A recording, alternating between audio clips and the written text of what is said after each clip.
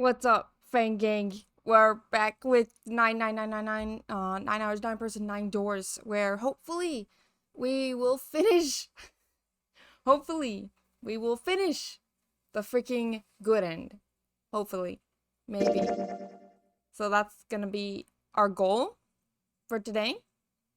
That's gonna be our goal. So, who knows what'll actually happen? But I believe I believe. It's just as you said. Right, where the heck were we? 9 hours straight. Right? Oh my god. Where were we? Heck. Hold on. Right. So we've seen all this, basically. We need to go... Where? 7, correct? That's where we need to go? Yeah. And we've already done it. So... let's just skip until we see something we haven't seen. Right? Yeah. Wow, wow. Wow, wow. Wow, wow. You need to redo the door 7. Yeah. Yep. Yep. Sadly, I'm aware of this. Let's see. Does it matter what order you do this? Feel like... Huh. Hold on. Let's go. What's he doing? Cause... Ah, hello. Snake is... Well, that's obvious, isn't it? I assume you haven't found him yet? Okay, so he already did the thing, right? Technically. Man, this guy. Completely cold-blooded. Although I don't know if that's gonna still happen in this timeline. Let's go take a look around the casino. Yeah. Maybe those options are just like for when you play through it multiple times, you skip. So you can skip the conversation. Maybe. Ah, heck. What have you guys been up to, huh? This one. Hey, why don't we go back to the big hospital room? I haven't done this one.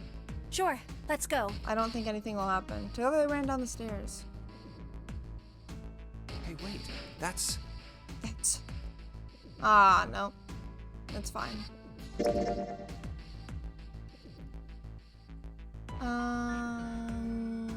Who do you think fixed the thing for us? I have no clue. Probably someone other than the 8 of them. Heck.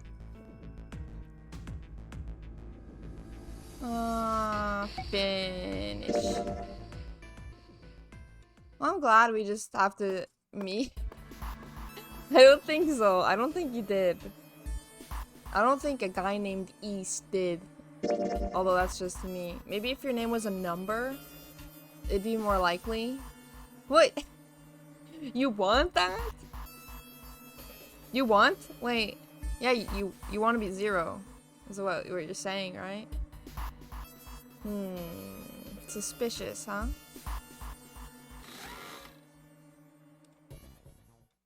Okay, now what's happening?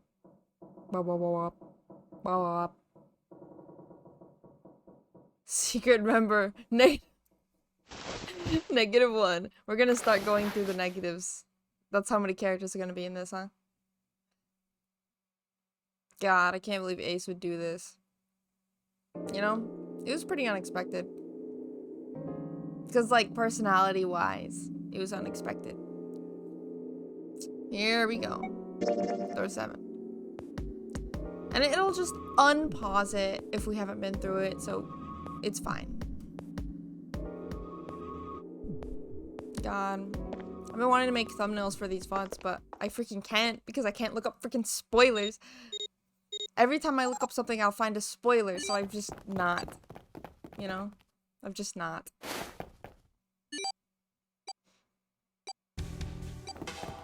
Yep. Which one is this again? Which one is this? Maybe I can remember what we did last time. I don't know. Door, of course. Right. Okay, yeah. You're right. I remember this. Although I got it by chance last time. I got it by chance last time. I didn't actually, like, they did surgery on a mannequin. Ah, dude, that's such an old meme. That's such an old meme. Alright, let's freaking do this all over again. Blah, blah, blah, blah. It's a shame we can't skip this though. These interactions. Pre-pandemic memes. Yeah, how old is that? I don't even know. Like 2018? Maybe? Okay, woman.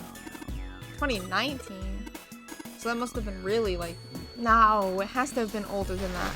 Who's like a big memester? Who knows memes? I have no clue. Nah, I know some things. And I'm betting that was 2018. We didn't even use this heater for anything, did we? Like you could click on it and junk, but nothing. Okay. Uh-huh. Late 2018. Get wrecked. Get actually wrecked. I got it. So basic, no. No. That's not how that works. Wait. Wait. If I skip all this, I won't know what's new. Right? So do I have to read it? We got this. You will know. I will know? Okay. Cool. Chemical room. Key. Okay. Right. Ah, I remember this. Because this was... this was, you know... maybe the little knifey thing. Yeah. Here. Then we use this on this. Right? No? You could look up a guide since you've already done it. True. True. This. Oh, no, I got it. Fine. That was so dumb. That was so dumb. So that's why I remember it. Awesome. Oh god, I don't have my notes for any of these anymore. I'm trying to look, but I don't have them. Ah, heck. NaCl. Salt. Ethanol. God. I don't know if I have to go through all these dialogue options or not, so I'm just gonna do it anyway.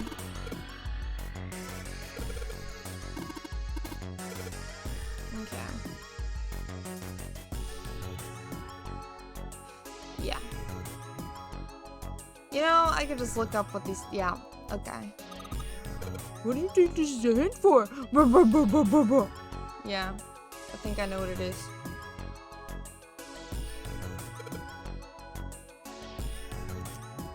Nah, except I don't remember. Yeah, Keto, do you know? Or should I just look it up? Do you know the things? Because I can't remember how to do this. Like, there's only 3 or 4 numbers on here, but there's like 6 on here. So... yeah, I bet speedruns are real good at this kind of thing. Yeah, I'll just look it up. I just look it up. Oh, you're not gonna hear anything while I look it up. Oh, I don't want you guys hearing my clicky clacks though. My portal noises. Okay, 349. God bless. Kato coming in clutch. All right. 3, 4, 9. Portal sounds? Yeah, I have the like opera extension that makes portal sounds happen when you do stuff. I think it's aesthetic. But he said it's annoying. Is that annoying? It's fun. You forgot to take the heart. Oh, where is it? It was in the right.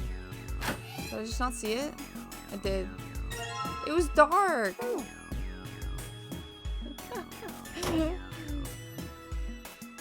Okay. Here we go. Alright, wait. Around here. Here? No, where's the woman table? Here. Yeah. The bed doesn't look comfortable. Yeah, I don't think so. Oh, I'm missing something. I think we're missing a leg. Can't remember what else we have to do. Apparently his name is John. Yeah, I need to look up a guide. Yeah, I forgot. There's another part. Well, yes! But to the left. Well, you can't say to the left because I'm constantly moving. But to the left. Yeah. Lasers. Lasers! I remember no such thing. Lasers. Well, when the path splits, you go to the right. Oh. Right. Okay, I remember this now.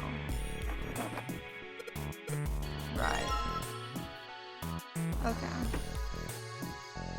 Ah, this. You gotta turn the thing on. When the lights light up. Yep. Boom. Okay. That's what I have to do. I remember this was super easy. Right. Okay. Right.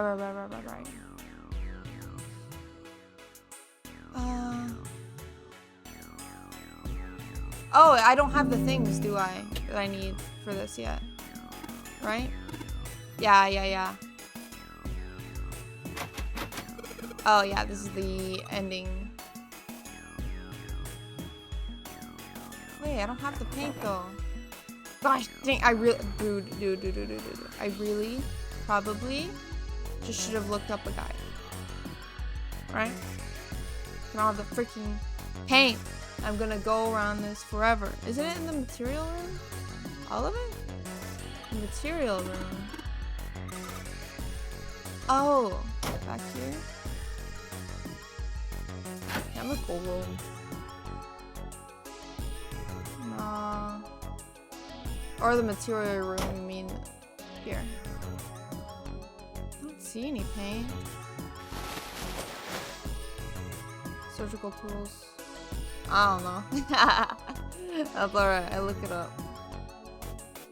Although I feel like it'd be longer to look it up than to actually ask you. I feel like you guys would provide the answer more.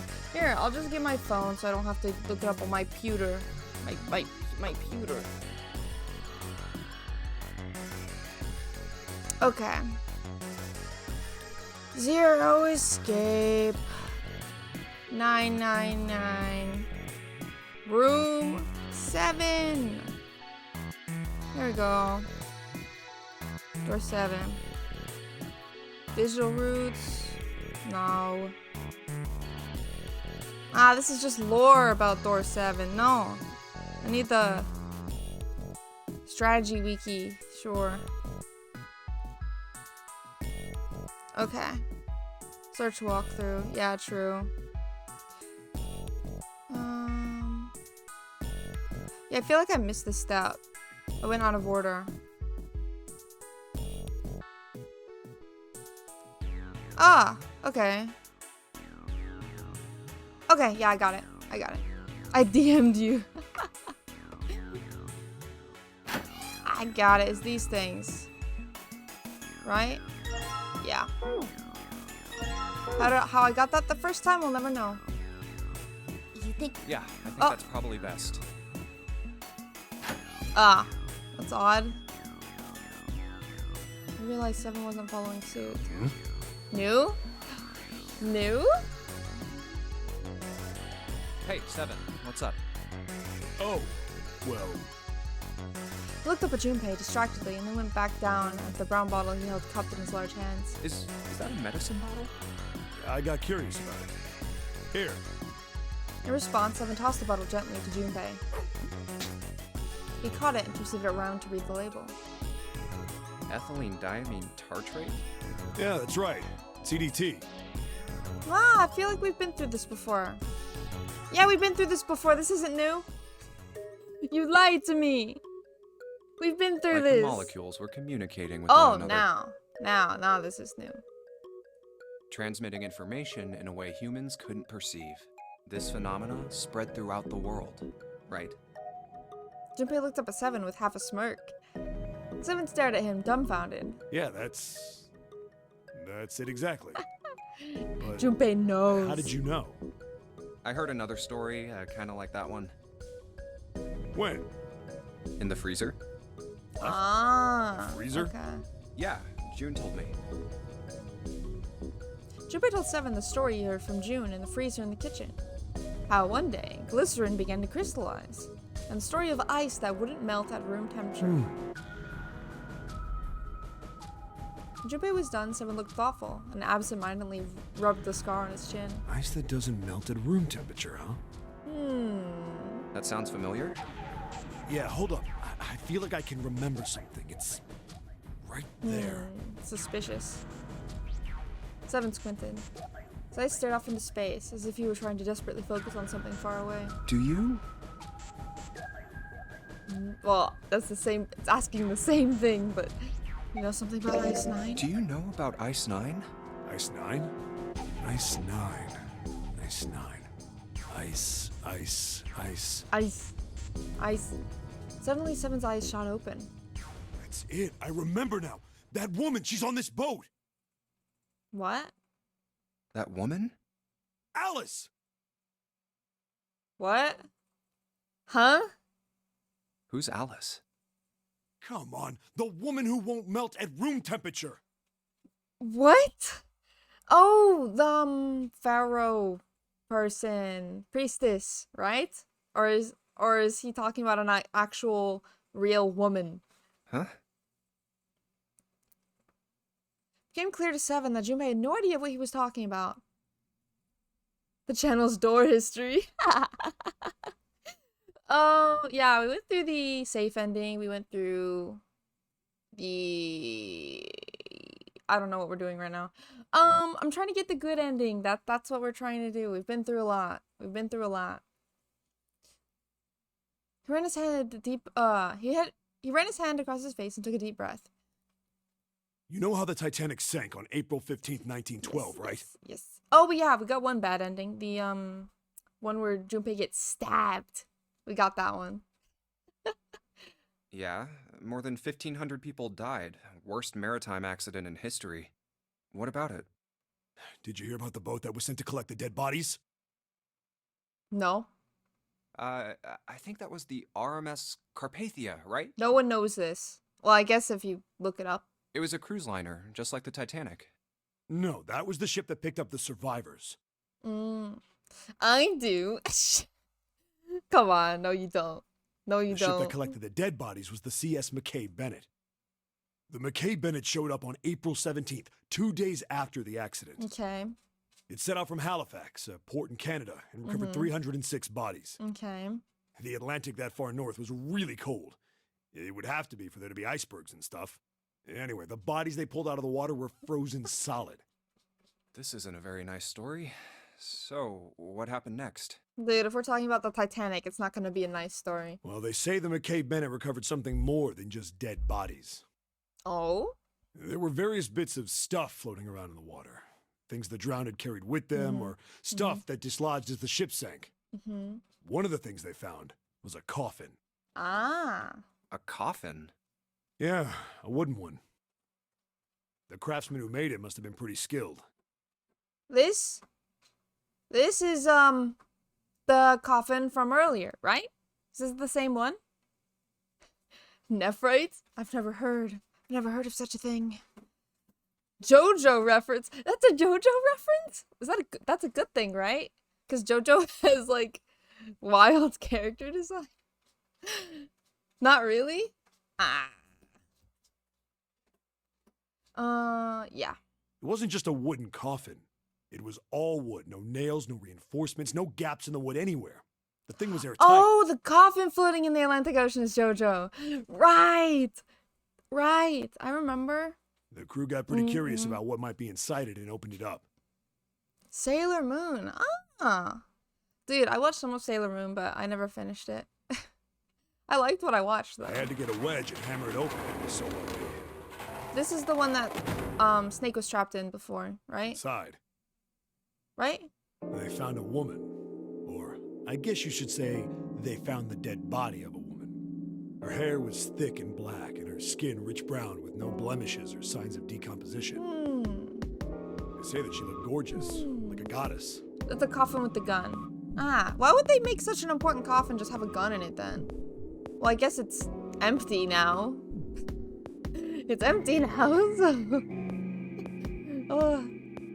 She was obviously dead, but everyone who looked at her said she just looked like she was sleeping. Her skin was so lifelike, she looked like she might wake up any minute. Yeah, I guess... How realistic is this? Do you guys, people who have, like, played this before, is this realistic? Like, could this actually happen? She didn't, though. Because I feel like this would be, like, more of a turning things to porcelain rather than ice. You know? Like the rest of the bodies they found, she was frozen solid. There are lots of Eventually, stories the like McKay this. Bennett finished searching Really? and returned to Halifax. Wow. The 306 bodies were unloaded and taken ashore. However, it was warm enough that they began to thaw. They say that the stink was horrible. Ew. Yeah. But there was one body that didn't thaw. And that Ice was... Knight doesn't exist.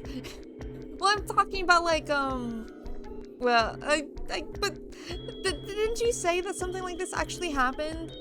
I thought you said something like this actually happened before. Yeah, a Norwegian king was made sane because they up his body, and his body was pristine. Exactly what I'm talking about. The girl in the coffin. That's right. Everybody thought for sure that she'd melt and start to rot like the rest of them eventually. But weeks passed and nothing happened. Then a month passed, and another. Okay. Summer, and she was still frozen solid. Not the same thing, but it is a thing. Close. After a while, people started to say she was some sort of miracle. Rumors about her started to spread. People came to visit Halifax from all over. Didn't we like criticize June about saying these things a while ago? After a while, people started to call her All Ice. Hey, Cyborg. Alice. Alice. Ah, dude, that's not a very Egyptian name now, is that? You know? Also, like, I can take the eye patch on and off. Whoa! It's pretty cool. Well, it's different because you're about to die when that happened, Alice, because all eyes. Ah! I get it. It's funny, but come on. What's her actual name? Rumors didn't last long. If she's actually dead, there should be a name tag on her foot or something, right? Because they did that back then, right? Why? Well, she up and disappeared. Oh One god. day Alice was there, the next day she wasn't. What? They say someone snuck into where they were keeping her and stole the body. With the body gone, the rumors followed pretty quickly. After a while, no one remembered her. She from ancient Egypt, right? Well, I don't know ancient. We don't know how. We don't know. You might be able to find something about her if you could find a newspaper from back then, but that's about it. Wait, you just said that she was on this boat. Yeah, I did. Alice has got to Why? be somewhere on this ship. What? Now, why the hell would you say something like that? Because I know. Bruh. What? And just what is it you know? What happened to Alice after she was stolen? Junpei gulped. All right, tell me. He just What happened knows. to Yeah, Alice? what? That does not make sense. Seven nodded slowly and took on the look of a man recalling something long buried. Well, around that time, the word was that there was a special black market in New York. All millionaires from all over the world. Ah, okay, yeah, it makes a lot more sense that somebody stole her. I thought that she was just like somebody went and melted her and then she walked away. You know? I've heard that Alice went up for auction there. The person who won the auction was Lord Dashiell Gordain. Lord Dashiell Gordain. You've heard that name before, right? Have I? Lord Gordain. Have I? Oh, isn't he the guy who bought the Gigantic? Ah, the Titanic sister yes. ship. Yes, I remember that. There was a massive mummy black market. Yeah, I could imagine there would be such a thing. Yeah, that's him. Although I guess he hadn't done that yet. What do you mean? Gordain bought Alice in 1912. 4 years later, in 1916, he bought the Gigantic. And he hid Alice somewhere on the Gigantic. But nobody knows where.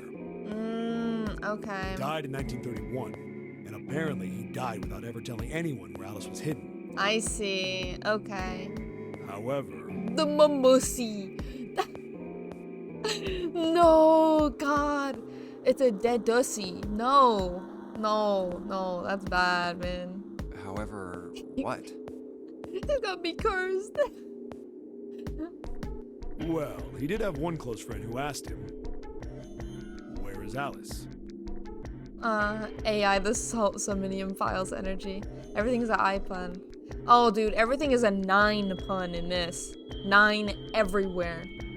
You cannot Say. escape that. Alice sleeps in a small chamber past the Forest of Knowledge beneath the navel of the Gigantic. What the hell is that? Is it some kind of riddle?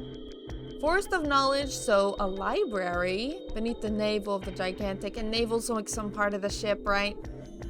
Navel is like nose, right? Right? Your guess is as good as mine. Seven threw his hands up in defeat. So that's it. Whatever you think, I believe it. She's hidden somewhere on the AI, Gigantic. the summonium is made by the same people. Yep, same exact people. In other words, she's hidden somewhere on this ship. Well, you don't know it's that Gigantic. It's just like a theory.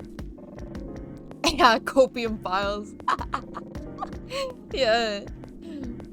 Before Junpei could dispute Seven's rather bizarre claim, as Junpei was trying to figure out what on earth he was going to say next, Clover's shrill voice pierced the room. Hey, what are you two doing over there? Ah, I thought shrill voice as in like a scream, but that's fine. Stop wasting time and get over here. Shout out to Okay, yeah. okay, we're coming. Yeah, I know now. I mean, I always thought it was a cool design before, but now that I know where it's from, it's even more cool. Jeez. Come on. We're having a, what is it? Hyper-focused discussion right now. Someone looked at Junpei. Yeah, so anyway, that's the story. It might be useful someday. Don't forget it. Okay. With the cryptic remark, he turned and left the room. Alice. Huh. Junpei was left behind to ponder what he had just heard. He tried to remember what June had told him earlier. That mummy wasn't just a normal mummy. It was cursed. They say that she was frozen. Right. The story says that from the time of its discovery all the way through to when it got put on the Titanic, even though it was carried through the desert, her body never melted. Okay, so this is all not real though, right? This never happened. Just want to Then was confirm. that Egyptian priestess Alice? Did the water in her body become Ice 9?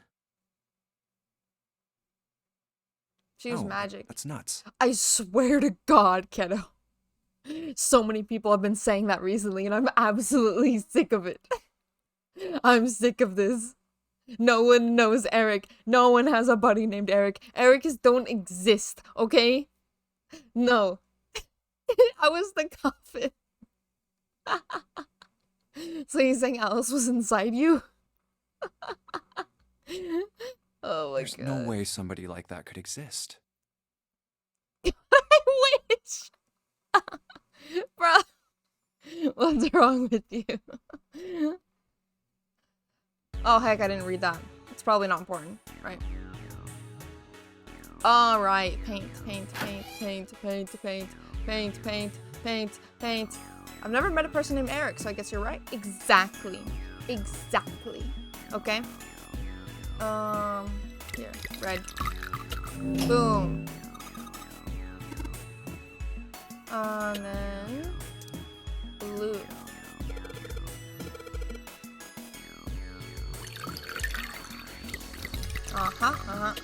Boom. There we go. Dark doesn't exist. How do you explain Leaf, his son? Eric was a nickname for him. Eric was not his real name. There. Easy. Boom. K. Gimme. And gimme. Lean! Let's go. Leave Ericson though. See, Eric's son. Not Eric. Yeah. Yeah. Okay.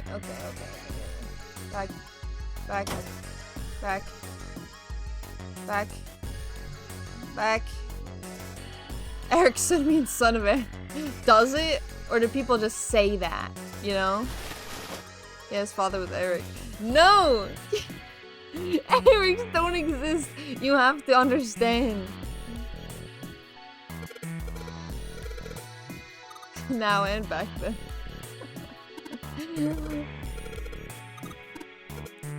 Alright, combine! Okay. You're laughing, but this is fact.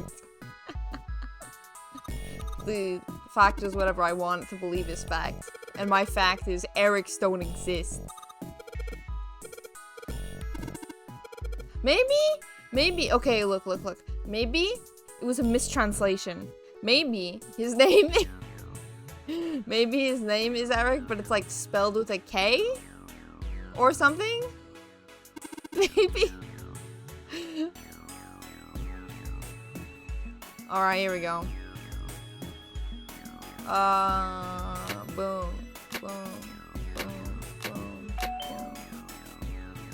What? I just did that. I didn't even have to do anything and I did that. Okay. Cool. Epic. I'm glad. The Erics on extinct. Yeah, there was an Eric extinction event. That's what happened. Yeah. So I guess there was Eric. But Erics are gone now. They're gone. You said this game loved conspiracy theories and now you're denying an entire name existence. That was the KRC. No, it makes sense, okay. Eric with a C. The C stands for cursed. Alright? That means the K is okay. The K is okay. And the C is cursed. An extinction event happened to my buddy Eric. No. Oh my god.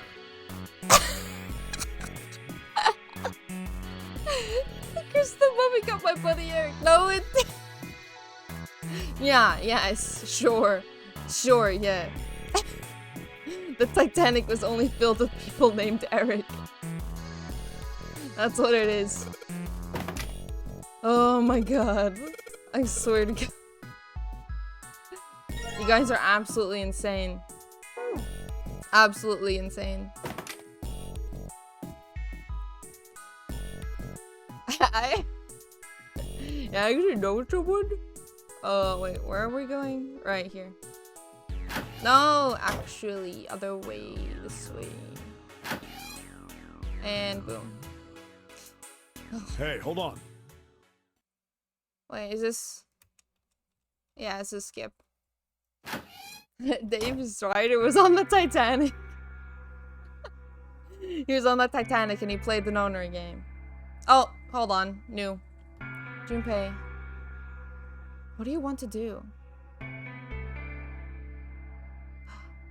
Right. This is important. Give. Right? Yeah. Oh, yeah. He didn't know why, but suddenly Junpei remembered something he'd been given earlier. It's in my pocket somewhere. Here it is. Right. He reached into his pocket and dug it out. A 4-leaf clover. Santa had given it to him in the second class room. He held it out to Clover. Hey, did you know? Serious stuff going on. We can't talk about the freaking Eric truthers. Also, I'm an Eric denier. But I guess you could say I'm an Eric truther because I know the truth about Eric. Which is, they don't exist. Junpei's some big pockets. Nah, he probably crumpled it or something. You know? Each leaf means something. Hope, faith, love, and luck. Wholesome. That's what a 4-leaf clover stands for. Take it. Use it as a good luck charm. Press the 4-leaf clover into her hand. Listen to me, Clover. No matter what happens, you can never lose hope. Oh. You have to remember what's most important, and that's to have faith and to have love. Ah! Why does Junpei say such things so nicely? Oh. If you can remember all of those, that'll bring you good luck. Ah. Snake, I mean, your brother, he's not dead. He's alive, somewhere. I'm sure of it. You've just gotta believe in that. Clover stared at the 4-leaf clover in her hand. You could see tears start to form at the corners of her eyes. Thank you. Oh. Her voice was tiny and broken, and as she spoke, she started to cry. She tried to hide her tears by looking at the floor, but it did little good. She wiped away tears with the baggy arms of her jacket, but more quickly took their place. No matter how she tried, she couldn't stop crying. Tears made small wet circles on the floor. Thank you. She said it again. Then she looked up at Junpei and seemed to choke down the last of her grief. Did her best to smile. Junpei wiped an errant tear from her cheek with his thumb, gave her the best smile he could manage. Oh, come on. Seven's waiting for us at the exit. But still she didn't move. Wait, before we go, there's one thing I want to ask you. God. Junpei's like almost on like Makoto Naegi level for me. He's like almost there. That's big praise. That is huge praise. What's that? What do you think when you hear the word experiment? Bad.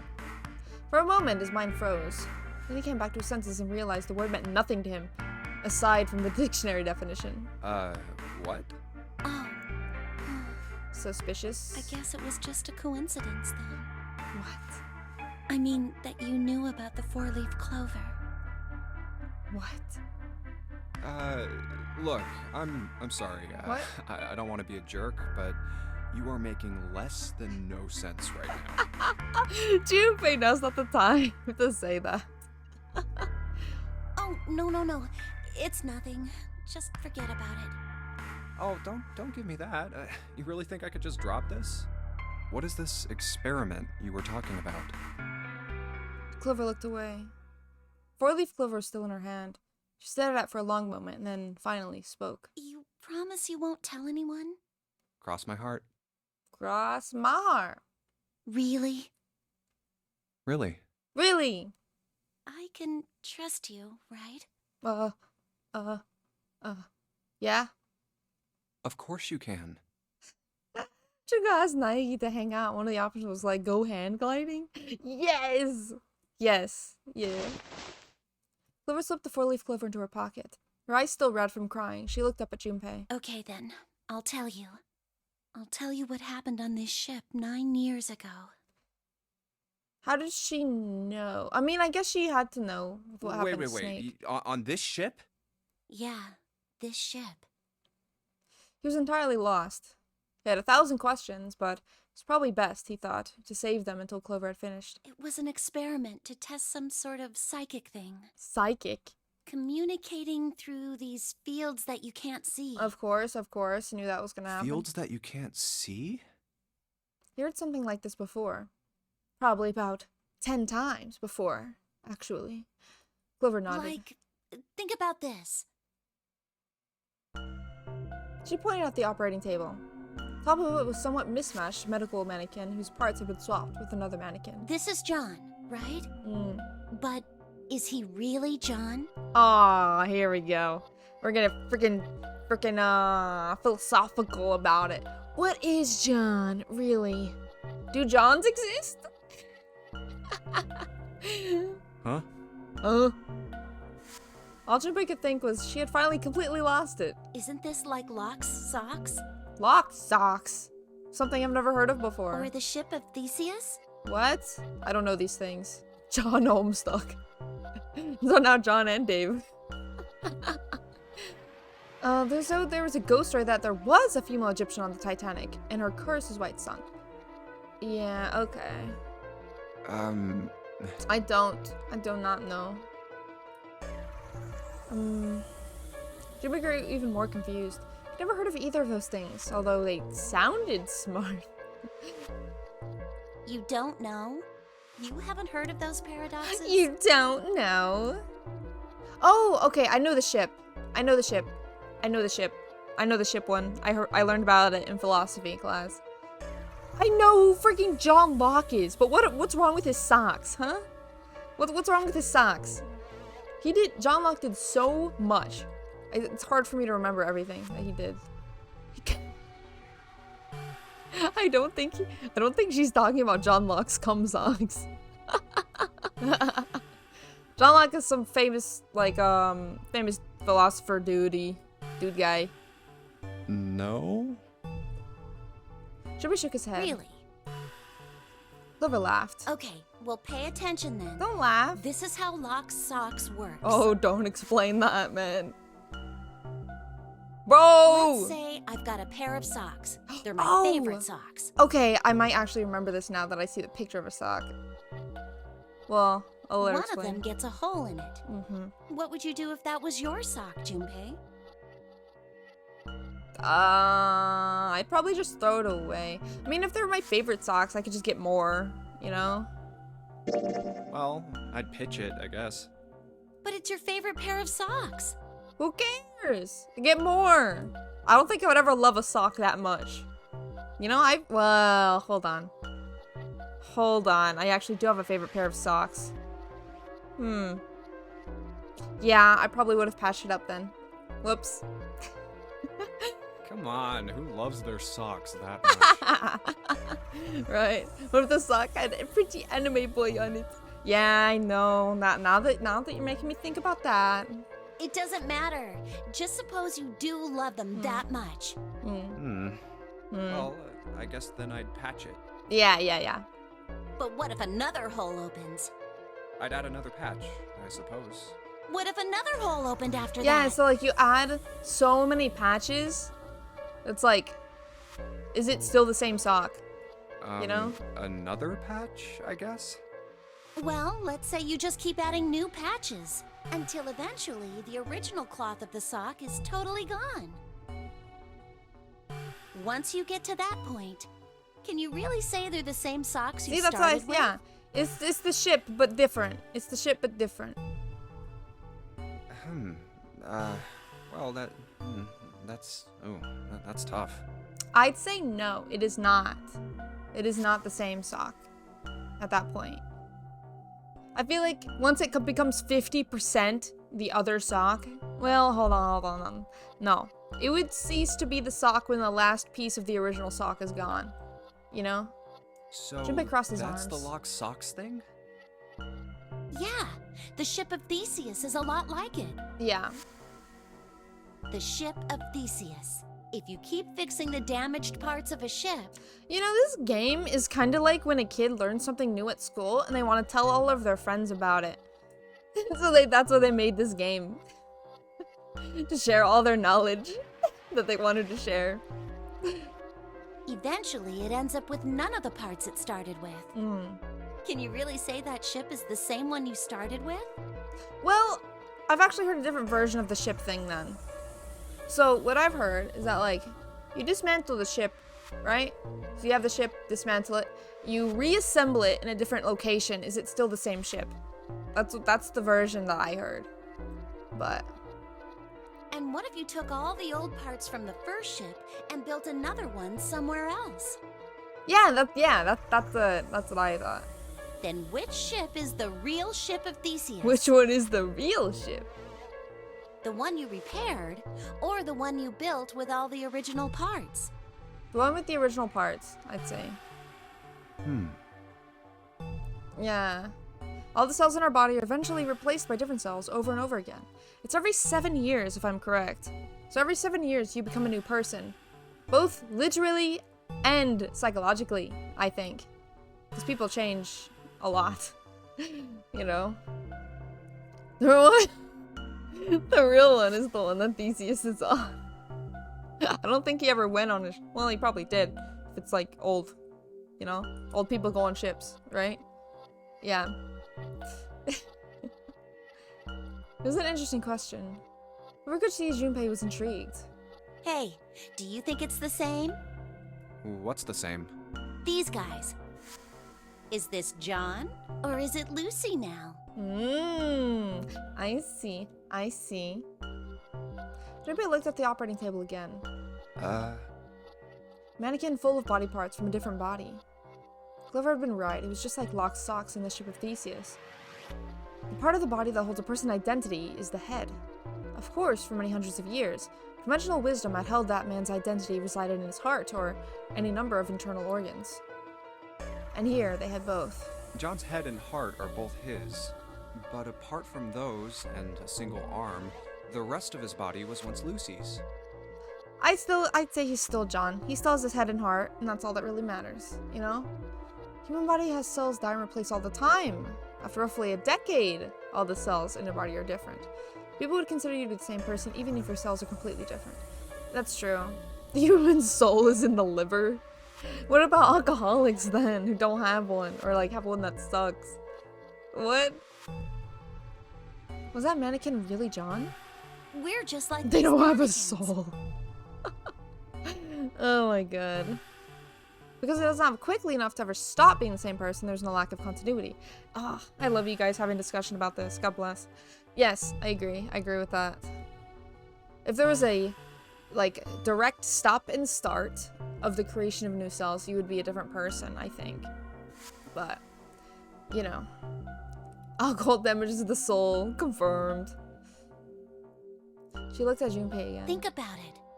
The cells in our body change every day. Oh my god. Old ones die and new ones are born. We were just talking about that.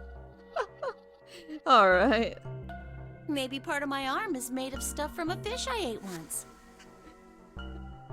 I love when I meme hard enough that I loop back to the truth. Right? Right? According to the Greeks, that's why Prometheus was punished by having his liver eaten by birds. That is so freaking gross. That's awful. Rip that guy. Or maybe part of your right side is made from a cow you ate.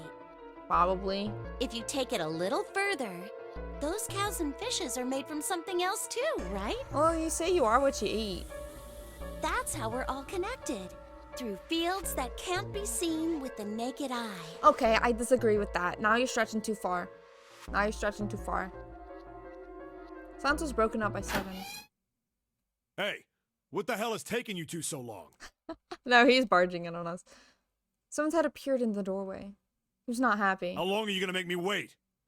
We don't have time to screw around. What kind of fields? Corn? It's so funny. Junpei and Clover looked at each other. Clover looked at Junpei as if to say there was more she wanted to tell him. Shook her head. Whatever she had to tell him, she didn't want to tell him in front of Seven. Seven seemed to catch on. Oh? What were you two doing? Was this some sort of secret meeting? Bro, she didn't even get to her point. Like, what? She was gonna tell us about, like, the, thing that happened 9 years ago, but she was so caught up on the freaking philosophy of it that she never actually got to tell us. Wow. Alright. Prometheus was immortal, so he survived and his liver regenerated every day just to be eaten by birds again. Oh, that's horrible. He needs like a bird repellent, huh? Infinite liver hack. Yeah. No, it wasn't. We were just Just. playing with the mannequins. No. Clover. No, don't say that. Huh? No. Let's go, Junpei. Moving a little bit too fast to be entirely innocent, Clover headed toward the exit. Someone stared after her and turned to Junpei with an amused expression. Playing with mannequins, huh? Didn't know you were into that kind of thing, Junpei. No. No. I knew that. I knew he would say that. No. You're a dick. Ha! Junpei dashed past him and traced Clover's path out of the door. With a short laugh, someone followed. They stood in front of the door. Junpei took out the Jupiter key. All right, I'm gonna open it now. All right, that cool? all right. Now, can I skip now? Yep. Okay, cool. Yeah! Yeah! Yeah! Another door complete! They left the operating room. The hallway took them around several corners and past several doors, but they were all locked. There too, huh? Guess even if your cells are completely different, then that means the memories and identity of what makes you, then I guess even if the parts are different, it's still the ship of Theseus because you know the history of its construction. What? Nah, that was a bit too much. The human soul is stored in the mitochondria. Which one? Is there one soul mitochondria? Or is it just all of them? Last choice, let's pick door 1 and smooth sailing. Cool. Cool. We're almost there then. We're almost there. Epic. Ugh. Every door in this place is locked up tight. How about that one? The final door was hidden in the corner of the hall. May as well give it a try. Junpei grabbed the handle. So he made to push it open. A voice stopped him. The voice came from behind him and belonged to neither Seven nor Clover. Jumpy! Yay! Huh? Wahoo! Ugh. Oh god, what you guys commented so much. What's going on? So the software is what matters, even if it's running on different hardware. Morphogenic fields? So it's not your own, only your own memory, but memories of you. Too much. Too much. I have a small brain. Too much.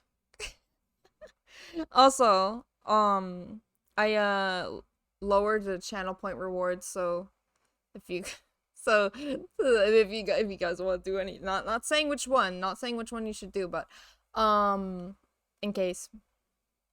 He spun around. He saw someone running toward him from the other end of the hallway. There were 3 people coming toward Junpei and his companions. June? And Santa? And Lotus too? They pulled up short in front of Junpei, breathing hard. Whoa! Oh, What the did it hell is not this? work? Did it not work? No, it didn't work. Oh, how disappointing. Ah, dang. Let me try. Maybe I spelled it.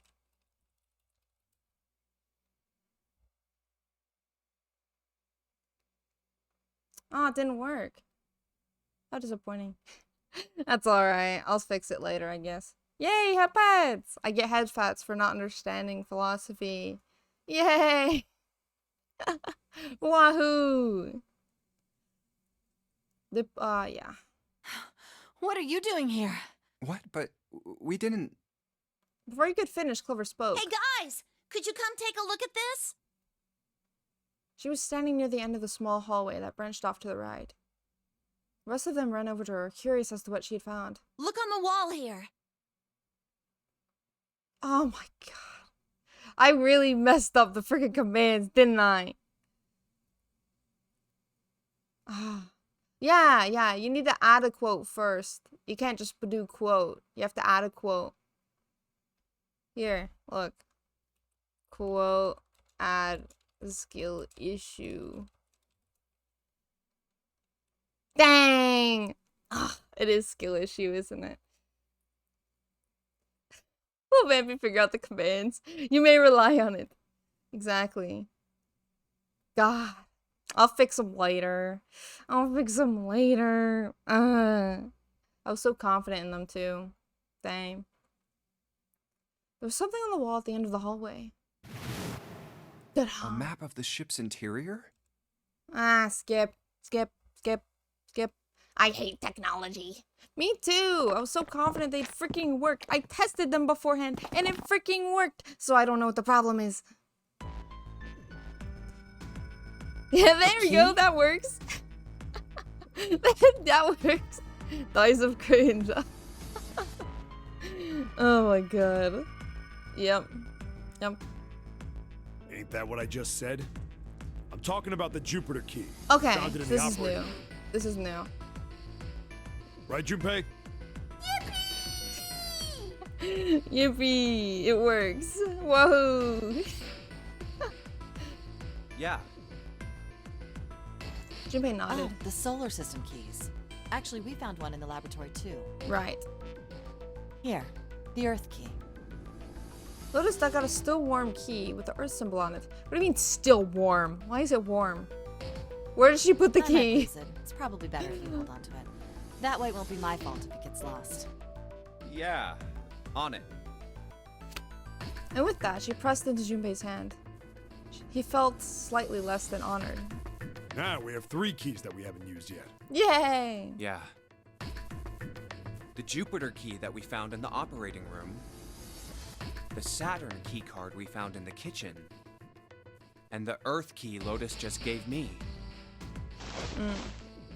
Junpei tucked away the new keys into his pocket. June spoke up. The Jupiter key is supposed to be for the door at the end of that long, straight hallway, right? Yeah. If the map's right, then it connects to the central staircase. Then, next to the stairs, Wait! They were the first words anyone had heard out of Clover in quite some time. Her face suggested that they weren't going to be very happy with the words. What about door 3? They weren't going to be very happy words. look, you saw the map, right?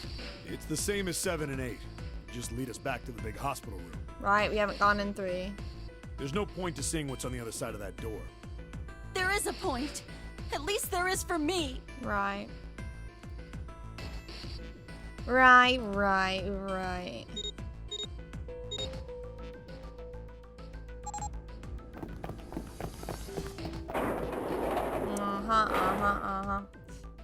Ooh, woman? No! That is not a woman tea emoji moment, alright? This is a very sad moment. Hold on, let me, Of course there's a see. reason. Yeah, it's the same thing, and then... Door 1? Ugh. Okay.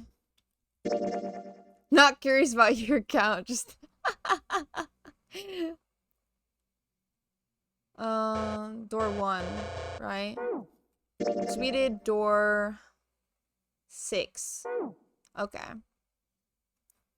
Man, sometimes I can't tell if you're smart or just lucky. Well, 3's my lucky number, so he's probably lucky. Probably only a little bit smart, and mostly lucky.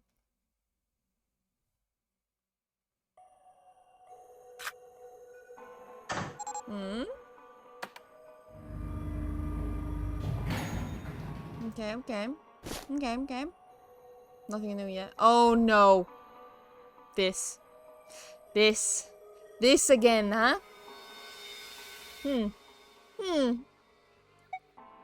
Yeah. She's going to get wet. No. What a shame that would be, huh? No. Nope, we're not going back down there again. We did it once. That's all we need.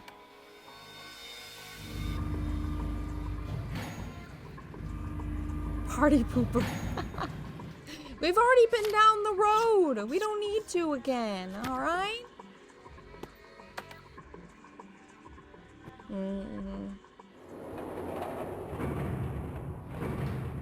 Uh-huh. Uh-huh. Uh-huh. I gotta fix my commands while we do this. Nah. Nah, I'll just wait. I'll just wait and watch the many texts go across the screen. Yep. Yep. Yep. Yep.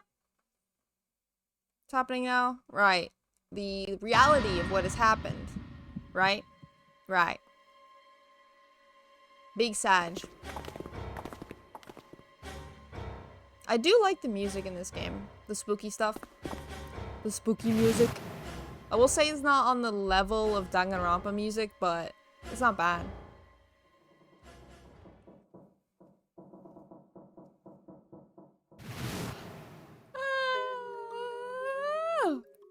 Yawning as Snake dies. That's alright.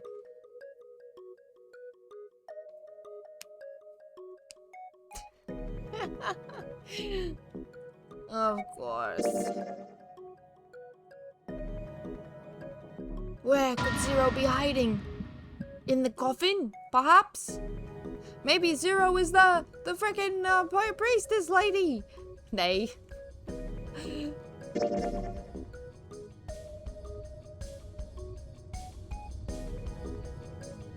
Come on.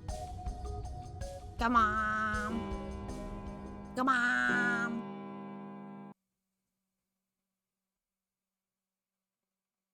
Yep. Holy heck. Bro. Bro. Bro? How long is this? I can't believe we went through all this. This probably took many hours reading this. Right? Many, many hecking hours. In 2 seconds.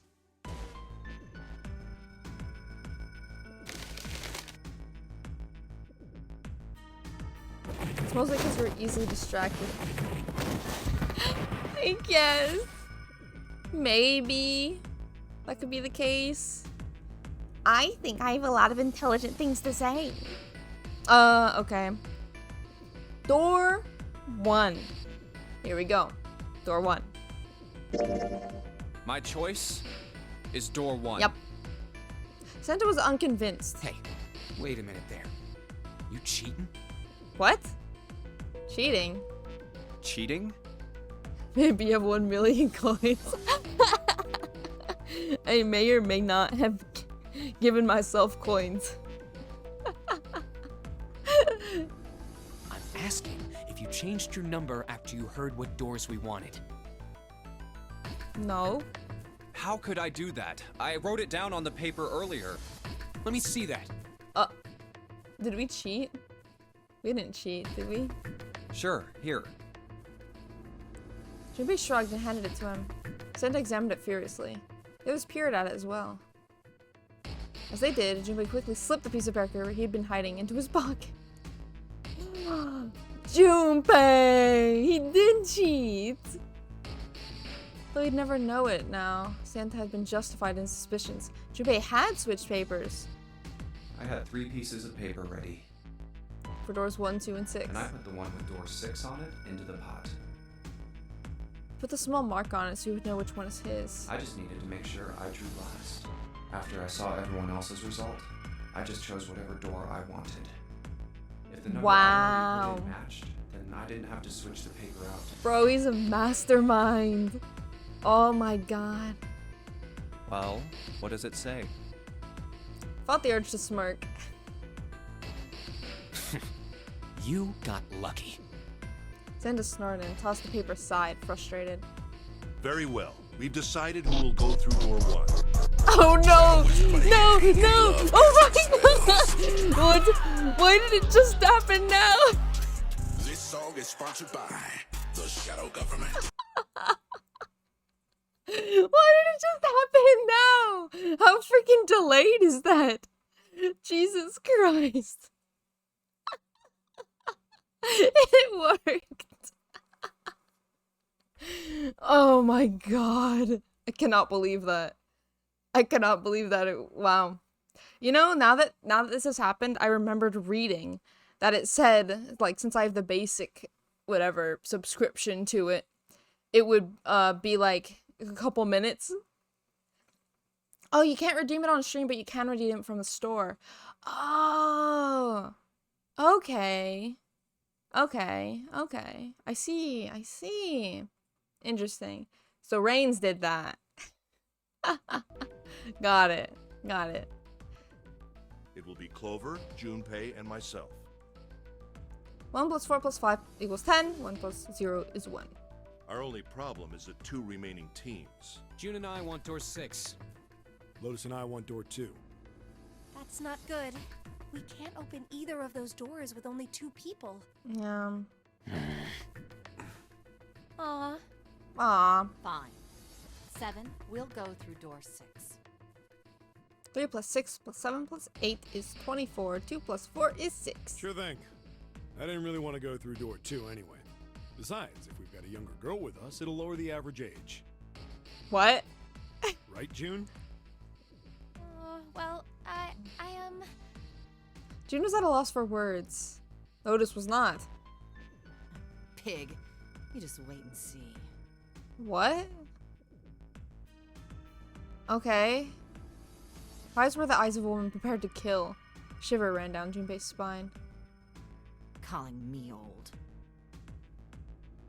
This is why men are such a pain in the ass. What is happening? What? They're about as subtle as a brick. And they're at it again.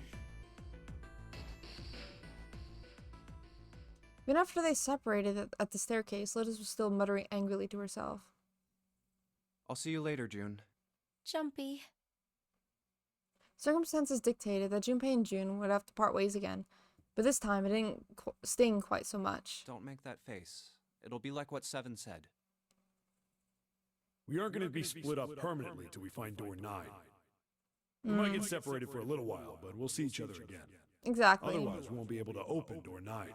And that's how the nonary game works. Seven's word took a weight off Junpei's shoulders and felt much better. It'll be fine. I'll see you soon. All right. See you later. Lingering uneasy remained. Lingering uneasy remained. I see. But they went their separate directions without much trouble. That's... Junpei, Ace, and Clover headed toward the A deck. Here's A deck. It was the door on the left, right? In the alternate timeline, this is the group of people that Ace killed. That should be it, yes. Then here we go. It opened and they walked through. It's just as Santa and Lotus said. At the end of the hallway sat a door with a large red 1 upon it. A numbered door. To the left of it, bolted to the wall, was the red. There's the red. I'll go first. Ace went first and waved his wrist over the scanner panel. Now the 2 of you, if you would. Junpei was next. Finally, listlessly, Clover lifted her arm. She leaned toward the scanner panel. Third asterisk clicked to life, shining brightly. Ace took hold of the lever. Now, Took a deep breath and turned to Junpei and Clover. Are you ready? Shall I pull it? Now I'm nervous. Yeah, anytime. Indeed, Clover said nothing. She nodded a little more than a lethargic twitch of the head. Very well, then. Let's go. 3, 2, 1. Okay, something's gonna happen. Right? And it's open! Move it! Ah, here we go. Smooth sailing. There's one more decision, or whatever. They stumbled into the room. Where is it? Frantically, Junpei scanned the room. His eyes stopped on the device that would determine whether they lived or died. There it is! Over there! Next to the door they'd come through was the dead. As one, they ran to it, with their hands over it as if they were fighting for it. It's not a decision. The split as if you did the stuff to unlock the ending. Ah, okay, okay. It stopped. Yes. It did. Junpei could feel his heart pounding against the inside of his ribs. Ace and Clover were breathing hard and fast. I don't believe I'll ever get used to that. I'm not sure it's something I'd want to get used to. Yeah, We should finish this game before imminent death becomes a normal thing. true. I agree. Now then. Junpei looked around again, this time more slowly. Aw, boy. There's another door. Let's try opening it. Took hold of the knob easily, gently, pulled it open. So, this is the wheelhouse? Closed the door again and turned to Ace and Clover. He fixed each in turn with a meaningful stare, and spoke. Ace, you investigate the wheelhouse next door. Very well. Clover, you're in charge of this room. Say something. I don't think you should give Clover in charge of anything. Okay, I will. All right then, let's get started. I guess it'd be worse for her to not be included. This is the room 7 talked about during the safe ending. Do I remember? No. No, I don't. Captain's room. I remember something about the captain's room, but I don't remember what he said was in it. Stack of nautical charts. This is a nautical chart? There's this line on it here. The line is the route the ship was supposed to take. There are all these dots all over the map. Oh, those are probably ports, like for a boat to stop at. It looks like the lines connect the dots. The Zero's bracelet. Oh, right. Wait, then Ace is gonna find it, right? He's probably gonna look for it. I'm getting ready for an Ace jump scare, not gonna lie. A chair. A chair. Clover isn't talking much. Oh, I guess it's understandable. I mean, she's been through a lot. Really, it's more surprising that she's still together enough to talk at all. Yeah, probably it's because of Junpei, what he said earlier, you know? Being nice and junk. The right drawer. Let's have a look. Nothing. The left drawer. Let's have a look. Nothing. Okay. Pocket watch. Cool. Pocket watch. Yes. She sure hasn't been saying much. She just keeps staring at the floor. She seems kind of sad. Well, she heckin' would be. So, a voice he hadn't expected startled Junpei from his examination of the pocket watch. Oh, pocket watch. Might I take a look at it? Oh, Ace. Spun around to find Ace standing in the doorway. Junpei shrugged and handed him the pocket watch. Hey, man. What are you doing over in this room? Hey, man. What are you doing? Oh, I just thought I'd come check up on the two of you. Is there a problem? I knew there was going to be an Ace jump scare. Yeah, there is. Well, not a problem, but... I say yeah, there is. Yeah, there is. Yeah, there is! Be aggressive, Junpei. Ace's eyebrows went up. You checked on us. Now get out of here. We split this stuff up for a reason, all right? Bro? What? Junpei, calm down. That was the most aggressive I've ever heard of. Jesus. That's a lie. We didn't have to split up the work. I just want to talk to Clover alone. That's why I sent Ace to the wheelhouse. There's something I want to ask her, and I don't want anyone to overhear us. I'm pretty sure Clover won't talk if there's anyone else around. True. That's why when Ace showed up again, I got a little desperate. I had to make him leave. Ace opened his mouth, then took another look at Junpei and shut it again. A small smirk appeared on his face. Oh, I see. Of course. Oh my god. Dude. No. Ace. He looked Junpei over, then glanced at Clover. I apologize for the intrusion. Bro. Well, best of luck. Ace gave Junpei a knowing pat on the shoulder and left. Side note to the mummy discussion earlier. I believe that we've already spoken of the allow us to drink the mummy juice. Change or campaign. No. No, we haven't. What? Junpei let out a sigh and brushed a few drops of sweat from his forehead. He turned and found himself looking straight into Clover's eyes. She heard what Ace had said. She regarded Junpei with caution. What was that about?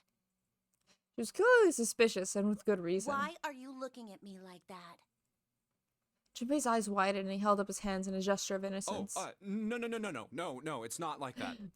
What's it like then? I just wanted to hear the rest of that story. I didn't get a chance to ask you about it until now. What story? About the experiment, remember? The one you started to tell me in the operating room? You said something about an experiment that happened here 9 years ago. Yeah. Clover bit her lip. She stared down at the floor for several long moments. When she spoke, it was barely audible. I'm sorry, but I don't want to talk about that right now. I'm just not in the mood, okay? She's not in the mood, Junpei. Leave her alone. God. You understand, right? I keep thinking about my brother. I can't stop. I mean, who would do something like that to my brother? I can't forgive them. I'm not gonna let them get away with it. Does she know it's Ace? They're gonna pay for it. Does she know? I can't remember if she knows. So... I don't even think she knows. 'Cause, like, he killed her because she might know. Her shoulders were shaking. Drops of blood had sprung on her lip where she was biting them. She wiped it off and looked at Junpei, her eyes fierce and angry. Junpei, who do you think did it? Her voice was cold and scarcely above a whisper. Junpei gulped.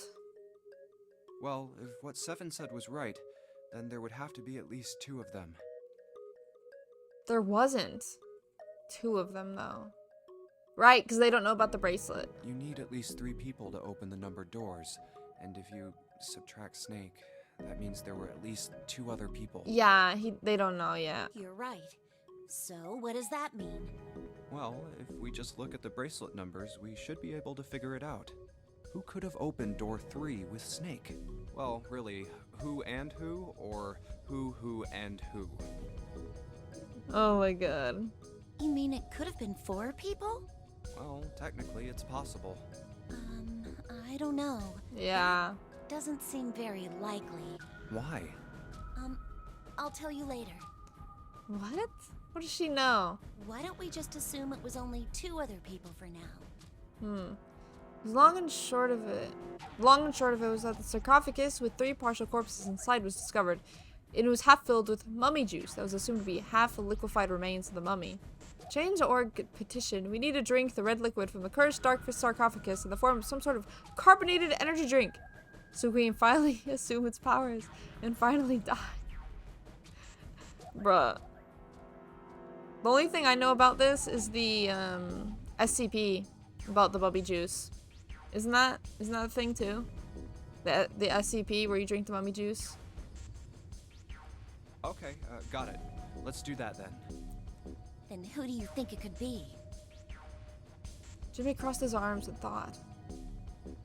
Snake's bracelet number was 2. Which 2 bracelet numbers added to 2 would give a digit root of 3? Oh my god. Heck, I don't know what SCP you're talking about. I'll show you later.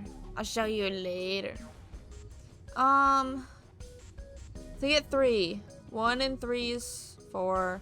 1 and 6 is 7. 1 and 7 is 8. 1 and 8 is 9.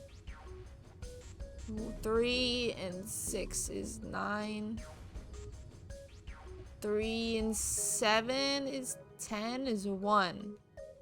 3 and 8 is 11 is 2. Would it be Santa and Lotus? Nope. The digital root for Snake, Santa, and Lotus is Rip. 4. I forgot to add Snake into it. Nope, they couldn't open door 3. I forgot to add Snake into And- it. So it would be Santa and June. 3 plus 6 plus 2 is 3. Right? I don't know. Santa and June? Ah, yes. The digital route for Snake, Santa, and June is 2. Nope, they couldn't open door 3. Door 3, not door 2. Oh my god, what? Dude. Besides, there's no way in hell June is a murderer. True. What am I doing? So this one. Would it be Santa and 7? The There. digital route for Snake, Santa, and 7 is 3. Wait, hold on. Are Santa and 7 the Yeah, there's killers? no way. What's wrong? Clover looked at Junpei and he looked back at her. There's no point in hiding it. Well, I thought about it. Yeah. He told her his conclusions. That's what I thought. He looked less surprised than he'd expected. Santa and 7. If it was 2 people, then that's the only combination that works. Hey, wait a minute there. Don't you think it's a little too early to be jumping to conclusions? Dude, we're not even trying to solve the room. We're just trying to see who's the Well, killer. all I said is that those 2 would have been able to open door 3 with your brother. There might be other possibilities. Yep. Well, what other possibilities? He didn't have an answer. He was ready to admit defeat when Clover spoke. Are you saying you think that it was 3 or 4 people? I really No. don't think that's likely. Yeah, no way. Why not? Can I borrow your pen and paper? Clover put her hand out unexpectedly. Yeah, here. Jerry pulled out his pen and pad of paper and handed them to her. She opened the notebook and wrote down several simple addition problems. Eventually, she had 8, which provided a digital route of 3.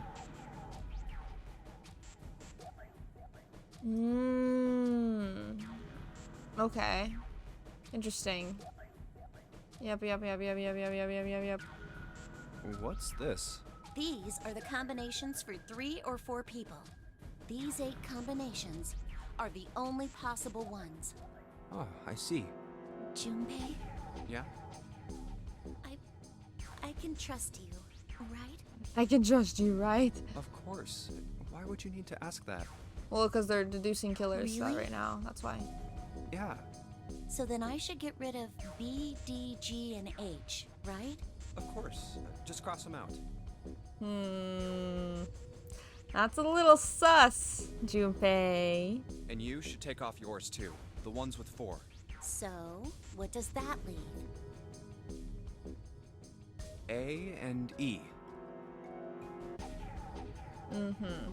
Wait, it can't be A. Why? Because June's in that one. There's no way in hell she'd do something like that. But you don't know, Junpei. God. Are you sure? I'd bet my life on it. Okay then. I can cross off A too, right? Yeah. Well, what have we got left? E. E. Do you know what this means? Everyone besides me, you, and June would be working together. Jesus Christ. Do you think that's likely? No way. No way. That's If likely. there were 4 people working together, they wouldn't be very cautious. I don't think they'd try that hard to hide what they were doing if they outnumbered us. Yeah, right? exactly. Well, you do have a point. And besides, if Ace and 7 are working together, You act like you don't know how it was done. Well, I'm leaving open the possibility that it's different in this timeline, okay? It could be different. they could have easily gotten rid of me when I went to the shower room with them. But they didn't. They didn't even try anything. If they were killers, why wouldn't they? Her voice was calm, but Junpei had only to look in her eye to know it was a forced calm. There were tears forming at the corners of her eyes, and she was blinking furiously to keep them back. Perhaps by attempting an objective analysis of who might have killed their brother, she might have been able to distance herself from the harsh reality of his death. Exactly, that is a coping mechanism. The more she struggled to act unconcerned, the more Junpei felt his heart tighten. I see. Anyway, I understand now. It seems pretty unlikely that it was as many as 3 or 4 people. Yeah, Then that means there's a good chance it was Santa and 7. that's how it looks. But why would they do it? There's a moment of silence. Motive. He laid his hand gently on her shoulder. He was close, so close to the answer. when Ace chose the worst possible moment to return. He raised a knowing eyebrow and then spoke. Have I interrupted something? Kinda, yes. What is it? There was something I wanted to speak with you about, Junpei. Could you come with me for a moment? Okay. Turned on his heel and walked back toward the wheelhouse. Go ahead. Okay. Junpei looked over at Clover, gave her a short nod, hoped that she would be willing to talk to him again later, then followed Ace. Bro.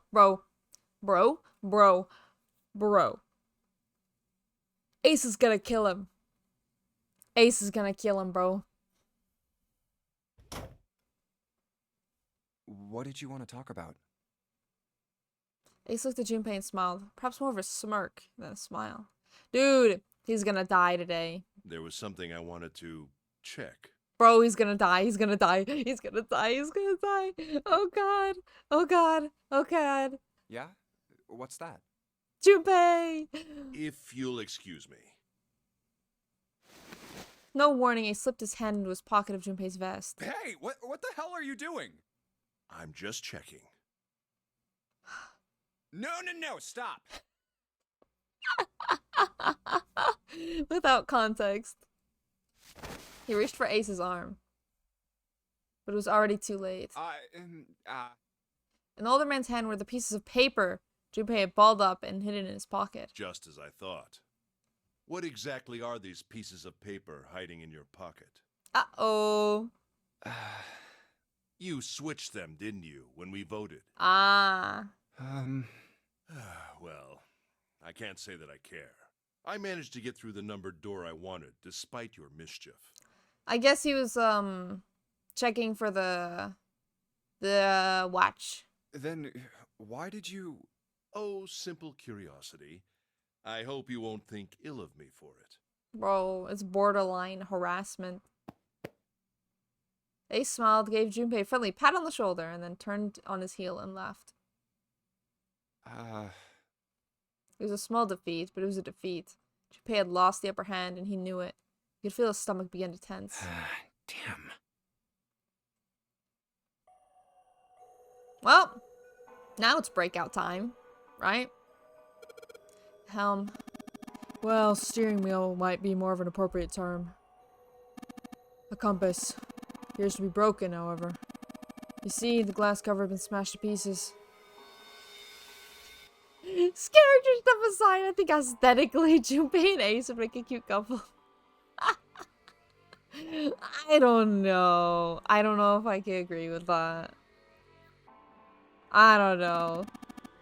Oh, this isn't good. So many drawers, but nothing inside of them.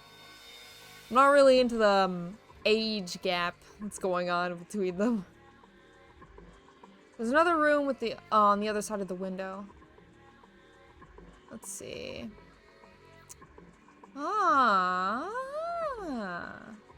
Looks like this is some sort of lock. It's got a weird shaped indentation on it. Huh? It's shape. Maybe this is like the pocket watch would fit here. Nothing. Imagine the pocket watch is intended to go in there. However, we may need to do something with the watch first. Okay. Probably need to turn it to a certain thingamajiggy, right?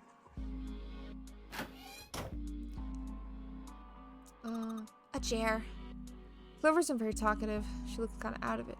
She's thinking about Snake. Oh yeah, we've been through here already. Right. Shelves are lined with books. Let's see what's in this blue one. Something written on it. Ship's log. Huh? Ship's log, huh? New material has been added to the file screen. Oh? Ship's log. A ship's log is found in the chart room. The following is written on the last page. We leave soon for a new journey across the sea. After leaving the port, we headed south and west. Turned southwest to steer around the continent, then proceeded northwest. We made port, then changed our heading to east for a time, and now heading due north. Soon we will dock in the United Kingdom, the homeland of this vessel.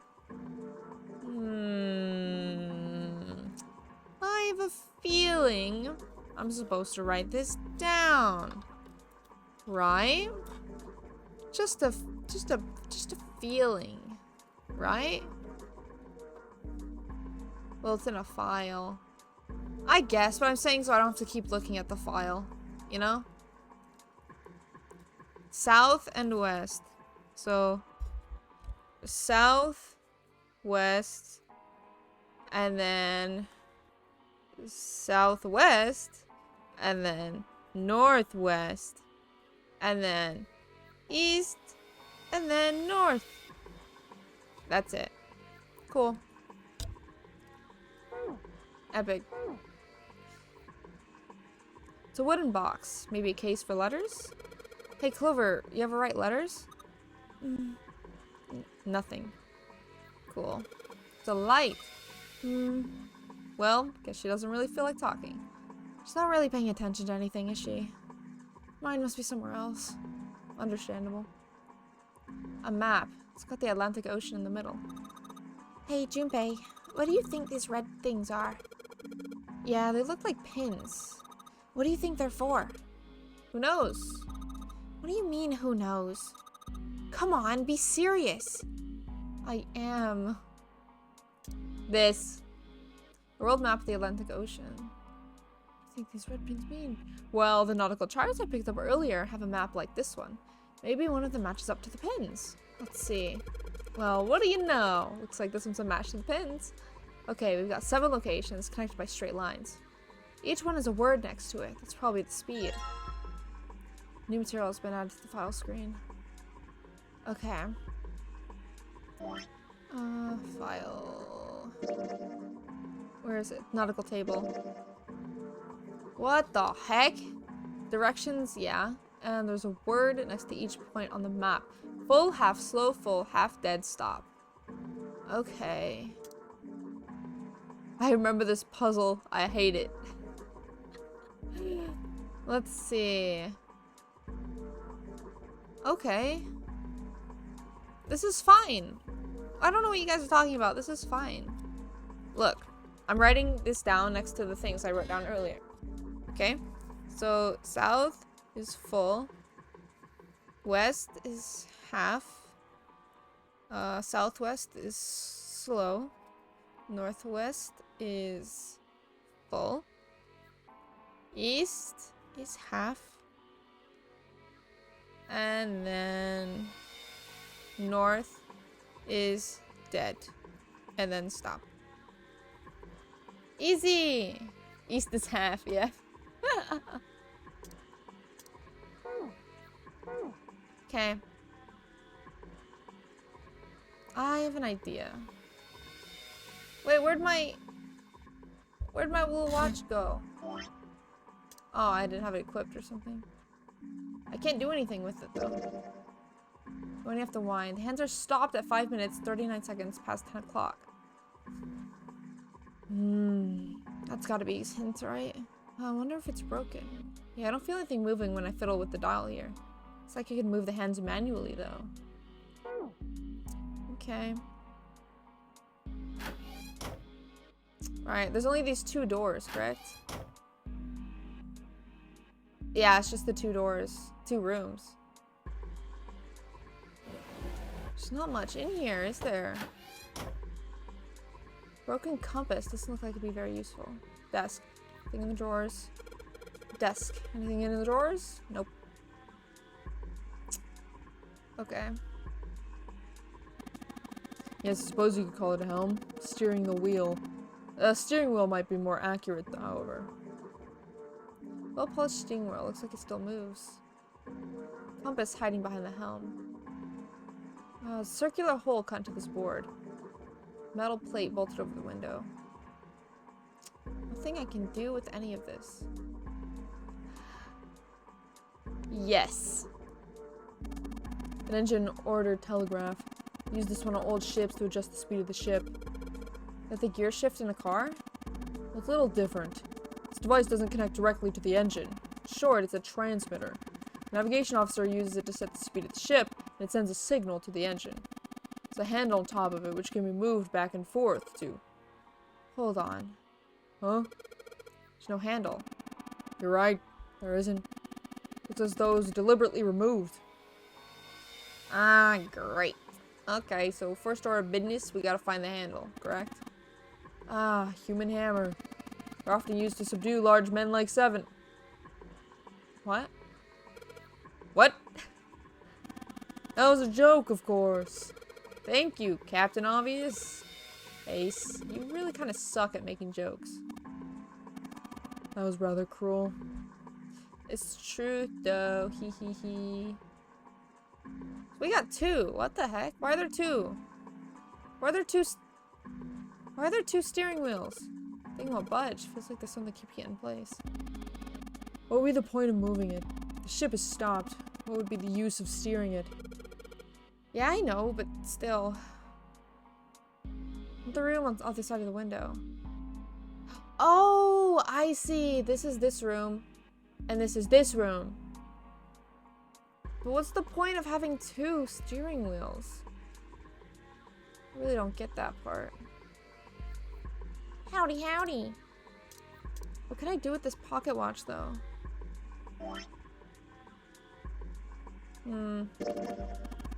Doesn't appear to be working. Hands are stopped at 5 minutes. Yeah, the knob does nothing. It's probably broken. Looks as though you can move the hands over. So how do I move it? Well, let me move the hands. Let me move it. Oh, God. If you guys hate the puzzle, then that means I'm gonna hate it. I know I'm supposed to put the pocket watch in this hole, but... Wait. Hold on. Maybe... This. What is this? Some kind of display?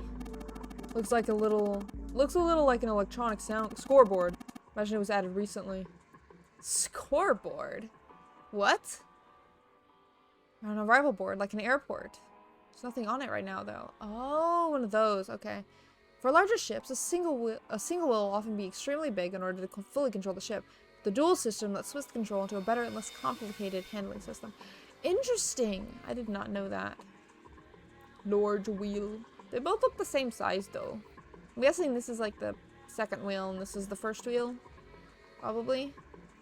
Yeah. Yeah, that's understandable. The ships were really heckin' big. Compass. What destiny does it point us to? Really hope you don't think that sounded cool. We're just bullying him hardcore. Jesus Christ. The man deserves to be bullied, though, so it's okay. Steering wheel. See if it... Whoa! Looks like the steering wheel moves. So it would seem. Notice something else as well. What's that? Well, when you move this wheel, the compass also moves. What do you mean? Ship. It's moving. Tricked you, didn't I? The wheel and the compass must be connected to one another somehow. You think that's important? Well, let's try turning it again. Ah, heck, here we go. Okay. Here we go. South. My little handy dandy paper. Ah, cool. South. Oh wait, we can't move this thing yet. The handle's been taken off. We can find a replacement handle. Probably get it to move. Okay. Maybe Junpei's the reason he killed the man. Too much bullying. Maybe? That's a possibility? We need to move this, though. Where is it? The room is just like the other one. Metal plates bolted over the windows. Heck, it's not just bolted. It looks like they've been welded on. How in hell are we gonna get those off anytime soon? It's a wooden board with a circular hole in it. Just like the other one on the left. It's broken, though. Can't really use something that's broken. Okay. And there's no, this thingamajig over here. Okay, I have an idea. We have to get through this door. The handle's probably in this door. Put the compass there. But how do we move the freaking... Not compass, the pocket watch. I don't know how to move this yet. Am I missing anything? Like a item or something like that? I'm not sure. Have I fully looked around? Junpei, are you trying to open that door? Forget it. It's pointless. I tried earlier. It won't open. Okay. The dead is bolted to the wall here. feel like I'm missing something. I've got all the clues, right? I've got all the freaking clues. We're all written down. But I feel like I'm missing something. Did this change? Broken pocket watch. I can only move the hands manually. The knob doesn't work. Then move it manually! What's stopping you? Ah, why is this man dumb? Another room on the side of the window. Broken compass. Doesn't look like it'd be very useful. We'll move. So we can't take this. If we move it, the direction changes. I swear I saw something that had directions on it. Maybe if I enter the directions in that order? Oh, stop. You know, sure. Why not? Okay, why not? We'll just go in the order. I thought we had to do something else, but we'll just do this. This is all we can freaking do right now. Stop. South, then west, then southwest, and then northwest, and then east. Yep. And then north. Me! What the? Handle came off. Heh. Stooping so low, are you, Zero? I think he's stooping low. At least we got that. So, sure hope this handle fits. Yes, it fits! Excellent. It should allow us to operate the engine, order, telegraph. Let's give it a shot. Now we have to do this in order, correct? Oh god, what?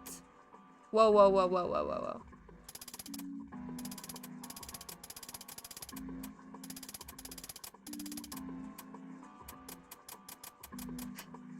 Gotcha. Okay. Full. Half. Slow. Full. Half. Dead. Where's dead? Where's dead? There's no dead. It's just dead slow. We need dead. Am I dumb? Same thing. Is it the same thing? But was it? There's two of them. Ah, whatever. Okay. Nothing's happening. I don't think so. Take a look. Over there above the door to the chart room. What? Oh! Something on the wall that looks kind of like an arrival board. Only stuff displayed on the left side. What the hell is this? Name of ports in the world. Imagine it's showing us the ship's route. You know, just like the ones you might see at an airport. Departing XX carrier, flight XX at XX, whatever. Like that. Ah, I get it. Just look like those are names of all the ports along the ship's route. There's only one line that shows arrival time. Ah, the time on the bottom, right? 47 seconds, 25 minutes past 7 o'clock. Perhaps that's the arrival time? El Paso Breaking Bad reference. What? How was that a Breaking Bad reference? What? Yeah. What? That's a freaking Texas city. Cork, El Paso. They do a lot of Cork, El Paso, huh? Many, many, many. There's a whole bunch of words in the arrival board. It looks like this arrival. Time is set to 25 minutes, 45 seconds. Okay. I'm guessing we have to write that down. Wait, isn't El Paso inland? It is. Wait, no. El Paso? Wait. No. Wait, yes? Wait. Double check. Texas is so big. I can't remember what freaking cities where. Yeah, it is inland. How the heck is a boat getting there? What? Okay. Alright. I don't know how a boat's gonna get there, but... Okay, 7 o'clock. 25. 47. Up the Rio Grande. There's no way a cruise ship is going on the Rio Grande. There's no, like, there's no physical way. Well, this is an airport board. Well, it said it was like an airport board. It didn't say it was an airport board. Why would they specify seconds? Yeah, why is it on a boat then? Here. Yeah, this time's suspicious. Yeah, no. I mean, it's set even to the last seconds. There has to be a meaning behind it. Hmm? Oh, perhaps. Ace suddenly went up to Junpei. Excuse me, Junpei. Hey, you just took my pocket watch. Hey, what the hell are you doing? Just trust me. If it was a canoe or kayak, maybe. Are we on a boat, though? Are we on a plane that looks like the Titanic? There's no way. Should be fine now. Well, thanks for giving me the pocket watch back, but you don't need to look so smug about it. Took it and looked at the needle. Then, 47 seconds, 25 minutes past 7 o'clock. So you changed it to match the final arrival time. Ace nodded slowly. You know what to do next, right? Give it a shot. I don't like other characters taking my objects. Let me solve it. You know, I need a... You know, you tell him, Naegi. You know? I need that. Looks like this is some sort of lock. It's got a weird shape indentation. Yep. Oh, that's strange. Nothing's happening. Perhaps we set it to the wrong time. The arrival board has the time for the final destination. We set the hands on the watch to that time, so... You're saying that the arrival board has the wrong time? Yeah, I think it might. I need to figure out how to get it to show the right one. Okay.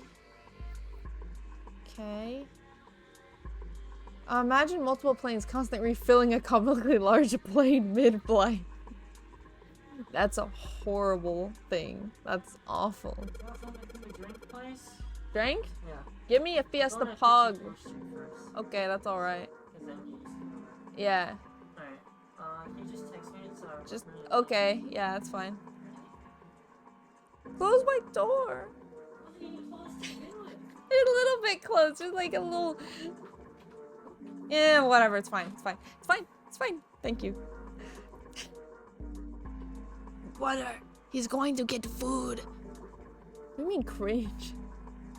What cringe? Hold on. Let me test my brother what I want. There's this... Oh, I can't even tell you the place. Because it's city specific. Let's see. Give me 2 seconds, okay?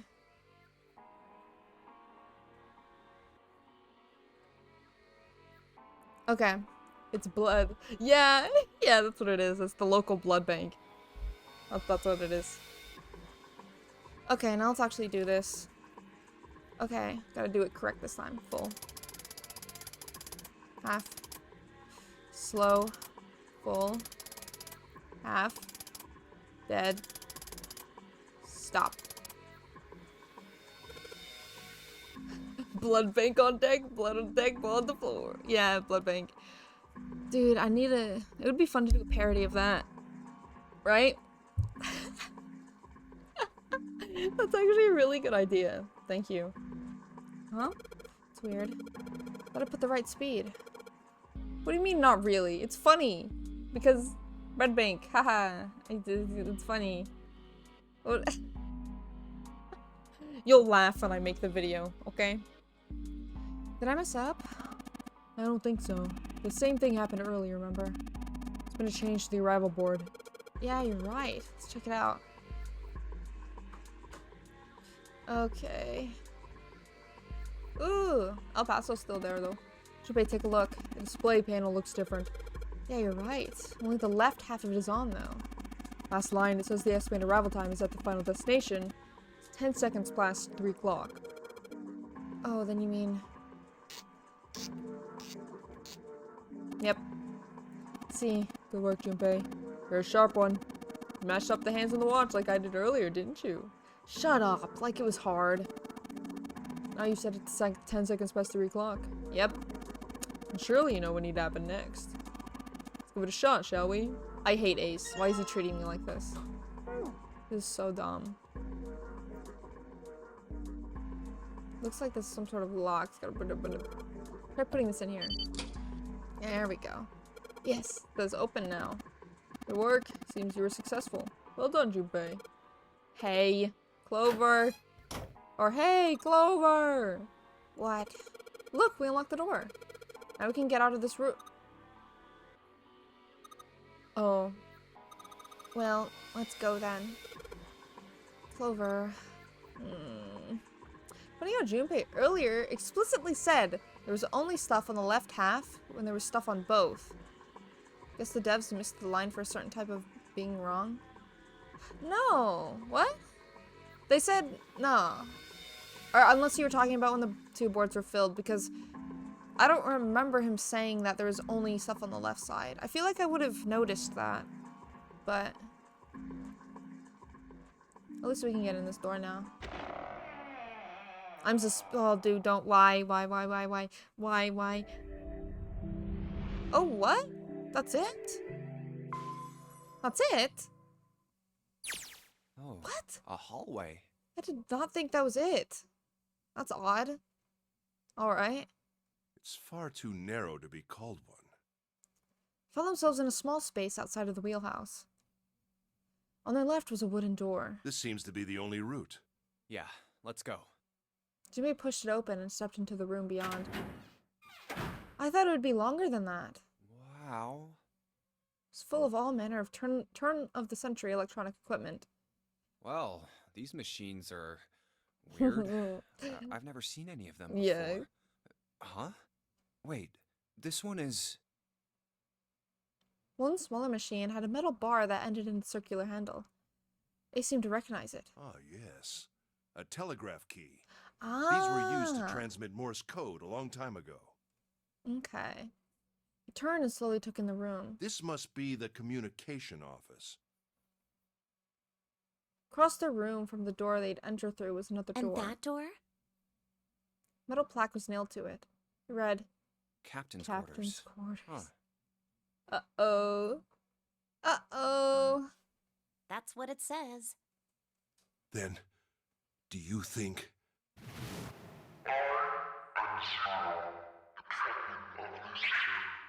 Uh-oh. Ace swallowed. Junpei could feel his hands begin to sweat. Only Clover seemed unaffected. Well, we won't know if we don't open it. Clover. She walked up to the door and put her hand on the knob. It opened easily and without so much as a pause. She walked in. Junpei and Ace followed. First thing they saw was a man on the floor covered in blood. Why did you text me? I did. Jimmy felt his body seize up. His mouth went dry and he felt very, very cold. Blood in his veins slowed to a crawl and his heart tightened like a fist. Not again. This was the third time he'd seen the horror of death laid out before him. He didn't think it was something he could stand to see much more of. Still, he had begun to accept that whatever it was he saw, whatever happened to him, was beyond his control. Whatever force controlled him was driven by a determination that he could not hope to match. Damn. A sense of helplessness, of desperation washed over him. It left behind a feeling of utter emptiness that wormed its way through his body, like acid. No, wait. We didn't check his pulse yet. Well, look at him. Maybe he's still alive. Fueled by that spark of hope, Junpei ran to the man's body, and his heart fell. Dude, does he look alive? When he touched his hand to his neck, No pulse. his pupils had dilated and he wasn't breathing. Well, he's dead. Damn. If only we knew how it happened. Junpei lifted the man's already stiff body. There was a deep red wound on his chest. These wounds. I wonder what killed him. Kiddo, we're not gonna start that up again. No. No way. No way. No way. Eric doesn't exist. There's no way he could get better if he wasn't hurt in the first place, because he can't get hurt because he doesn't exist. These wounds, I wonder what killed him. Junpei did not have to wonder long. It must have been this. Oh god. But lying next to the corpse was an axe. The entire blade of it was drenched in bright red blood. From the shape of the man's wound, there could be no doubt that this had been made by the axe. Junpei looked at the body again. A lake of blood stretched out around it. It was wearing the clothes of the ship's captain, although they were stained with blood. These clothes. A captain. Does that mean this guy was Zero? There's no way. Unless he was Zero. The possibility is there. It's fine, he just ate too much spaghetti and fell asleep next to his axe. That makes sense. On his left hand was a bracelet. The number on the bracelet was 0. Bracelet 0. It was only then that Junpei noticed the stench of blood that filled the room. Couldn't help but laugh. There was nothing else for him to say. It was too simple, too obvious, too straightforward. If there hadn't been a dead man on the floor, Junpei might have thought it was a joke. Junpei. It may be wise to find a way out of here first. Yeah, you're right. You can't really worry about this guy much, huh? May I ask you a question? Another amazing joke by chat today. Let's go. Let's go.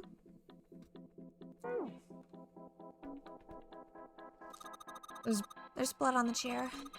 Think this was the dead guys? Yeah, probably. You know, is this gonna be a murder mystery, this part, specifically? A camcorder. It's like it's pointed at the door. Well, the power's on. Why would somebody want to videotape a door? I don't know. People do anything for content nowadays, huh? I think the camera records to a hard drive, but it doesn't look like this one's recording anything. What do you mean? It's just sending whatever it sees to something. What does it see? The door?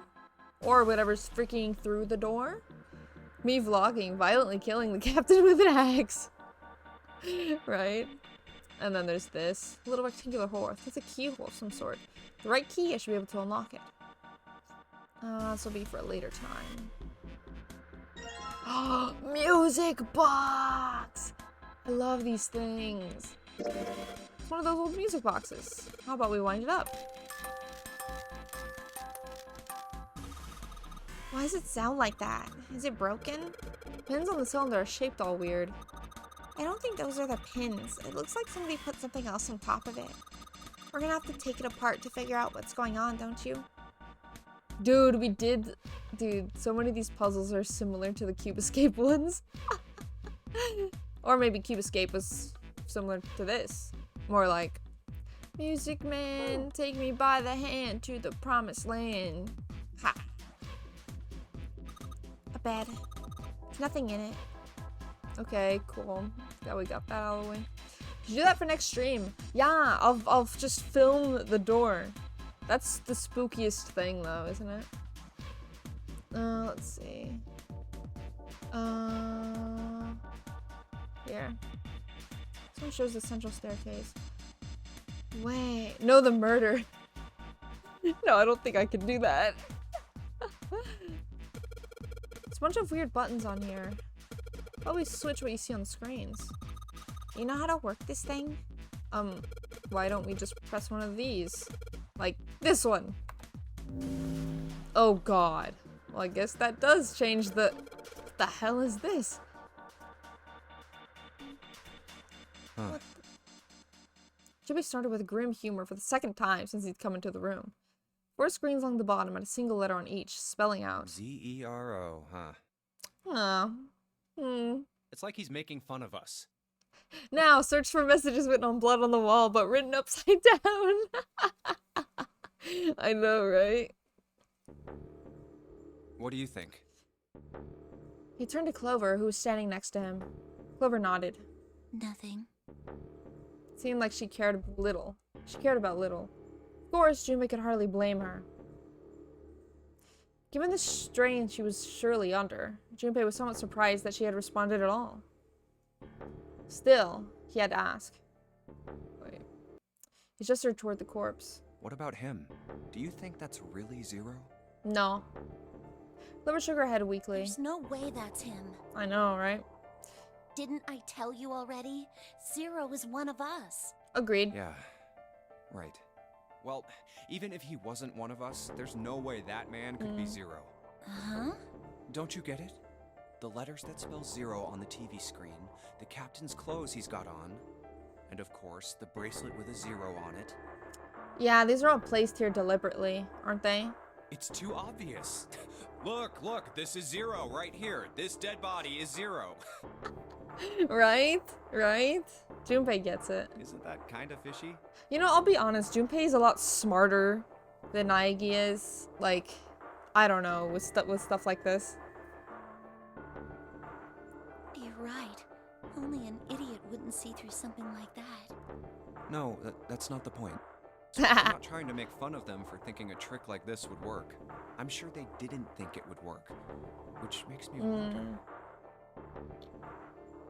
You're not gonna say, why did they do it? I think this is a challenge. A challenge from the person who's really behind all of this. He's making fun of us. Oh my god, can I say a theory? I really don't think this is true. I really want it to be true, but it's not true, probably. So basically, I think Junpei is Zero. I'm gonna say that. I think Junpei is Zero, and he did all this himself. That's what I think. That is what I think. You know? That's what I think. How much time has passed since the beginning of the game? Probably 6, 7, 8 hours. Close to there. Makoto has his moments, but Junpei are often really dumb too. Junpei's more putting things together side more often. Yeah, true. So is it 0 or 0 or 0 or 0? Does it matter? It's all the same. At this point, you've said everyone is 0. Well, the possibilities are out there. It's like a tier list of how possible they could be 0, you know? I'd say Junpei's number 1, Jun is number 2 on my list, you know? The real zeros, the friends we made along the way. You both said the same thing. You should actually do that after this room. Oh my god. Imagine Naegi being the ultimate despair. Well, let's... I can't. Should I spoil the Despair Girls game? I don't know if I should. Because I know some people haven't played it. No? Okay. I won't spoil then. Yeah, Alright. Oh yeah, okay. I won't say anything then. Okay. Yeah. Don't you get it? If whoever killed this guy really wanted us to think this corpse was 0, they'd never have put a bracelet on him. Walking around with a 0 bracelet would be like hanging a sign around your neck that said, "I did it!" Anyone with a brain would be able to see that this guy is supposed to look like everything 0 is supposed to be. Yeah. It was listed as the ultimate despair in the handbook of some versions. Yeah, I've seen that. I've seen that. It's probably wild.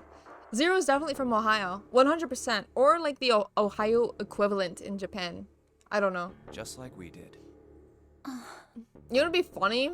If 0 put together like a group of 9 people, right? And they were all from different parts of the world. So like, then none of them spoke the same language. And they'd still have to try to work together to solve these puzzles. That would be interesting. The killer must have known we wouldn't think he was 0 and put the bracelet on him anyway. Do you know why? Why? Like I said, he's mocking us. Too bad, suckers. This Too isn't 0. bad. Where's the real me then? See if you can catch me. It's the same bad joke a lot of criminals like to play. They'll just sit back and watch people run in circles. That's really twisted. But it almost seems kind of childish. Junpei! I really hope to God it's Junpei. I really want it to be. I'm such a fan of like the main character being the villain all along. You know, I don't freaking care how dumb it is. I love it. Yeah, you're right. It's really childish. It's like it's just a game to whoever this person is. That's what seems funny to me. Osaka, Ohio. And Paris, Texas. Yeah. Junpei bent down next to the corpse. Alright, let's get back to the point. Who killed this man? I don't know. And what's this guy's deal? Who is he? How would I know that? If I knew anything, I would have told you. It can't be Ace. You have no idea who he is. Like, Ace did other stuff. It can't be him, though. Why would I? Junpei sat back on his haunches and thought. We should check and see if he's got anything on him that might tell us who he is. Give me a hand here, Clover. Huh? We gotta flip him over. Oh, How else are we God. gonna search his pockets? Clover didn't move. Okay, fine. Guess I'll do it. You can do it by yourself. Junpei had no choice but to move the body on his own. Here we go. Grabbed a hold of the area not completely covered in blood and shoved. Took a moment, but eventually Junpei felt the man's bulk begin to shift. Just as it did. Huh? Huh? Something fell from the man's left wrist. Hey, it's the... Ah. Bracelet with 0 on the face. Yes. Yes. We know. Oh, God. Hold on. Maybe people from remote villages, which end their name in sentences in ya, or really weird Japanese sex. For some reason, they have a lot of those. I guess so, yeah. Junpei stared at the bracelet. This man... He's dead, isn't he? Yes, he literally had no pulse. What else could he be? Huh? No, it's just... I guess I didn't really think about it until You right checked the man's pulse. How could you not think about it? now. If his bracelet's off, that means he's dead. No, he had no pulse. I think that means he's dead. Well, it's pretty obvious that he's dead. You don't Yeah. really need to look at his bracelet to figure out that he's Clover. Yeah. I guess you're right. It is pretty obvious. Well, he looks a lot better than the other bodies we've seen, though. You know? True. I mean, if there wasn't all this blood, he'd almost look like he was still alive. I mean, I know it's kind of a messed up thing to say, but he kind of has it better, you know? Not the thing to say.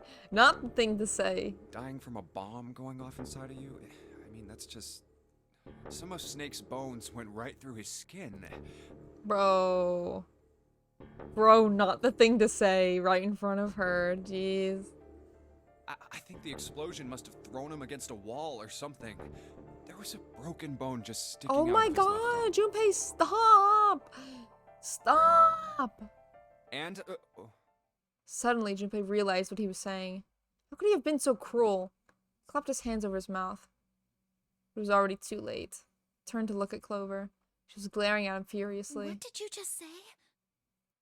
Words sounded so cold.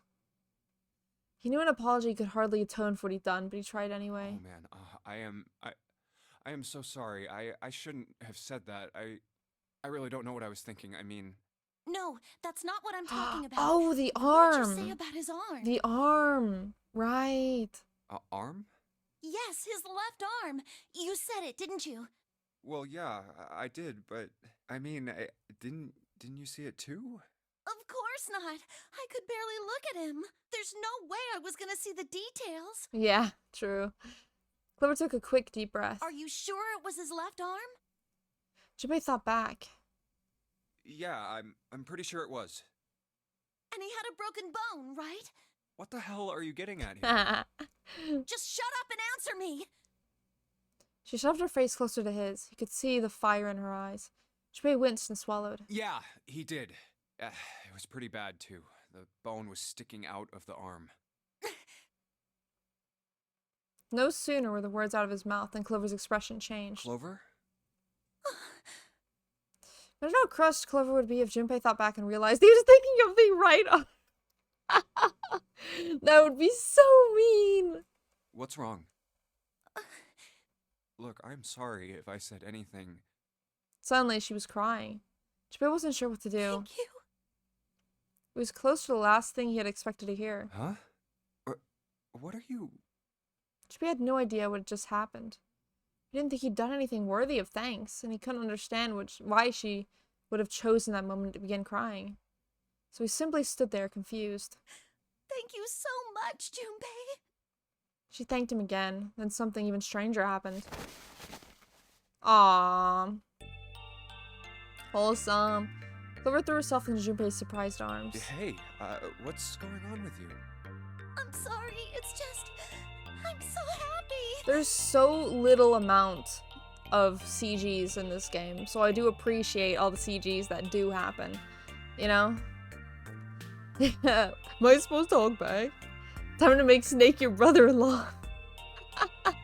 Why? The body in the shower room, it isn't his! It isn't my brother! Huh?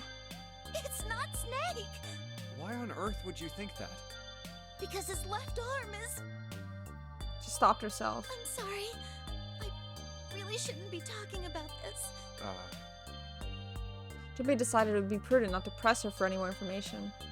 She did not wish to tell him, she certainly had a reason for doing so. Perhaps more importantly, however, if Clover was so certain, she was likely right. It meant the body in the shower room wasn't Snake. It wasn't much. That knowledge lifted some of the weight from Junpei's heart. But he's still alive. I'm so happy. Yeah.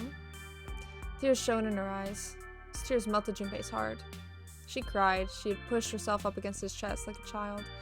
Junpei put out his arms around her and held her tight. I'm so glad. Ace is probably listening. I know. And you know what? He has a weapon. The axe. We're gonna turn around after this wholesome moment. And Ace is gonna just be standing there with the axe. Like, what did I just hear? You know? That's what's gonna happen. Huh? Junpei, you were right. Huh? No matter what happens, you can never lose hope. You have to remember what's most important, and that's to have faith and to have love. I had a dream that somebody made an English live-action adaptation of Boruto crossover with Jake and Josh. That is the oddest thing. Holy heck. Jake would be Sasuke and Josh would be Naruto. If you can remember all of those, that'll bring you good luck. Clover reached into her pocket and pulled out something out. That's... It was a laminated bookmark with a 4-leaf clover. I only made it here because you gave me this. I was suspicious of everybody, and I was angry and miserable. But because I had this 4-leaf clover, because of what you said to me, Yeah. Yeah. Jimmy hadn't thought his words would have had such an effect on her. Her words were making him feel a little awkward. Thank you so much, Junpei. She looked up at him, scratched his nose, and pretended to notice something interesting somewhere else in the room. Oh, if you really want to thank somebody, you should be thanking Santa. Santa? Why? Well, he was the one who gave me that thing. And the words for each leaf, I got that from him too. Oh. That is awkward. Uh... But suddenly, Clover broke away from Junpei. Huh? He looked confused. He hadn't thought she'd react that poorly. Clover began to pace across the room.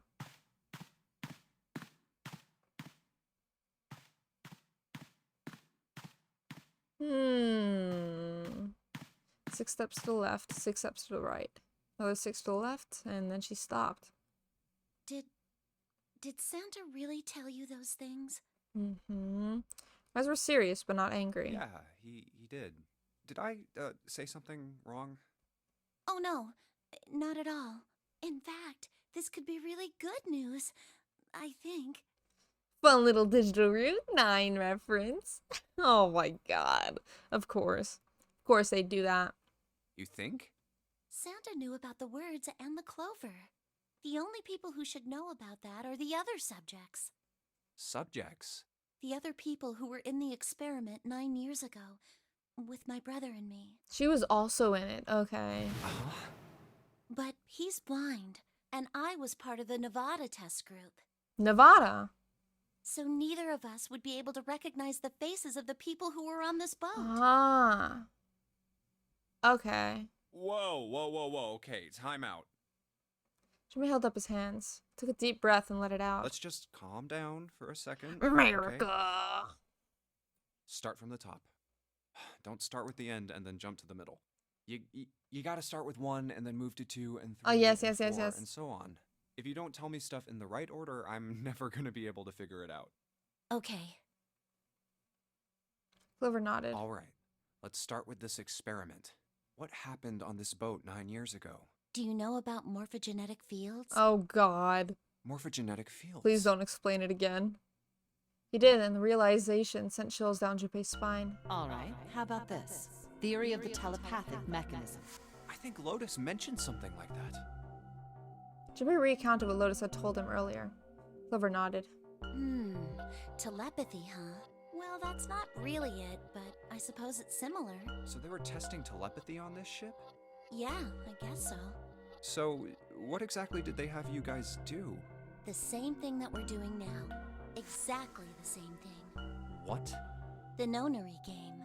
9 people were put on this boat, and 9 others were put in the building in Nevada, and the game started. Oh, okay. I think I see what this thing is supposed to be doing. Okay, I think I get it. How consistent they are with the well, not quite telepathy. Yeah. Junpei grabbed the sides of his head. Look, I'm sorry, but I don't get it. What do the nonary game and some telepathy experiment have to do with each other? Am I missing something here? Clover bit her lip. She blinked back sudden tears. What had happened to her in Nevada? The ability to access a morphogenetic field is affected by a couple of things. The first is epiphany, and the other is danger. You know how sometimes when you're up against a really tough problem, and then the answer just kind of pops in your head? That's an epiphany. And what you learn from the epiphany can be transmitted with telepathy. What? When you add danger to that equation, then it gets easier to transmit that information over Wait. telepathy. Wait. Hold on. Hold on. You know what's in Nevada? You know what's in Nevada? Area 51. Oh my god. Wow. Wow. Amazing. Sand? No. Oh my god. So she was in Area 51. That's what it was. That's what it is. So you're saying the nonary game was supposed to introduce that element of danger? Yeah, but it couldn't be just any old danger. It had to be life and death. And Las Vegas. No! God! You're ignoring my freaking Area 51. Come on. People are just trying to storm it to get her out. Right? That's what it is? That's what it has to be. someone did actually die. A girl. Area 51 is near Vegas. I guess. Huh. Joey felt a sudden grip of despair on his heart. Something deep and distant and powerful squeezed. For a moment, he felt very, very empty and alone. She was on the boat with my brother. I was in Nevada. I never met her, but Santa's sister died in the experiment. Yeah! That's exactly what it is. That's exactly what it is. I did hear her name. Her name was... Sound of the door opening was like a gunshot. Joey spun around. Oh, my apologies. I seem to have disturbed you. I'm afraid. We are not safe. We are not safe. We are not safe. Ace. We are not safe. You two must have strong stomachs. We're not safe. I can't imagine how you could stay in this room for so long. Ernest glanced down at the floor. The corpse covered in blood. At any rate, Junpei, would you be so kind as to come and help me with something? No. Actually, no. I can't do that. I'm having a little trouble and I could really use your assistance. No. Come on, it'll only take a moment. No. No. No. No. No. No. With that, he turned and walked toward the communications office. Clover waited until he was out of sight, and then spoke in a small, quiet voice. I don't want Ace to hear us. We can talk about this later. Huh? Hey, wait! Clover ignored him. From outside, Junpei could hear Ace calling. Junpei, what are you doing in there? Hurry up! Ugh.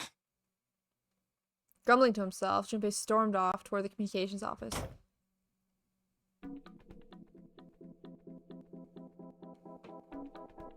What do you want? You just bring me here and not show me anything? The old telegraph machine. To be honest, I have no idea how it works. Why do you freaking bring me out here? Junpei, what are you doing? You've searched the well house from top to bottom. No reason to go back. In fact, don't you think it'd be wise to investigate the captain's quarters? We ought to check both rooms, don't you? Okay. It's got some information about the actual experiment this time. I know, right? Oh my god. Cable that comes out of the thing's connected to the desk. What does that mean? Why? He wanted to show me something. He freaking brought me here, and he's not even gonna show me anything. What? Okay. The telegraph key, a machine for transmitting Morse code. Tried sending SOS earlier, but doubt that they did anything. Zero would never make it that easy. So you think it's broken? No, it works. I'm just not sure if it actually transmits anything outside the ship. Ace, look! It's a monkey with glasses! Yeah. How on earth did you arrive at that conclusion? Hey Ace, look! It's a model of a steam train. Why is he like this? How on earth did you arrive at that conclusion? Just normal light. Well, it won't turn on, so maybe not that normal. And then this. Looks as though the drawer is the only thing that's locked. Let's see a keyhole though. The electric lock, perhaps? Take a look at the left side of the drawer. Yeah, there's some cables over there. Must mean... Ah, okay. This piece of paper. What's this? It's blank. There's nothing written on it. Paper. White piece of paper, it's blank. I know what to possibly do with this. A chair. And back. And turn. Small screwdrivers. Cool. Set of small screwdrivers. Perhaps we can use them to dismantle small devices.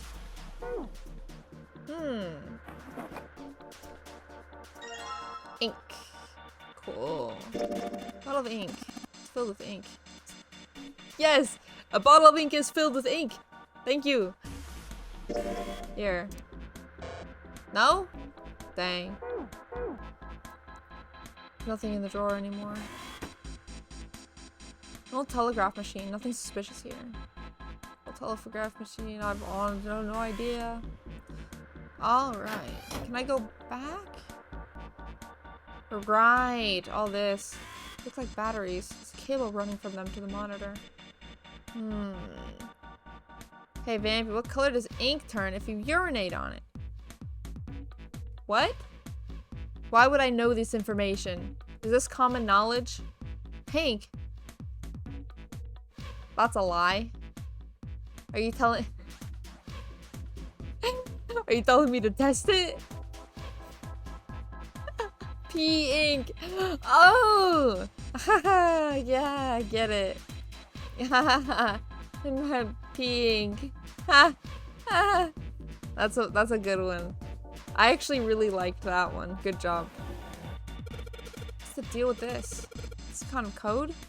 4 rows of numbers and letters. They all start with 0 and end with 8, F, N, or V, respectively. Maybe this has something to do with the number basis. New material has been added to the file screen. It's my best one, actually.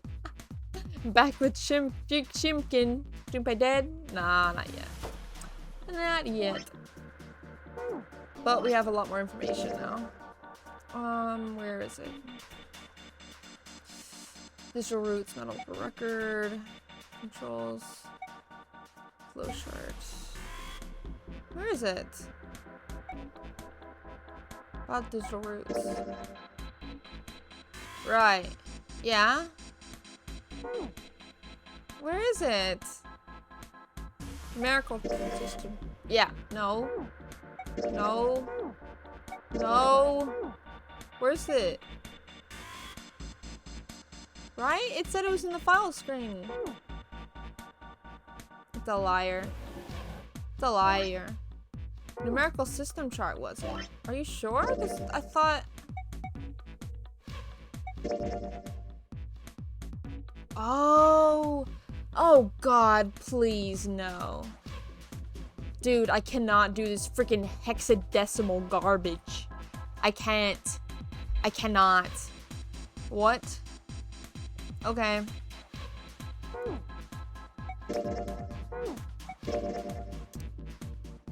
0, 1, 2, 3, 4, 5, 6, 7, 8.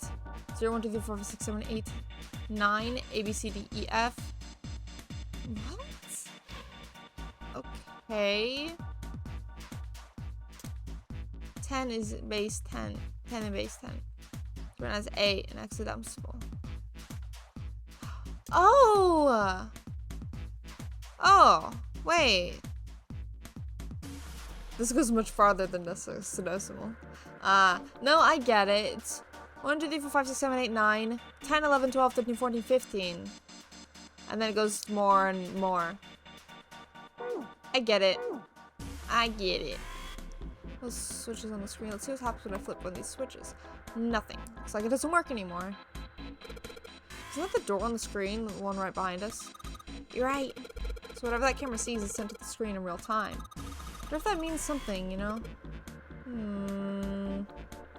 Nothing on the monitor, just static. That's a lie. There's freaking words on that screen. Do you see that? There's words there. An O, an R, an E, and a Z. Drawer, there's nothing inside. Well, there has to be something to do with this camera. Has to. So the camera sees, shows on the screen behind us. So I put my hand here in front of it, shows up on the middle top screen back there.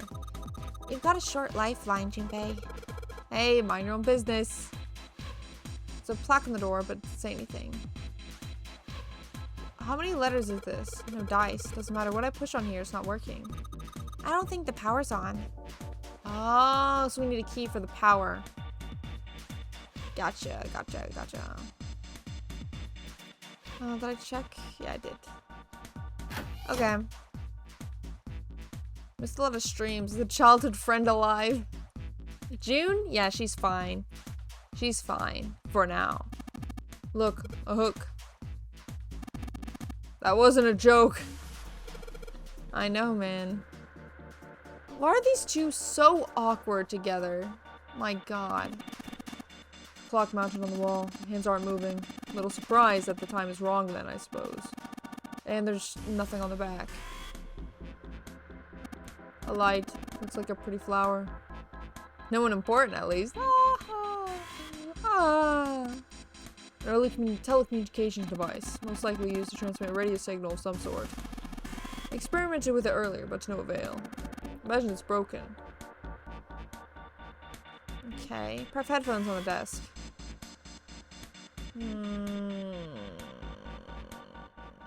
Okay. Oh god, I'm actually stuck for once. For once. Telegraph key. A says to use to send messages. We don't have any Morse code converter though, do we? Pref headphones. I can't hear anything. Guess whatever they were connected to doesn't work anymore.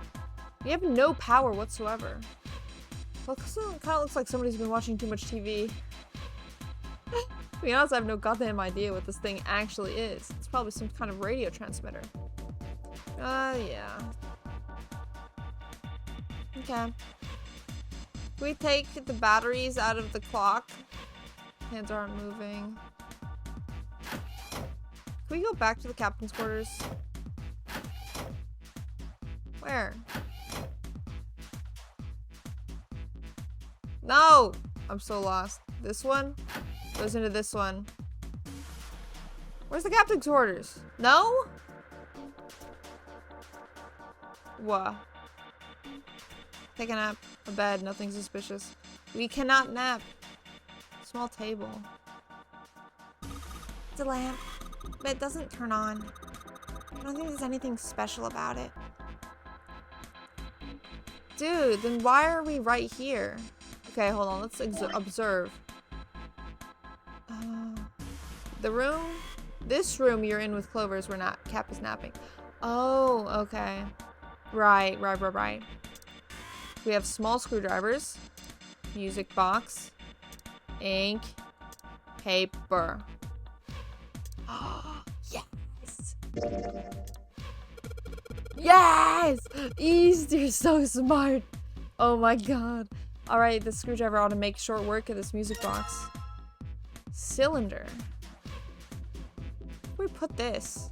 What the heck? Film an avant-garde movie written in French. Ink. Paper. No. I tried that before. That was like the first thing I did. Was combine the ink with the paper. Yeah. Dumbass. What do you mean dumbass? Smart ass. I guess I'll put the ink on the cylinder. What? Why? Dirty cylinder! Why would you do this? Now I just gotta roll the cylinder across the piece of paper. If I'm right, the ink should... Ah. I see. I see. That is dumb. No, it's actually smart. I'm just the dumb. Imagine if covering the music box in ink and then rubbing it all over the only blank paper thing Junpei did on a whim wasn't actually the solution, and he just ruined several steps. Right? Oh my god. How do I get back to this then? I forget. It's like there's a... There we go. Okay. Alright, I've got the Morse code I'm supposed to enter. If I do this right, something will happen. I hope. Alright, let's give this a shot.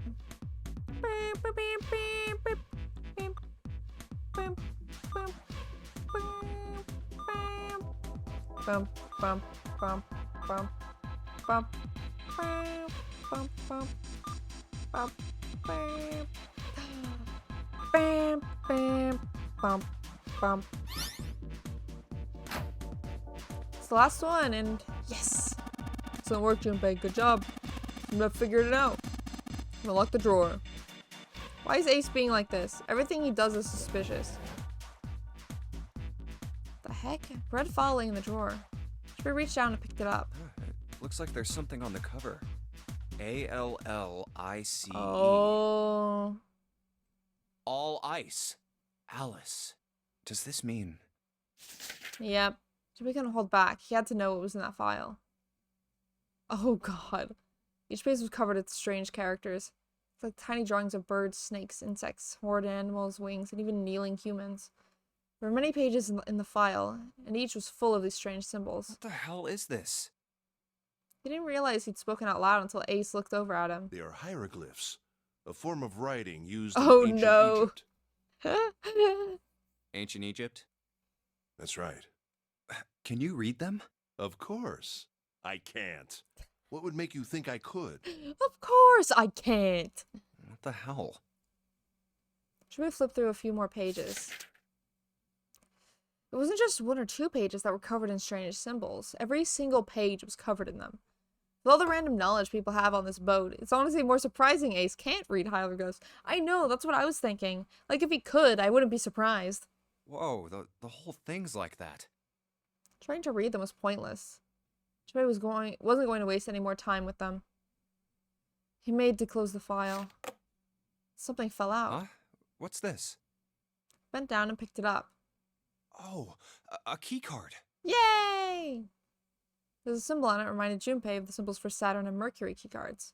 This one, however, had a dot in the center of the male symbol. Uranus. That's the Uranus symbol. Why would they say it like that? Uranus?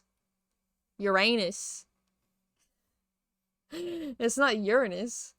The way, if you say Uranus, like, it's like urine-us. So either way, it's not great. Should we look over to see Ace examining the card? In addition to the Uranus symbol, there are 3 words engraved on the card as well. Something's written on the bottom.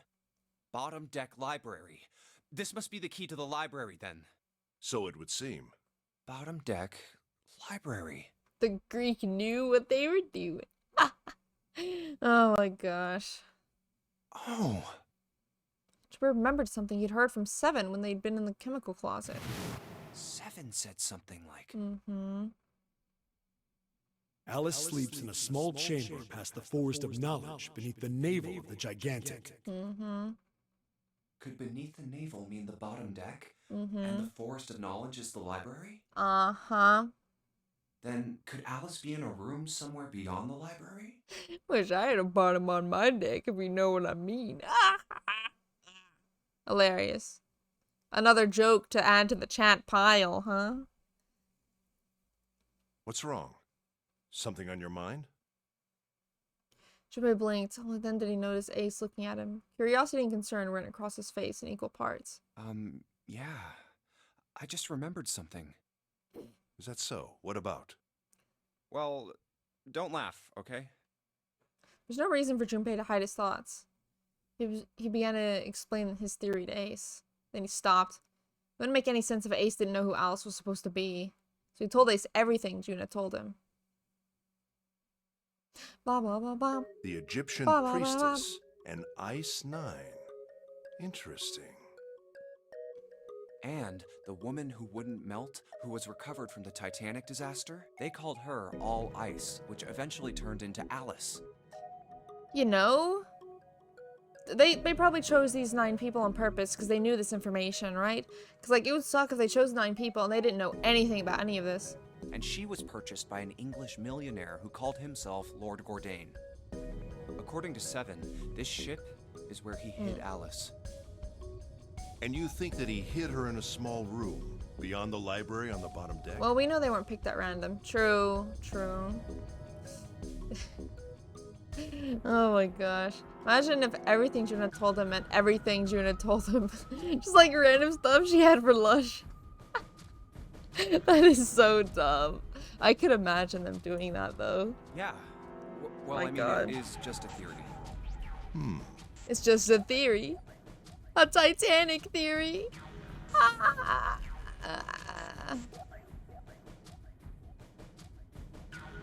Dang, the freaking food my brother was gonna get. Store's closed. Sad. Sands is 0? No. Ace stared off into the distance, and his hand slowly and absentmindedly stroking his beard. For a few moments, his hand stopped. He turned slowly to look at Junpei, and his brows drew together. Junpei, have you ever heard of the term CAS? Cass. It stands for Cells Alive System. It is an advanced technology for freezing and preserving organic matter. Put simply, it is a technique that allows one to freeze things without the formation of ice crystals. Normally, if you freeze something fresh, water within its cells expands as it crystallizes, damaging the cell membrane. CAS, however, works differently. The object to be frozen is supercooled using magnetic fields, and then frozen instantly and uniformly, giving ice crystals no time to form. It was originally developed for the preservation of food, as an alternative to the normal freezing process. Now, however, there are rumors that it can be used for other things. What other things would you use that for? Like, What do you mean, other things? yeah, Well, there are obvious medical uses, but perhaps also space travel. no. What? Nah. Space travel? Are you serious? Surely you've heard of suspended animation. Cryogenic freezing? Okay, I've heard of that then. It's a fairly common idea in science fiction books and films. He knows everything except funny bird language. Right? True, though. People are sometimes frozen for especially lengthy journeys through space. That was when Junpei understood what Ace was suggesting. Whoa, wait a minute there. Ace looked at him and raised the Are eyebrow. you saying that Alice was frozen using that Cass thing? Well, I'm sure the possibility is quite low, but it is a possibility. Hieroglyphs aren't pseudoscience, so they don't know it. Yep, that's true, that's true. If this special ice you call Ice 9 does indeed exist, and casts were used to freeze her into that sort of ice instantaneously, You think she could be alive? Well, I can't say for sure, of course. I'm gonna be real disappointed if she turns out to be Zero or something. I'm only talking about possibilities. No way. The melting point for Ice 9 is 96 degrees, right? If she were put somewhere where she could reach that temperature... That's nuts. Are you really saying she could have defrosted and started walking about? That's not the craziest thing I've heard. You're quite right. It does sound unbelievable. But if she had, then we would have an explanation for the man we found dead on the floor. The incinerator at the end? East. No. There's no way, dude.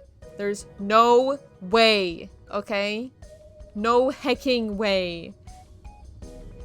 That would do more than Melter. Yeah, yeah. You mean the guy dressed like a captain?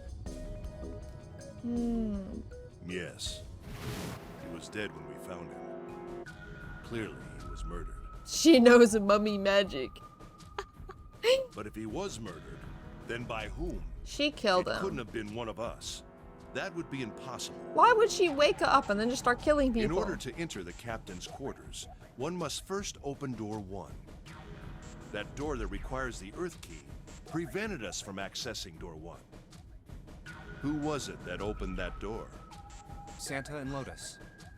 Right. Clearly, the two of them could not have opened door 1, or any other door for that matter. What is happening? Who else then could have done so? Should we thought for a second? Nobody. After Santa and Lotus used the Earth key, they turned back and met up with me and June. Then we returned to the large hospital room and found Ace, Seven, and Clover. While we'd gone into the shower room, Ace, Seven, and Clover had stayed behind. But it's impossible for those three to open door 1. But what about when June and I took the elevator to door 2? No, still won't work. We were only gone 5 minutes. No human being could have run to the captain's quarters and killed that guy in there and run back that fast. So he probably was dead before all this started. It would be impossible for any of us to be the murderer. That being the case, who could have killed him? Wouldn't it make sense if his killer was someone who had been in the ship for some time? You know, I like that, since Clover found out that, like, it wasn't Snake who died, she was just, like, we just stopped caring about that guy who died. We're just like, who cares? We're going on to better things now. A person like that would know the ship well. They would know the locations of all the hidden passages and secret doors. The numbered door would mean nothing to someone like that. True. It would be a simple thing for them to enter the captain's quarters. Then you're saying the killer was Alice? Maybe. I don't know. It was Junpei's turn to raise an eyebrow. Ace drew his thumb across his lips thoughtfully. Well, this is all only one possible theory. There's only one possible theory. All ice. Alice. Is she really somewhere on the ship? Junpei had only one clue. Key card in his hand. Maybe this card will give me access to the Forest of Knowledge. And the big mystery. What could be there beyond the Forest of Knowledge? Anyway, whatever. It's gonna have to wait. I can't do anything right now. I'll come back to this later. Okay. Gripped the keycard tighter and shoved it deep into his pocket. New material has been added to the file screen. There's a key in the drawer, because it was hidden under the red file. Unique key. Ah, that's for the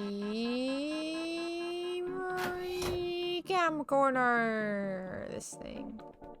Control panel for electronic lock. Looks like it's got a keyhole in the bottom right. Maybe the key I got earlier. Yep. Put the key in and now it's on. Junpei, look! There's a minus sign on the screen.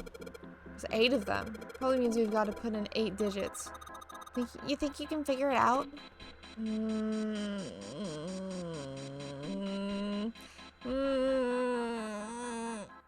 I don't know. 8 digits. Flavor fail. Should be 9. You're right. Should be 9, but it's not. That's fine. Information about Alice. Okay. I think it has something to do with this, right? Has something to do with this. But I don't know. Use small screwdrivers on the keypad, pop it open. Right? That's what I'm thinking. Okay. 2, 3, 4, 5, 6, 7, 8. Oh my god. I think I've got it, but I'm not sure. Oh god, I really don't want this to be true. Okay. So I add this all together and find the digital root. Or like what? No, I add it together and see what makes up this. And then add all this together and then all this together and then all this together. So it's 2 digit, right? No? Oh. It's a clue I haven't used yet. I've used this. So that means I haven't found a clue? Is that it?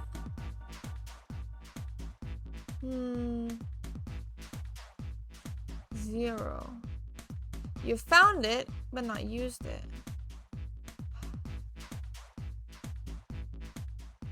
I think I've got it. Okay. Hold on. I think I've got it. So this, right? Yeah. 11. Oh, so I was gonna say A. So 10 is A. So let's see. Z in hexadecimal, right? Yeah. Z in hexadecimal would be 36, right? Because there's 26 letters in the alphabet. Plus 10 is 36, which is Z. Right? So 36. And then E. Let her cook. Plus 9. I use 10. So 35. Okay. And 14 is E. So that's easy. Easy. Get it? Ha. And then R is A, B, C, D, E, F, G, H, I, J, K, L, M, N, O, P, Q, R.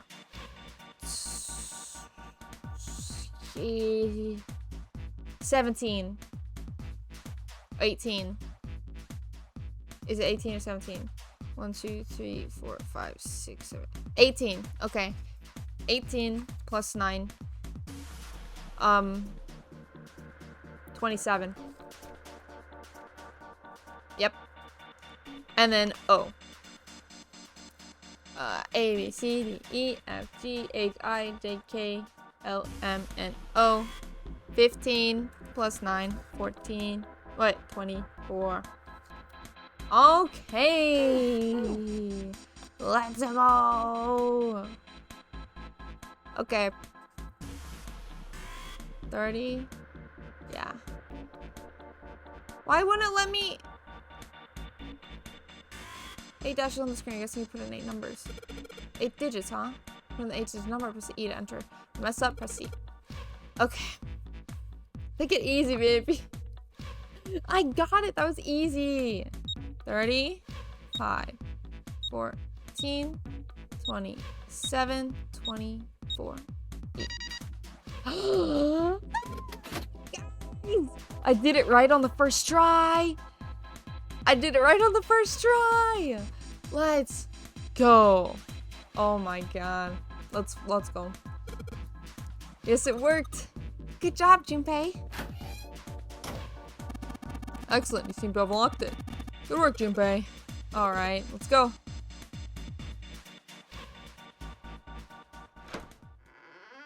Is that it? Why is there the camcorder then?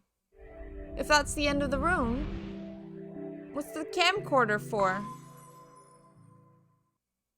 Okay. Where are we in the story? We're at the end! Oh god. Oh god. Okay. Okay. To imply the monitors are related to the door? Oh, I guess so, yeah. Stepped out of the captain quarters and into another hallway.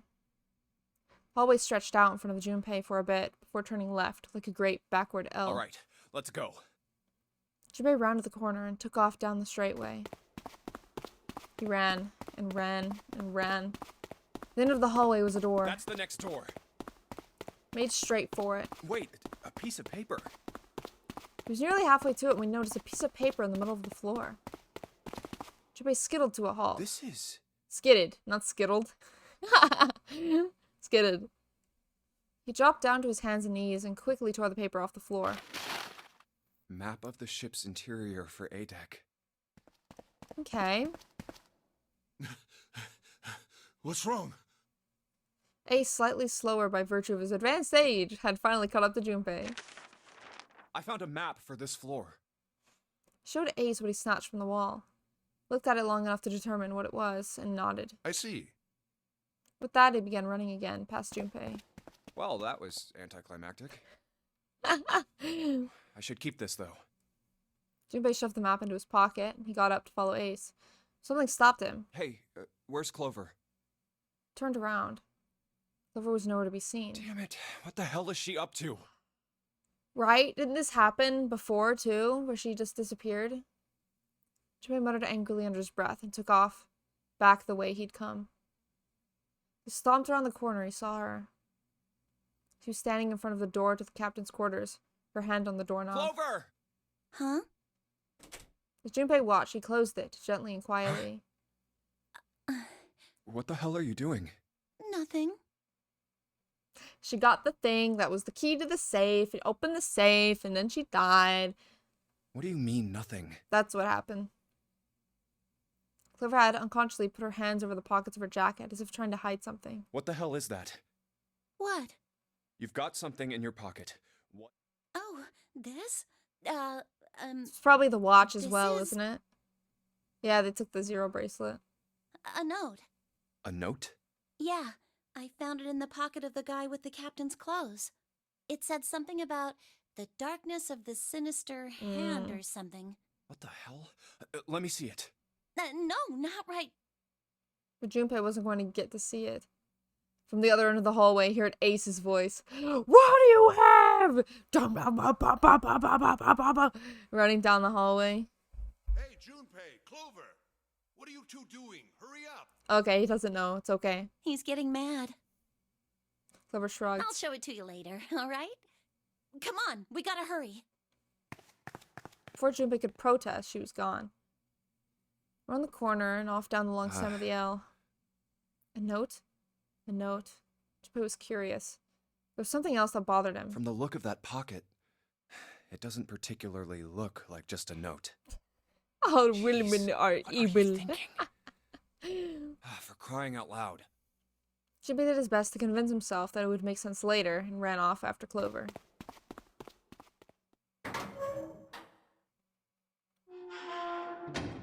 What? Do the tier list. Right now? Right now, do the tier list? Okay, let me write down a little freaking tier list. I'll do it on my little notebook and then I'll just say it out loud. So we got what? A, S, A, B, and C, and D. Yeah. Okay, I put Junpei here, put June here, put, let me see, Ace here. Who else exists? Lotus. Lotus here. I'll send to you a tier list to maker. Nah, I'm just writing it down. Aside, that'll be too much freaking work. This is who you most likely to be 0. Yeah. Yeah. Basically. I'll put... let's see. Clover here. And... Snake here. 1, 2, 3, 4, 5, 6. Okay, I'm missing 2. Right, 7. 7. And then I'm missing one more. Santa. Santa. Okay, I have my tier list. I'll go down, up. The 9th band could be 0. Okay, fine, I'll put him on the list too. 9th. Okay. Okay, so C, I just did S, A, B, C. So C, which is who I think is probably 0. No, probably not 0. 0% to be 0 is what I meant. Yeah. 0% to be 0 is D tier. Or C tier, whatever. Ace, Lotus, Clover, Santa, and 9th band. I don't think any of those guys are a 0. Like, at all. Like, there's a slight, like, 10% chance, I guess. But I don't think any of those guys are 0. So I've eliminated a lot of people. But, you know, there's always a chance they can be 0, I'm wrong. But, personally, this is what I'm feeling right now. And then, B tier, Snake. I think Snake is, like, a higher chance. You know? Then A tier, which is probably 0, maybe? Is June and 7. Put June and 7 there. I think they're probably most likely. You know? And then S is Junpei. Because I think Junpei is gonna be 0. 99%. Or that's what I want to happen. So, you know, just there's my tier list. I'll send it in the chat later if you guys want to see it. But, yep. Jimmy pushed through the door and found himself at a large room with a large set of stairs. The big stairs. Huh. So this is where it ends up. Just like it says on the map. It's just like what he'd expect to see after reading the map. His I see after reading the map himself meant that Ace had probably realized the same thing. Ace? Did he head down? Put his hand on the handrail and leaned over to look down. Oh, there he is. Look, the 4 others are there too.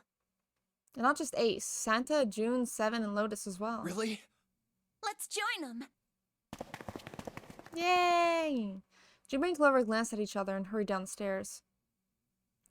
They reached B deck at the same time. Jumpy! Clover! June's face was excited. Something had happened. How much Junpei could tell by simply looking at her. What's up? Given their situation, he was not inclined to be excited about the sudden developments. June, however, couldn't contain herself. We found it! Found what? We found it! What did you find? The last door! We found door 9! Yay! What? Come on! Just follow us. We'll explain on the way. What other it would someone be this excited about? Yeah. Okay. 7 turned and jogged off down the stairs. Well, if that's the case... Wait for me. We should get going as well. Oh god, I'm so nervous. Holy heck. This game needs more clowns. No, I'm so glad there's not a single clown in this game. The rest followed. Jumpy! We finally made it! The relief and excitement in her voice echoed what each one of them felt. Yeah, it's finally time. Junpei is clown coded. Shut up. He is not. They wasn't quite ready to believe they'd really done it, at least not just yet. Still, if everyone said that it was door 9, then it probably was. We've reached the end. He could feel his heart racing. A sort of anticipation and fear ran through his veins. It feels like shaking. He was doing his best to maintain a sense of healthy skepticism, but he couldn't deny that the prospect of escape was an exciting one. I can only see what? What do you mean? I'm not a freaking clown, alright? Not a freaking clown. I know you guys would use a clown channel point reward. I'm never doing that, because I know I'm not. I can't be, ever. Something's bothering me. Only 3 to 5 people can go through the numbered door. 7 of us are on our way to door 9. That means that, best case scenario, there will be 2 of us who have to stay behind. He doesn't know. 2 people. Show the receipts. Show that model from that one stream. Shut up. Dude, I was a clown for 2 streams, okay? 2. That's it. Is there a way? I'm saving for game requests. Can someone redeem Dumb Hat? Shut up. Junpei looked over at the clock. 4:30. Don't give me the dumb hat during the end of this game. It's so intense. Come on. We've only got 90 minutes left. I've got no time to wonder about it now. Hey, Junpei! June! What the hell are you two doing? Hurry it up! Santa's voice jolted Junpei out of his reverie. Let's go, Jumpy! 9 + 0 minutes. A digital root of 9. Oh my god. Yeah. Junpei followed.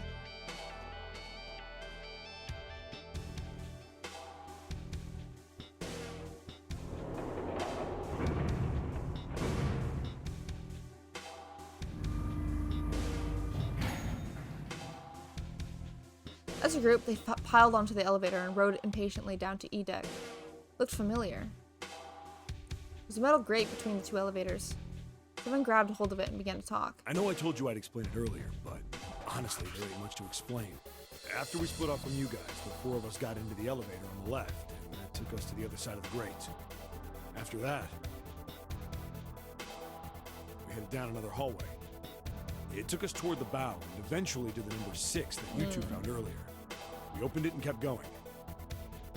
There was another locked door behind it, like usual, but this time we had to complete 2 different areas before we could unlock it. Once we were through that door, there was another hallway that went the other direction, to the stern. So, on your way, you found the elevator. You better not add clowns to your D&D campaign. You better heckin' not. That's right.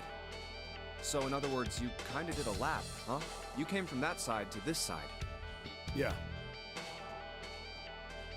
With that settled, Junpei looked around. So, where's the number 9 door? Over here. Seven began walking down the hallway that led toward the stern. Junpei and the others broke into a jog to keep up with him. By the way, They had been walking for a while, June in silent step with Junpei when she spoke. you know, it's because of Santa that we're all here right now. What? Huh? That all 7 of us are going to door 9. What? You don't get it? Santa, 7, and Lotus, what's their digital root? Ah. 9. It's 9. That's right. They could have just left me behind and kept going if they wanted Oh. But they didn't. to. Yes, because Santa wouldn't let them. He said, we can't leave June and the others behind. Ah. That's why we went looking Okay. for you guys. And then you got on the elevator and went back to the central staircase. That's right. Well, I wouldn't have called that one. That Santa would be the one to stick up for you. Wow.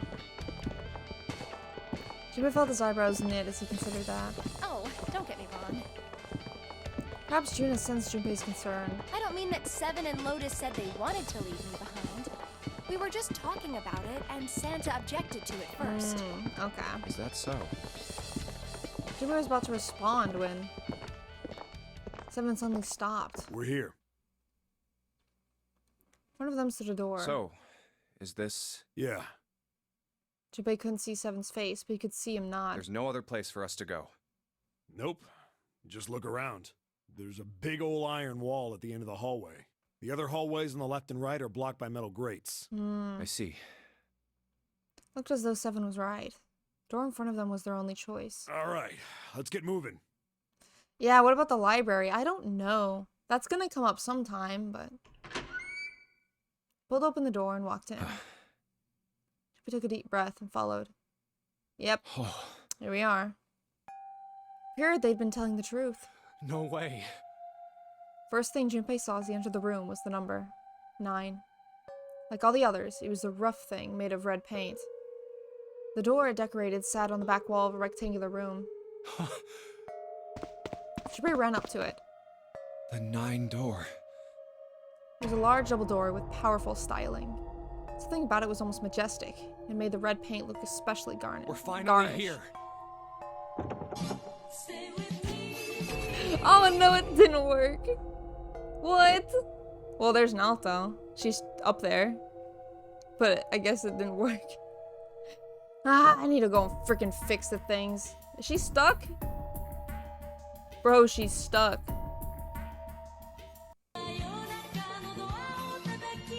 There we God. I need to, bro, not now, okay? We're in a very intense situation. Now is not the time for Naruto dancing. Alright? Now is not the time. Not the time. Junpei grabbed the handle and shook. It didn't budge, but then he hadn't really expected it to. The red was bolted to a wall next to the door. Its display read vacant. No doubt about it. This is door 9. Time to spam it? Please, God. Don't do that.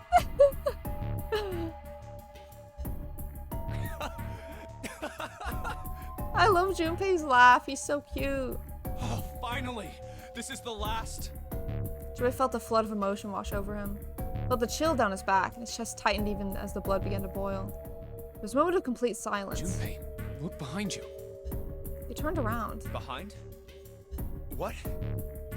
Junpei could scarcely believe what he saw. Why? A door and a 9.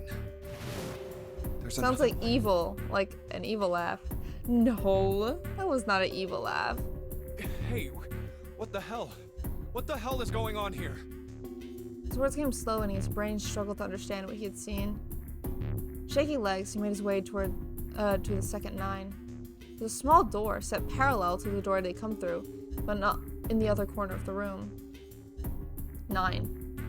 There's no mistaking the number, and if any more proof is needed, a red was bolted to the wall near the door. There's a red there too. That means...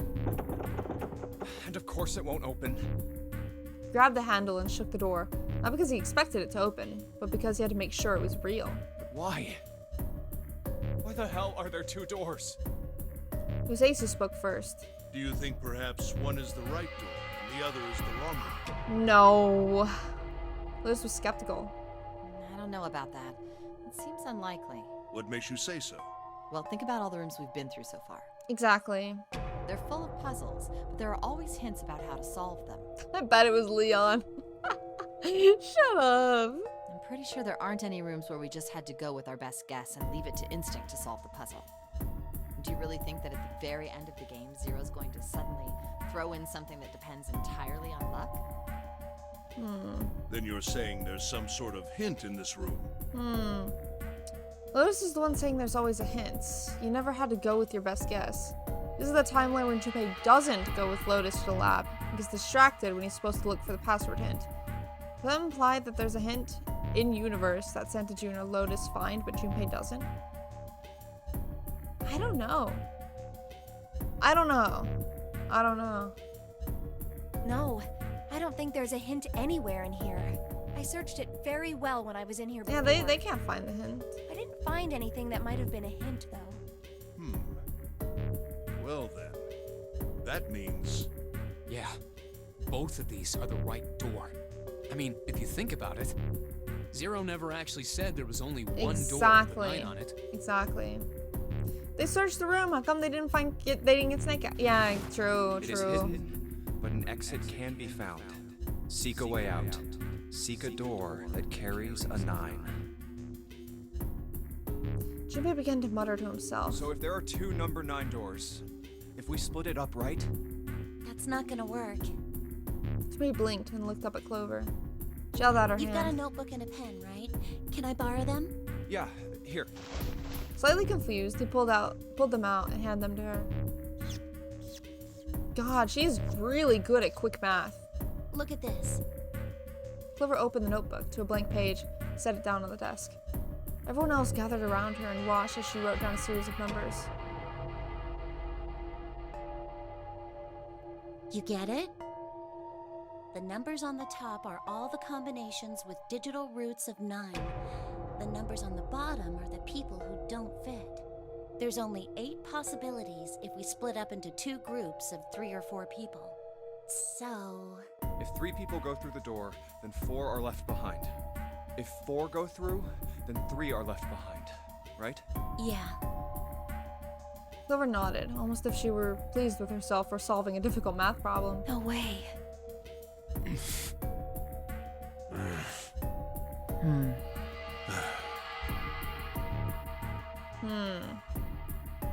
The room went very quiet.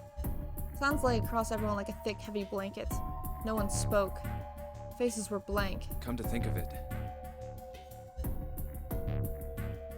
How come they're not looking at the freaking coffin? Desperate for something to look at, Junpei turned his eyes to the room around him. What is this room? Walls were covered with candles. Wavering flame made the shadows of Junpei and his companions look as though they were dancing. 2 rows of wooden pews filled most of the room. It looks like it's set up for some kind of ceremony, but what kind? Between them was a strip of rich red carpet.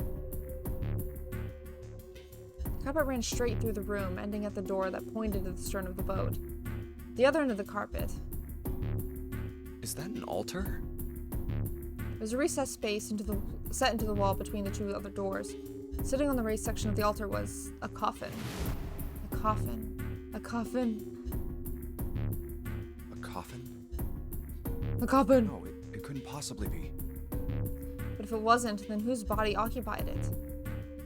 That was as far as Junpei wanted to pursue that line of thought. Decided not to think about the coffin for the time being. At that moment, Seven spoke. There was an edge of humor to his voice, but it was forced. Okay, I give up. I give up. I figured if we sat around here long enough, someone would volunteer. But I guess nobody's got the guts to do it. What are you talking about? Junpei didn't understand.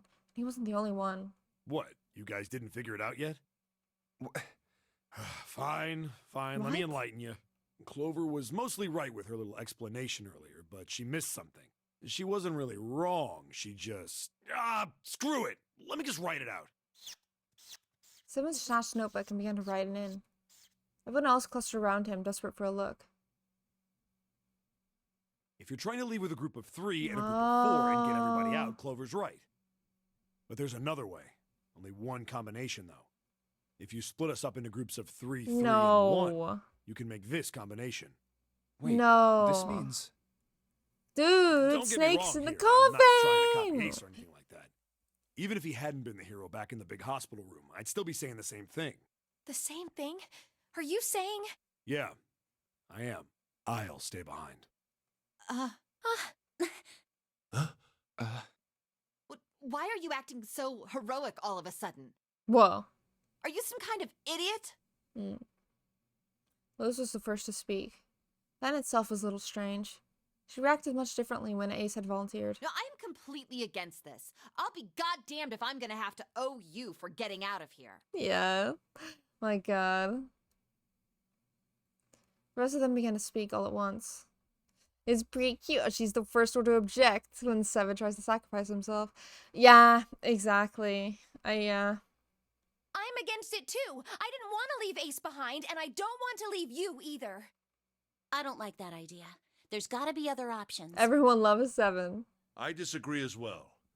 I can't say I care much for you being the hero. Finally, they quieted down. Junpei looked at Seven. Well, there you go, Seven. Proposal denied. Clover's right. There's gotta be a better way than this. Seven made some noise that was somewhere between a derisive snort and a cough. Doesn't make any sense. He was doing his best to pretend they were making a foolish decision, but Junpei could see the twinkling of water at the corners of Seven's eyes. That was when Santa spoke. Whoa, hold on a minute. I haven't said anything yet. Till then, Junpei hadn't realized that Santa had stayed quiet for most of the discussion of Seven's fate. Something in his voice made Junpei uncomfortable. Are you... agreeing? You want to leave him here? Huh? Santa shook his head. Nah, I'm against it.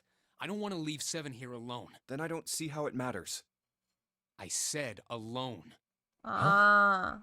I said I don't want to leave Seven alone. There was a dull shine in Santa's eyes.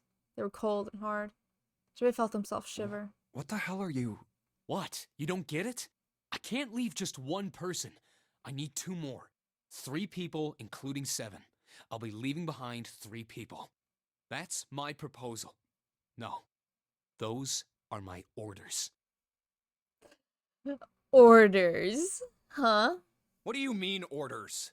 What the hell makes you think you can order us around? Who the hell's gonna listen to you? You all will. In 3 seconds, you won't have a choice. What? What? What?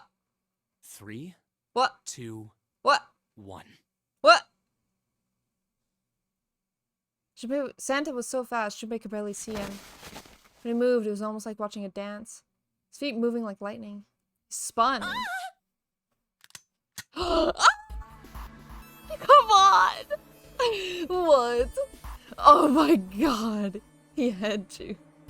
See? I told you. Oh my god. His lips curled into a cruel, mocking smile. Huh? What? A shudder traveled the length of Junpei's spine.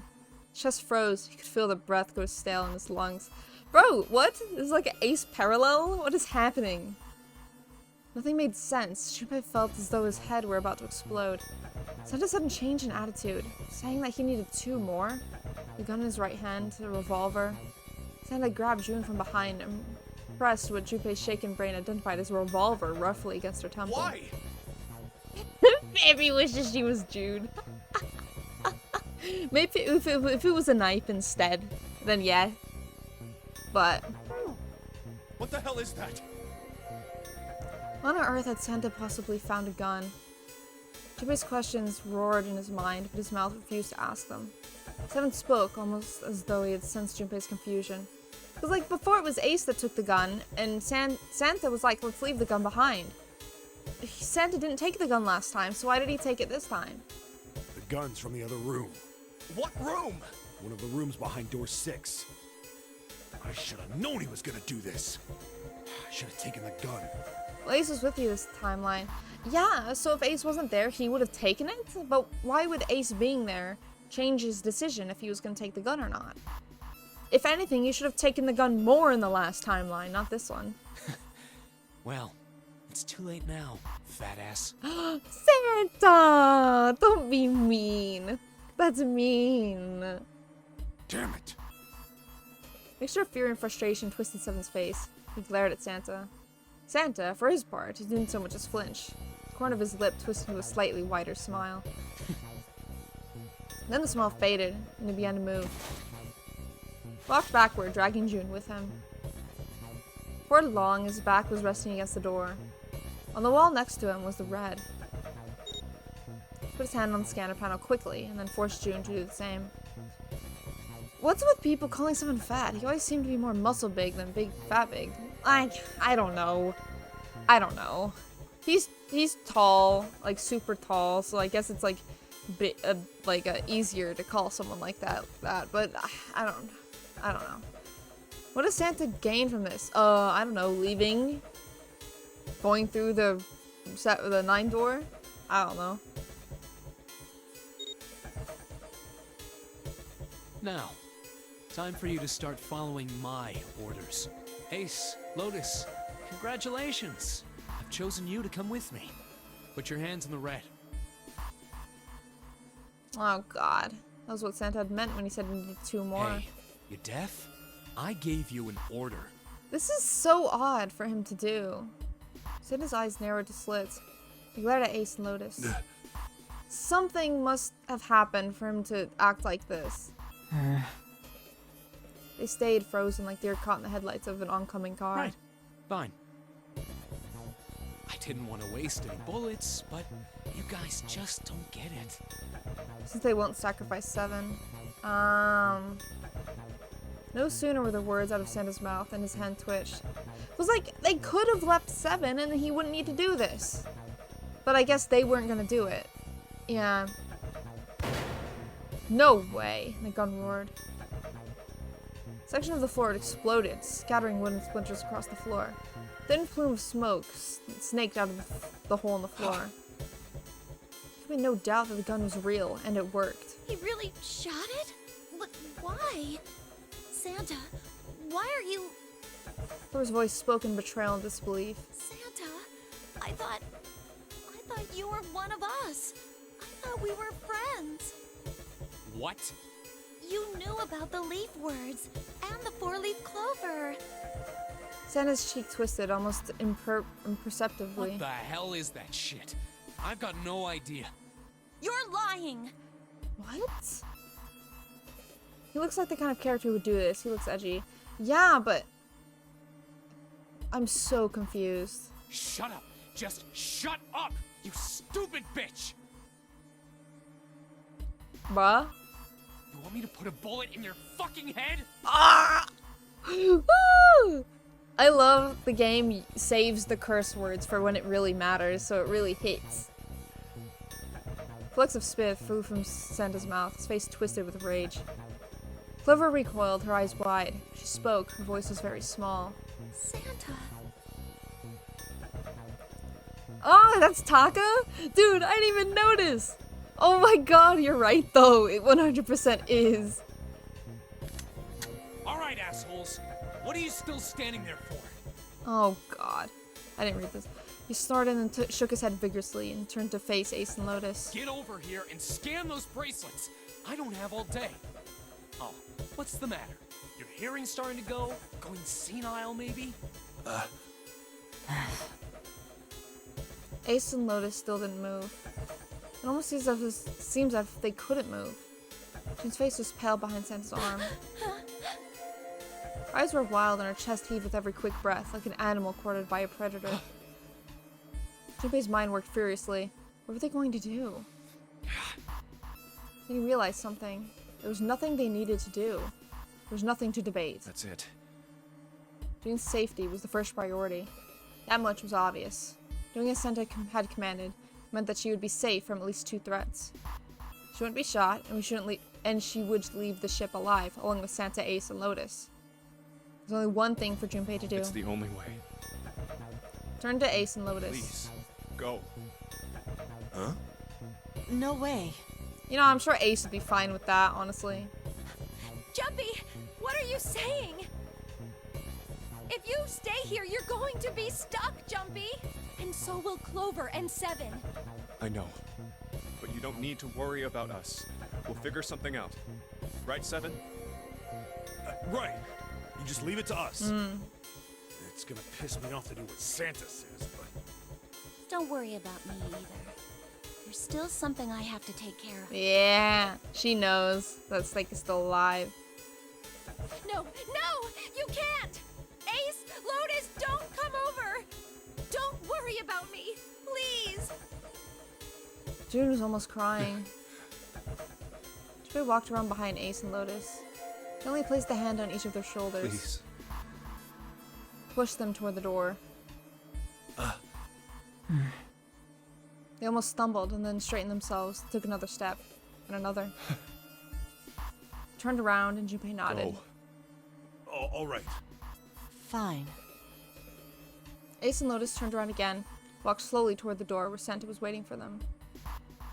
For what seemed like an eternity, they stopped in front of the door marked 9. Santa smiled. Alright, now let's get those hands on the scanner panel. What's the holdup? What? You think I'm fucking around here? I don't give a shit about this girl. Oh my god, Santa. The red doesn't need a person, you know? All I need is the bracelet. You get it?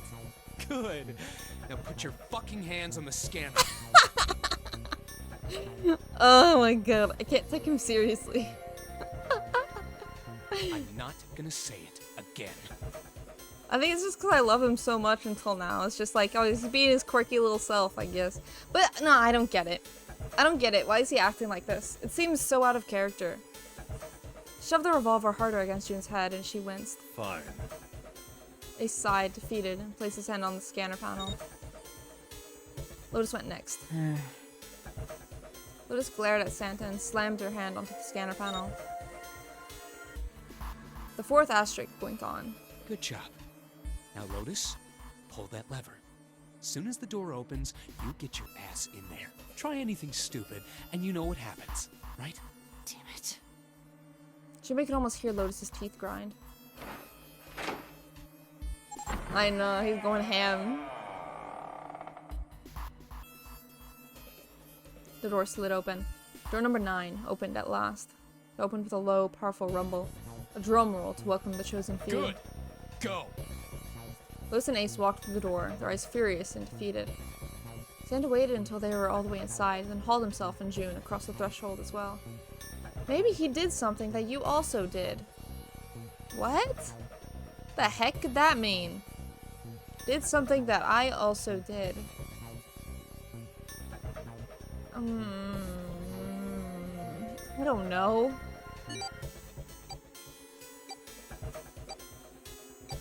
Later. 6, 7, 8.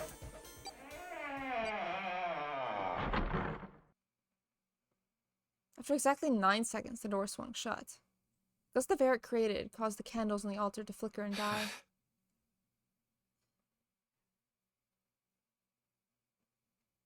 The room fell silent. Junpei, Clover, and Seven had been left behind. Clover looked down at her hand and traced with her finger the faint blue veins that crisscrossed them. Seven shoved his arms to the front of his overalls and scratched his stomach. No one spoke. Silence made the air thick and oppressive.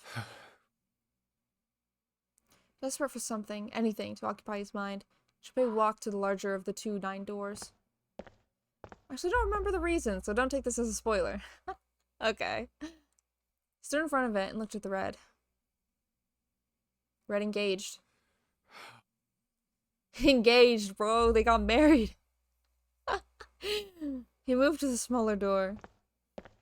Remember when you and Clover did the math to see the possible killers? Yeah. Oh. I see.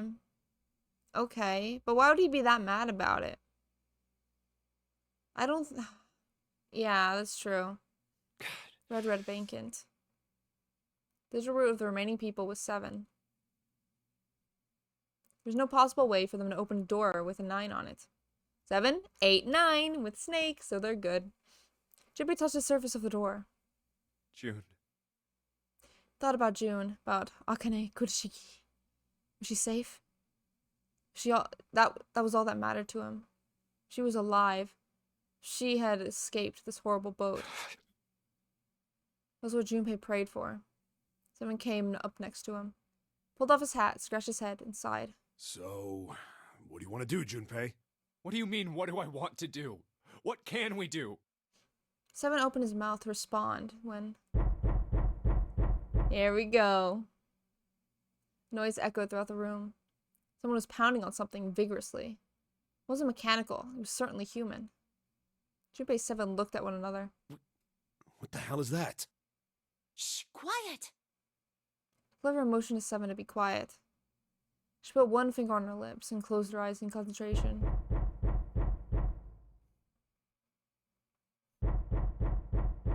The 3 of them listened, trying to determine where the sound was coming from. Where is it coming from?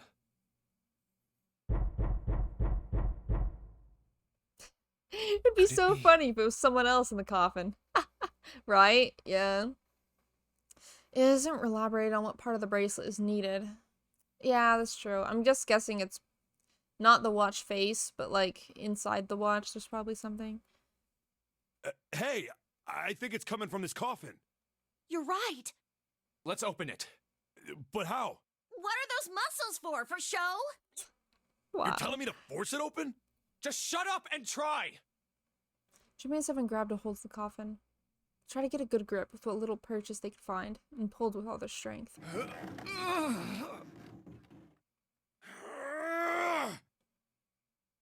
Damn it! Yeah, didn't think that would work. It won't even budge. There was some sort of keypad attached to the coffin. Its purpose would not have been difficult to determine. Their eyes were almost immediately drawn to it. Not another one. Yeah, looks like it. Do you think we have to put in the right password or it won't open? So was closed, and I texted and called you, but you didn't answer, so... Ah, heck. Well, I have my phone Must have silenced saw it. right now. Oh. It's alright. I can go later, I guess. Well, not to drink soda, it's closed. Well, yes, I know. Yeah, I was thinking. Yeah. Junpei is so rude. I'm trembling and crying right now. No. Clover calling him muscly there, but fat earlier. Granted, she was kind of going through some stuff earlier. Yeah. I think, like, if someone's not, like, a stick, then people call them, like, fat. like there's a healthy balance that people don't seem to care about. I think so. The noise wasn't stopping. In fact, it was getting louder. Whoever or whatever's inside this thing wants out. And now. I know that. But how? Without a passcode, I don't think there's much we can do. Balance? Wizard 101 reference? Dude, I want to stream more of that, actually. But I don't know when the next free weekend is. Dang. But she knows the passcode because she has a little note. I couldn't even tell how many numbers the passcode needed to be. Isn't there a hint somewhere? Well, let's look for one. Unless it's a girl that's sick. Yeah, I just get that. Yeah. Fortunately, there didn't seem to be anything near the coffin. Clover ran to examine the pews and someone investigated the desk. He turned up nothing. There's nothing here. Not making this easy, are they? Bom, bom, bom, bom. Sound still wouldn't stop. It wasn't a noise that belonged in the room. In that room.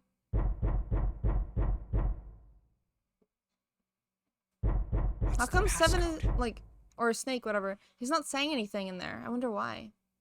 What am I supposed to do? How can we figure it out? I need something. Whoa. Might be soundproofed. Well, if it's soundproof, then the, like, banging wouldn't do anything, would it? The world blinked. Suddenly, there was a voice inside of Junpei's head. Truth had gone truth. Truth had gone, and truth had gone.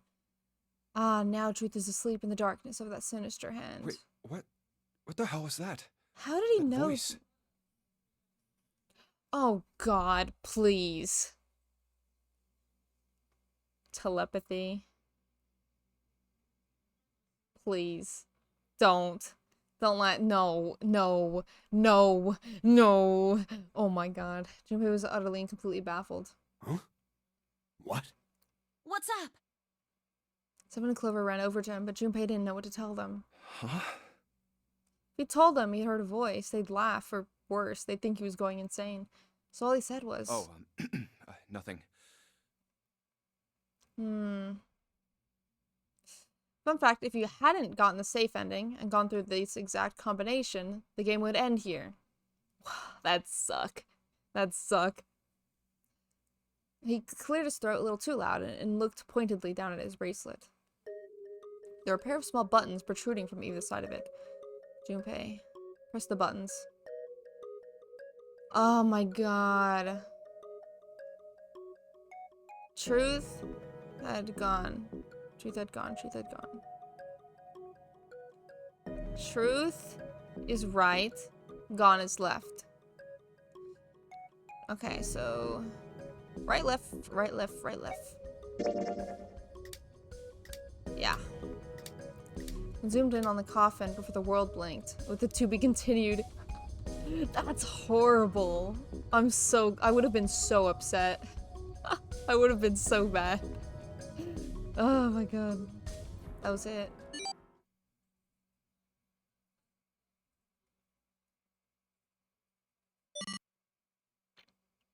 Eight numbers blinked on and off on the bracelet display. Junpei checked one last time.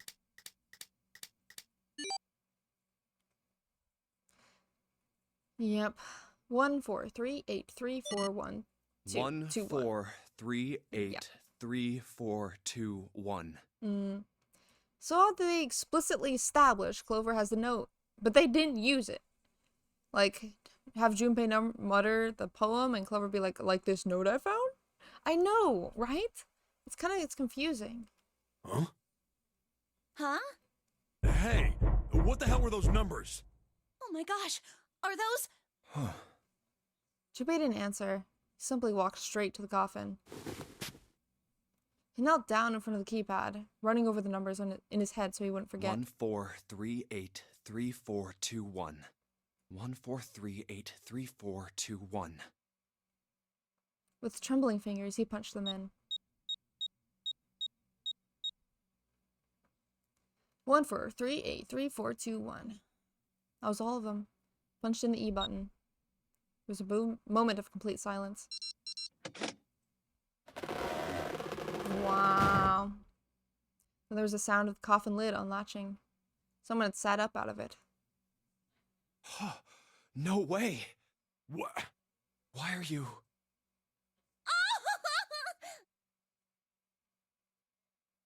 Yippee! Oh? Is that you, Clover? I apologize for worrying you. Oh my god, this Snake! guy. This guy. You? Why? Junpei? And Seven? Is that God. you? Is everyone else there as well? I do love how every time they read out the code, it's clearly a different different read of the line. I know, yeah. I've noticed that too. I was like, when he was saying it, I was like, man, it must have been a pain to read it out like 4 or 5 different times. Even more, maybe. Just like Rip Van Winkle. What? Still, it was very much like Snake. Simply cut to the heart of the matter and ask. Oh. Jeez. Junpei 7 shared a wry smile. Clover's eyes were filled with tears. You're back! With a cry of joy, she leapt into Snake's arms. Aww. Gently now. Aww. My body's still a little weak. Oh, you're back! Clover looked like nothing as much as a lost child who had finally found her own. She cried and cried and cried. Her eyes were red and her nose was running. She hiccuped and gasped as if she were about to begin hyperventilating. You're back! You're really here! Her voice was happy, but almost desperate, as if she feared he would disappear again if she stopped talking to him. Tear after tremendous tear rolled its way down her face. Her small arms strained as she clutched Snake's body as tightly as she could. Perhaps she tried to convince herself he was real. Perhaps she was worried that he'd be gone the moment she let go. Perhaps she just simply didn't know what else to do. You're back! Come now, what's gotten into you? You're acting as though I've returned from the grave. Well, you have. Not as though!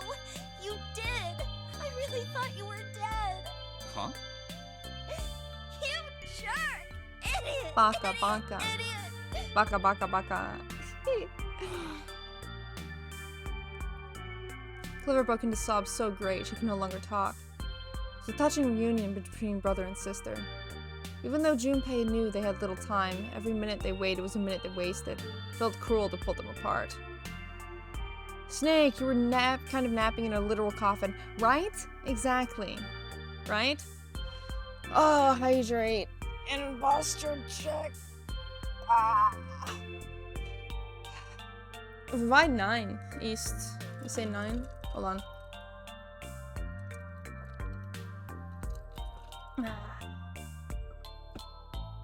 There we go.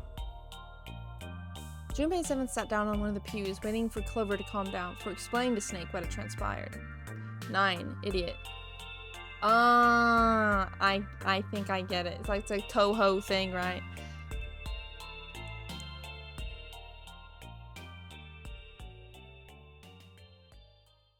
I see.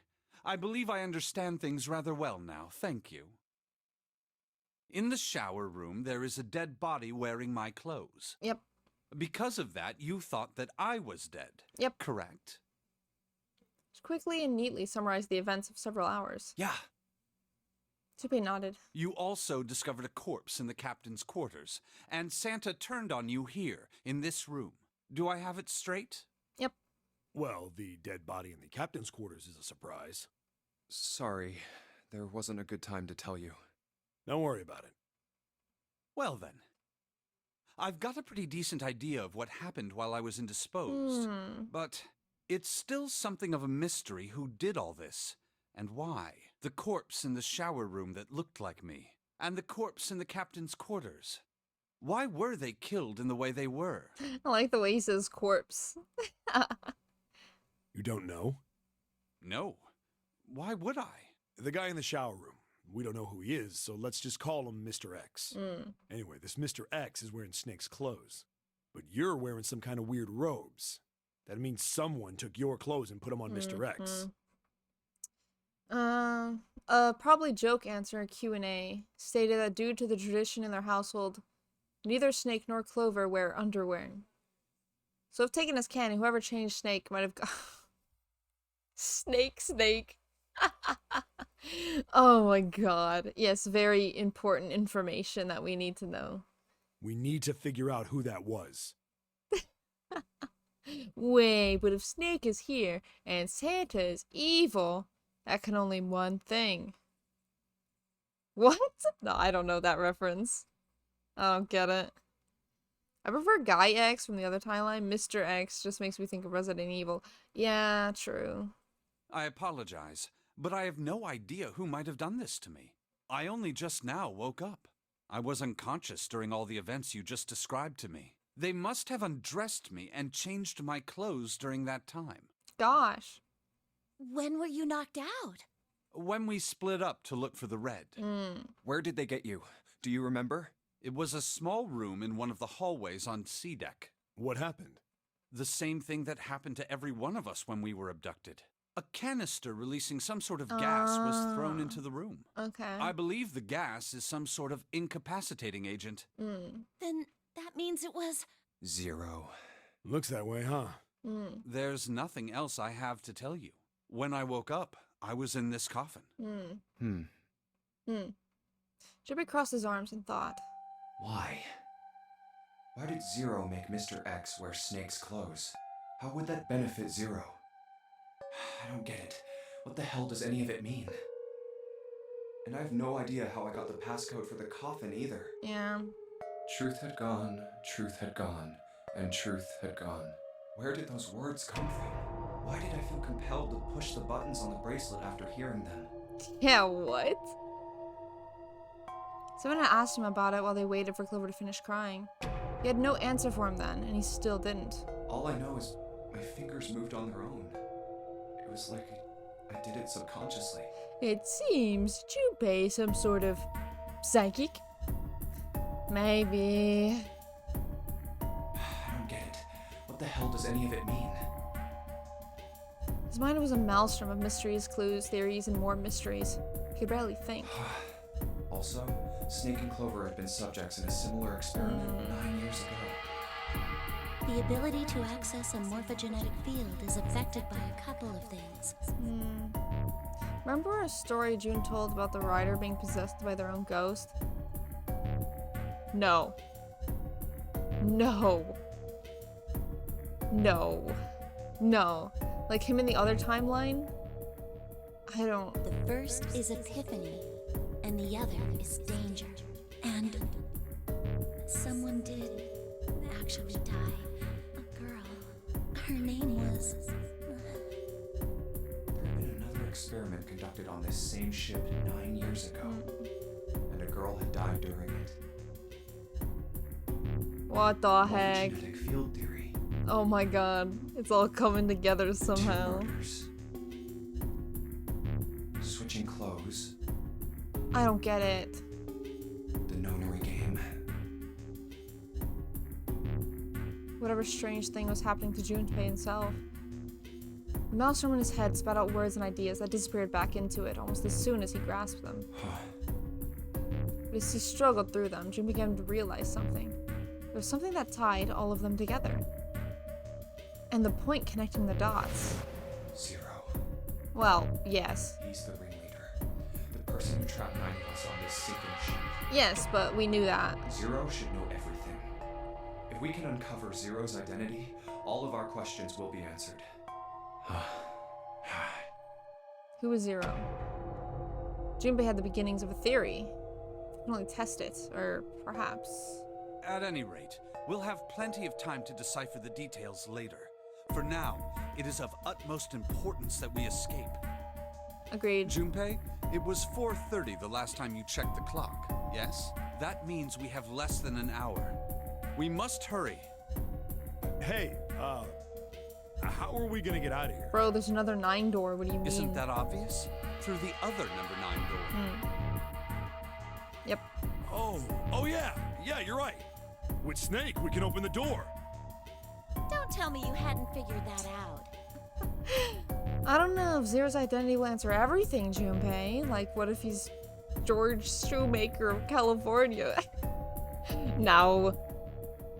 So they snipped back and forth. Junpei glanced at Snake's left hand. He was wearing a bracelet with a 2 on it. Come on, you gotta tell me these things. I, assumed you'd figured it out.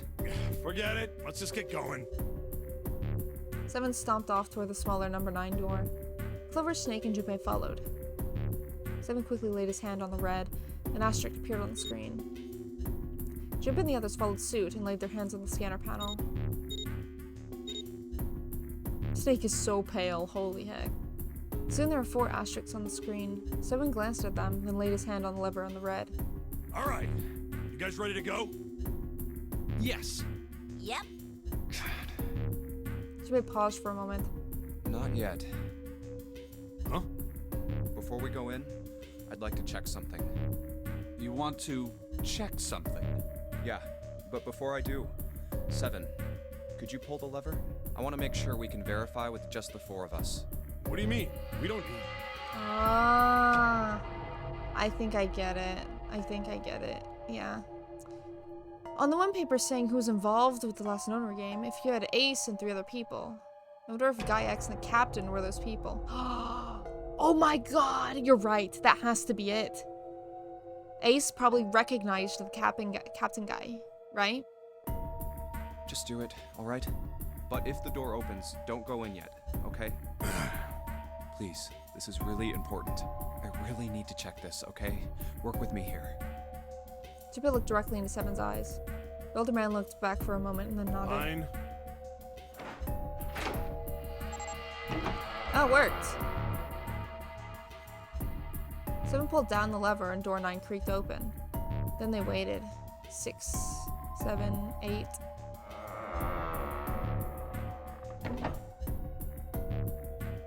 After 9 seconds, the door closed. Alright, that means the 4 of us can go into door 9. So, we knew that already. It's obvious. Obvious. Yeah, you're right. It is. What is he getting at? Now, what happens if we add Zero's bracelet? What? Zero's bracelet? Why don't you take it out, Clover? For a moment, Clover looked surprised, but she recovered quickly and stuck her tongue out at Junpei. So you did know I had it. I picked it up because I thought it might be useful sometime. God. Hey, Sven. She reached into one of the pockets of her voluminous jacket and produced a bracelet. Junpei took it from her and turned to 7.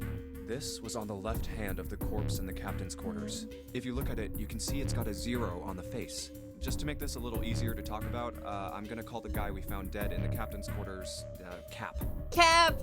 Bro, Cap?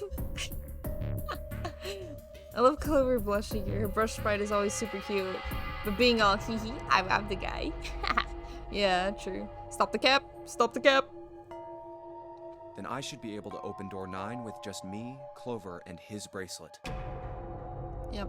Though the big question is, if Cap is the mastermind of this game, would he really put one of these bracelets on? He wouldn't. Anyway, let's just give it a shot. Clover, give me your hand. Okay. Does this now the matter, captain's though? bracelet. And pull the lever. However, the door didn't open. The res display read error. I knew it. Now, what does this tell us? Maybe the bracelet has to be on your wrist in order for it to work? No, that's impossible. Did you see how the panel showed a 3rd asterisk when I scanned Cap's bracelet? Yeah. Whether or not it's on your wrist doesn't matter. Yeah, I remember. As long as he didn't eat the bomb, the bracelet itself could be something the mastermind would wear. I guess, yeah. All you have to do is put the bracelet near the panel for it to register. Someone waved his bracelet in front of the scanner panel. Sure enough, a single asterisk appeared on the red. Huh. Looks like you're right. See? So what does that mean? There's only one possibility. That bracelet isn't the number 0. Is that what you're saying? Mm-hmm. That's right. Then what number is it? Let's find out. Junpei. Scan the bracelets with this combination. Well, we already know it's 6, so... What is it? I'll try a random one. 6 plus 7 plus Junpei plus steak. Ah, frickin' gosh, frickin' dang it. 6.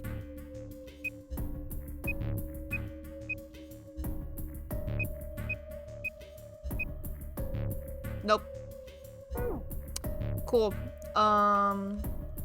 Snake plus Clover plus 7 plus Cap. Snake plus Clover plus 7 plus Cap. 1. Okay. 7 plus Junpei. 7 plus Junpei. Wait. 7 plus Junpei plus... Yeah. Let's try 7, me, and Cap. What? Ah. Okay. If this combination opens the door, then Cap's bracelet is number 6.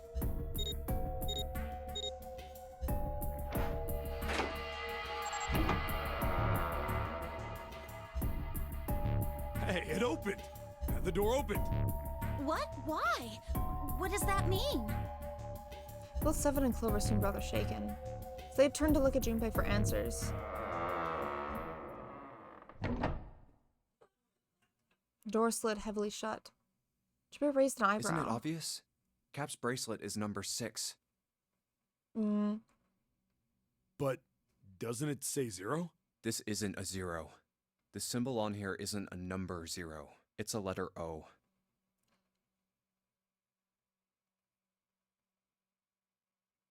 Huh? Oh.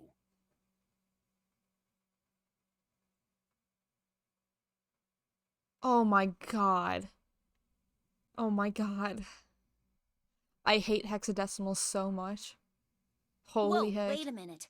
I don't get it. I mean, we figured out that Cap's bracelet is 6, right? Yeah.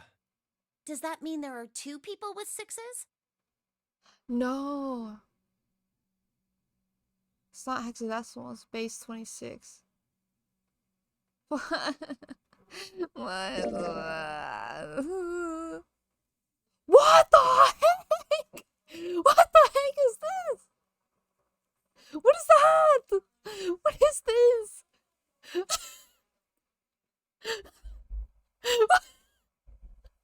What is this? I clicked it accidentally. I was looking for files.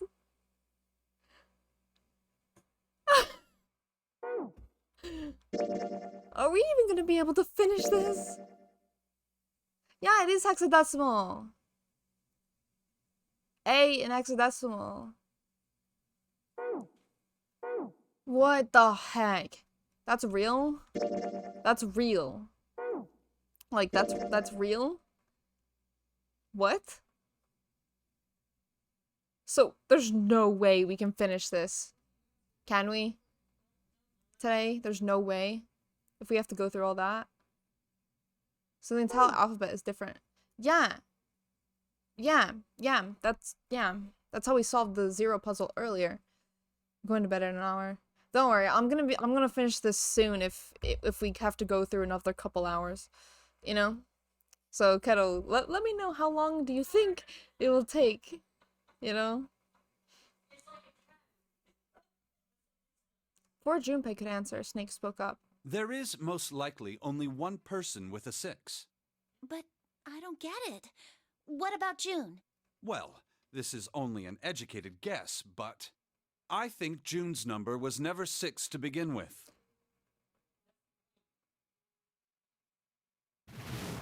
Her bracelet was flipped.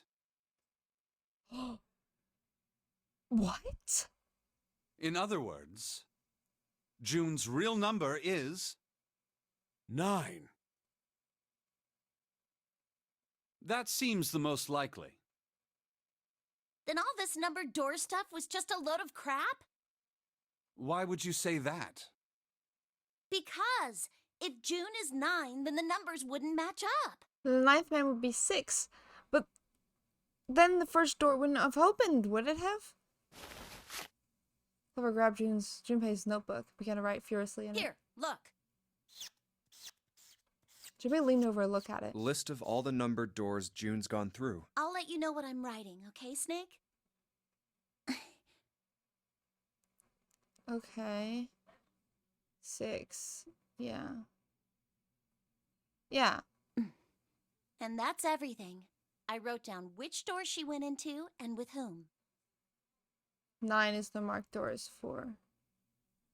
Ah. Yeah, I had a little error. That's fine. And I wrote what all the numbers were. So if you switch 9 and wherever there's a 6, the numbers don't work. Yeah. If the digital root is 7, then you can't open door 4. If the digital root is 2, then you can't open door 8. Clover, do you notice anything interesting on that list? What do you mean? You're talking about 3, right? 3? Santa's always in the room with her. That's what you're saying, isn't it? What? Yes, that's right. What about it? That's quite simple, really. You told me that the first time you came to this room, Was it June and Santa? Santa was the first to refuse to leave June behind. What? Now, doesn't that beg the question why? Why would Santa do such a thing? The answer is easy. Because Santa can't open door 9 with only 7 in Lotus. Of course, there's only one reason for that. His number isn't actually 3. What? What? Santa's real number, 7? Would you be so kind as to modify my sister's equations? Yeah, sure. 7 took the pen from a confused Clover and began to adjust her calculations. This is what you were getting at, right, Snake? He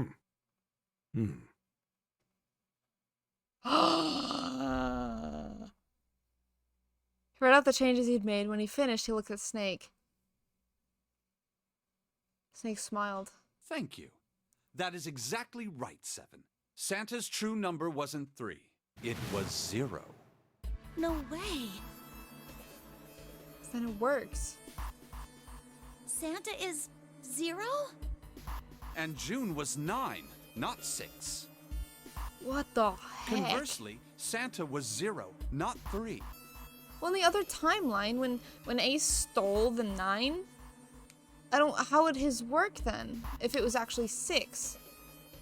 They put stickers up top of their bracelets. Yeah, okay.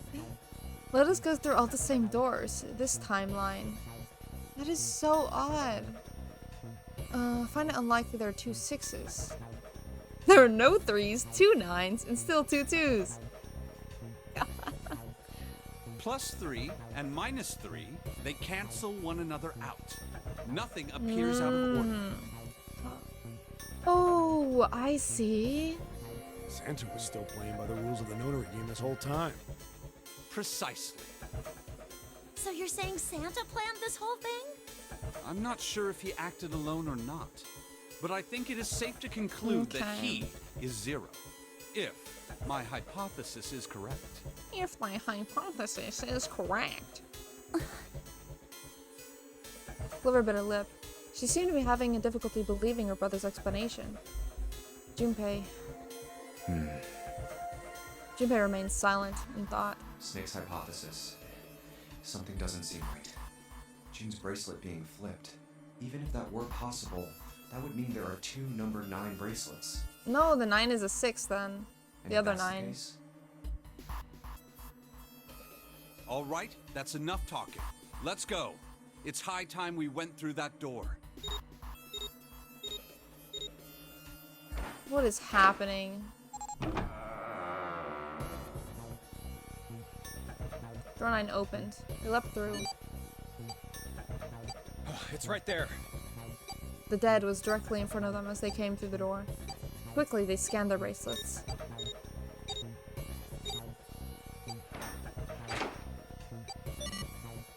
And the detonator stopped. After pausing for a moment to catch their collective breath, Junpei and his companions headed down the long hallway in front of them. All right, let's keep going. At the end was a set of stairs leading down into the ship. I think these stairs go to the bottom deck. Yeah, Snake's arm is probably much paler because it's a prosthetic. Yeah, you're probably right. They leaned out and looked over the side. Looks dry. Let's head down. After deciding it was safe, they headed down the stairs. Before long, Junpei and his companions found themselves on the bottom deck. They turned left into another hallway, at the end of which they found another door. Hey, it's a... Of course, there was a symbol engraved over the keyhole. It looked like a sort of harpoon one would use to hunt fish, like the kind with 3 prongs. Snake traced the shape of it with his fingers. This is the Neptune symbol. There must be a key around here somewhere. Neptune key. I only have the Uranus key card. Clearly, it wasn't going to open the It's door. a different planet. Plus, it's the wrong kind of key. Let's turn around and go back for now. Yeah. After examining the door for a few more minutes, they gave up and headed back the way they'd come. Hey, another door. A little more searching, they found a metal door. And a card reader this time. Ah, the Uranus one. Symbol was engraved onto the card It's reader. the Uranus symbol. This is the place. He muttered to himself and slid the card through the reader. It beeped once, and the light on it turned green. With a heavy metal groan, the door cracked open. Have you tried doing the thing where you slipped a credit card between the door and the latch? I doubt that would work here. Junpei, Clover, Snake, and Seven looked at one another, nodded, and stepped through. The room they found themselves in was full of books. Wow! Ah, here we are. It's totally full of books! There's so many. I don't know where to look. Looked remarkably like a library. The sort of library where large numbers of people came to read books. More the sort of library that was simply a place to store books. He felt a little overwhelmed with the sheer number of books, but Junpei did his best to speak with authority. All right, if we want to get through that door out there, we need the Neptune key. Whoa, a library with books? That's insane. Also, if it's true that Santa is actually Zero, wow. I'll put Santa on C tier of him not being likely to be Zero. Yikes.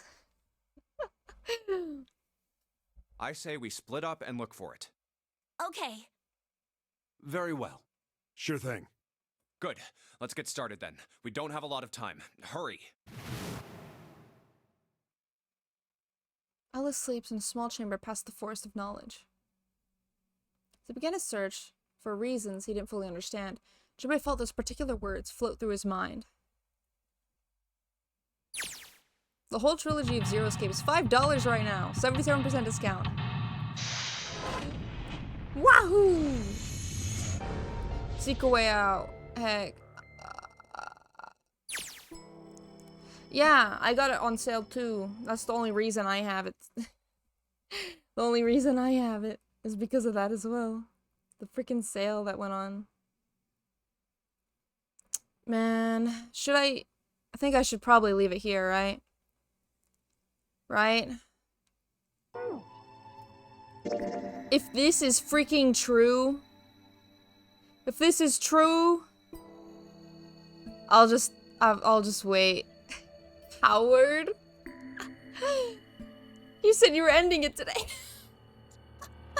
Look, if people want to watch the VOD, I don't have to have them watch too much. You know? Liar. Oh, you guys are hold on. Split the VOD in two. Okay, look. Look. Think, Verpy, think! I have an idea. Don't mind my portal noises. Give me a second.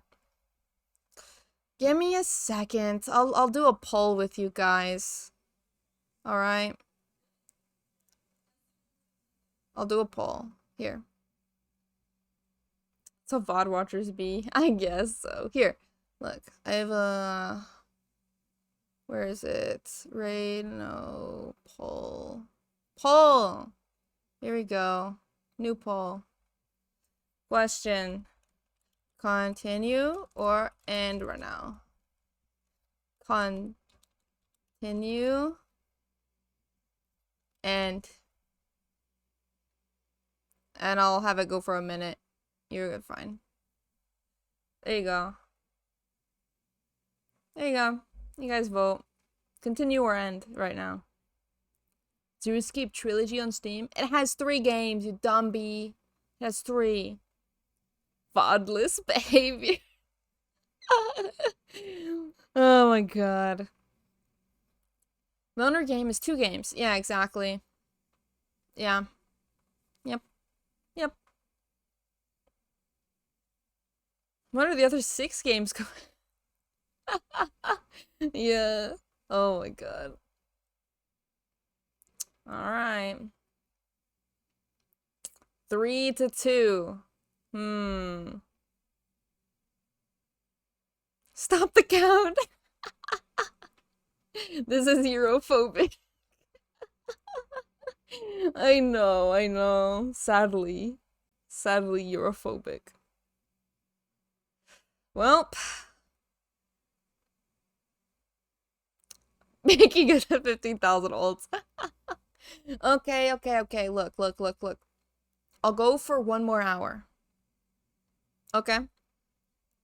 I don't see the voting, so I don't have to vote. Oh, what would you vote then? Because that would be like a tiebreaker if you voted. So what would you vote? Continue or end?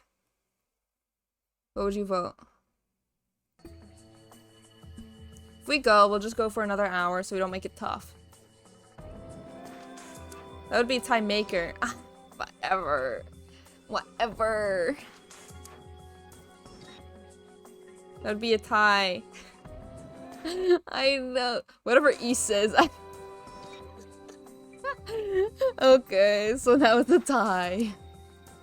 Now it's a tie. Ah, should I ask my brother? He probably doesn't care, but maybe I should ask him. Remember, redeem. Wait, what redeem? Last vote is yours. You decide. What?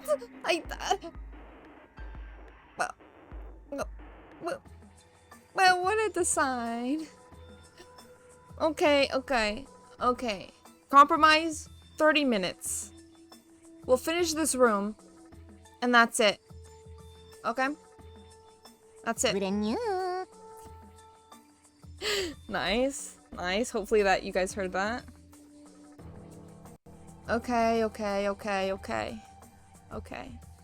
Alright. Okay.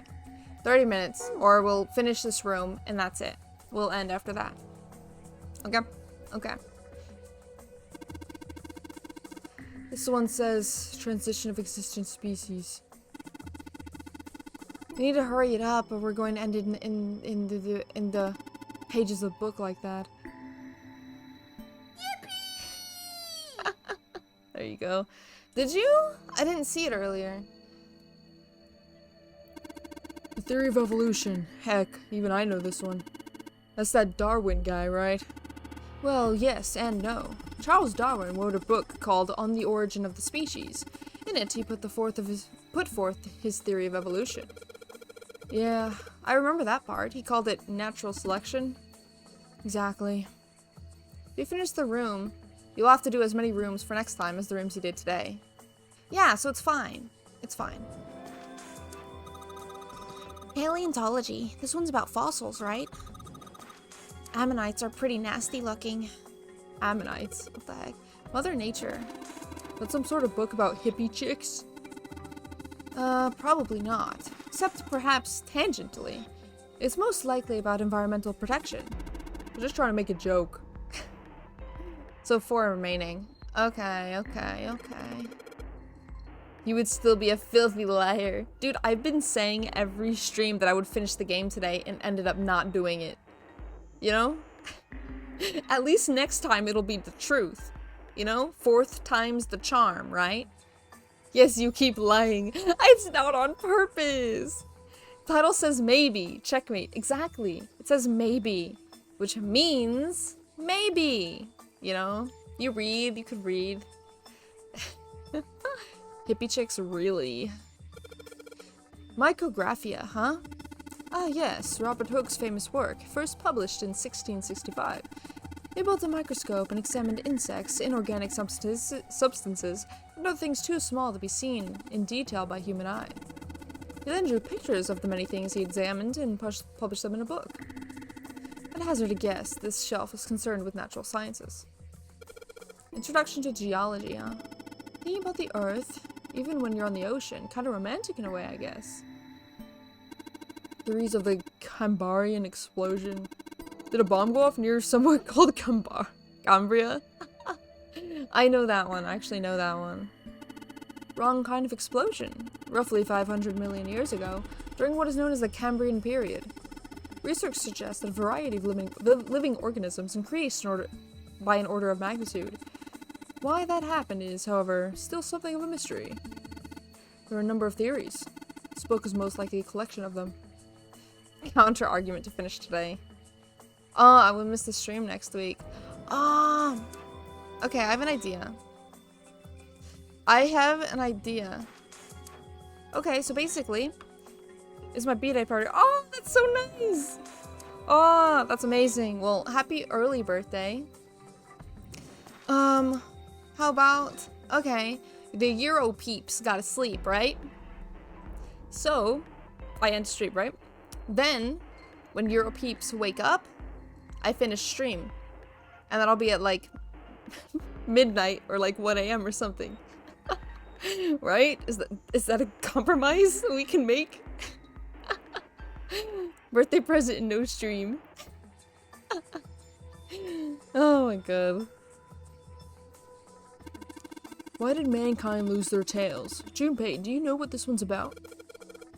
Why are you asking me? I didn't even know we had tails to lose. Maybe we should ask a human with a tail. Mankind's ancestors most likely lost their tails as they were no longer useful. The nutrients required to grow them were better put elsewhere. Wait, run that back for me? So, I end stream now. Euro peeps go to sleep. Euro peeps wake up. I resume stream. And we finish game. But then I'd be up to 4 a.m. So, like, my current time is 5. So, at, like, midnight, 1 a.m., we resume stream, finish the game. That would be really early for Euro peeps and really late for, Central Time. You know? Would you be up to 4 a.m. anyway? Maybe. Maybe. 4 a.m. stream. You guys' choice. I can do that if you guys want. It's fine. Not a big deal. Sounds great. It works for me. I can't believe we're doing that. No take backsies. Okay, fine. Hold on, let me triple check that I don't have anything to do tomorrow. Let me triple check and then we'll be okay. Yep, we're good. We're good, we can do that. We can do that. So, I'll post the time in the Discord just to be sure. Wait, say it again, but clip it and pin it. I end stream now. Pick it up in how many hours? 7 hours. 7 or 8 hours. I'll pick it up. We finish the game. Alright? Is that good? Is that a good compromise? I'm only sleeping stream tomorrow, I guess. Oh my god. Okay. At least that's what I read. I was rather young. I may have remembered it incorrectly. Huh? Why the hell would a kid be reading a book like that? There's a note on that table. Lights to the books. Huh? What does that mean? Interesting. Well, intelligence often hides itself in darkness. Have you ever thought about the pages of a book? Each page only sees, what, maybe 2 or 3 minutes of light before the reader is on to the next. Spend the rest of their lives blocked in darkness. Rather like myself. That's horrible. Oh, don't get me wrong. I'm not complaining, not at all. I live in the darkness, yes, but that has gifted me with the ability to catch the truths others might miss. Hear the voices hidden in the darkness, you might say. Note on the table, it says lights to the books. Okay. Snake getting all philosophical about his blindness. Yeah. Handrail is made of metal. Wait, if we're actually... Should I just end now then? Slept like 4 hours today to not miss the stream. Yeah, save. Yeah, go back to bed. Go back to bed, dude. Bro! The arrow's over it.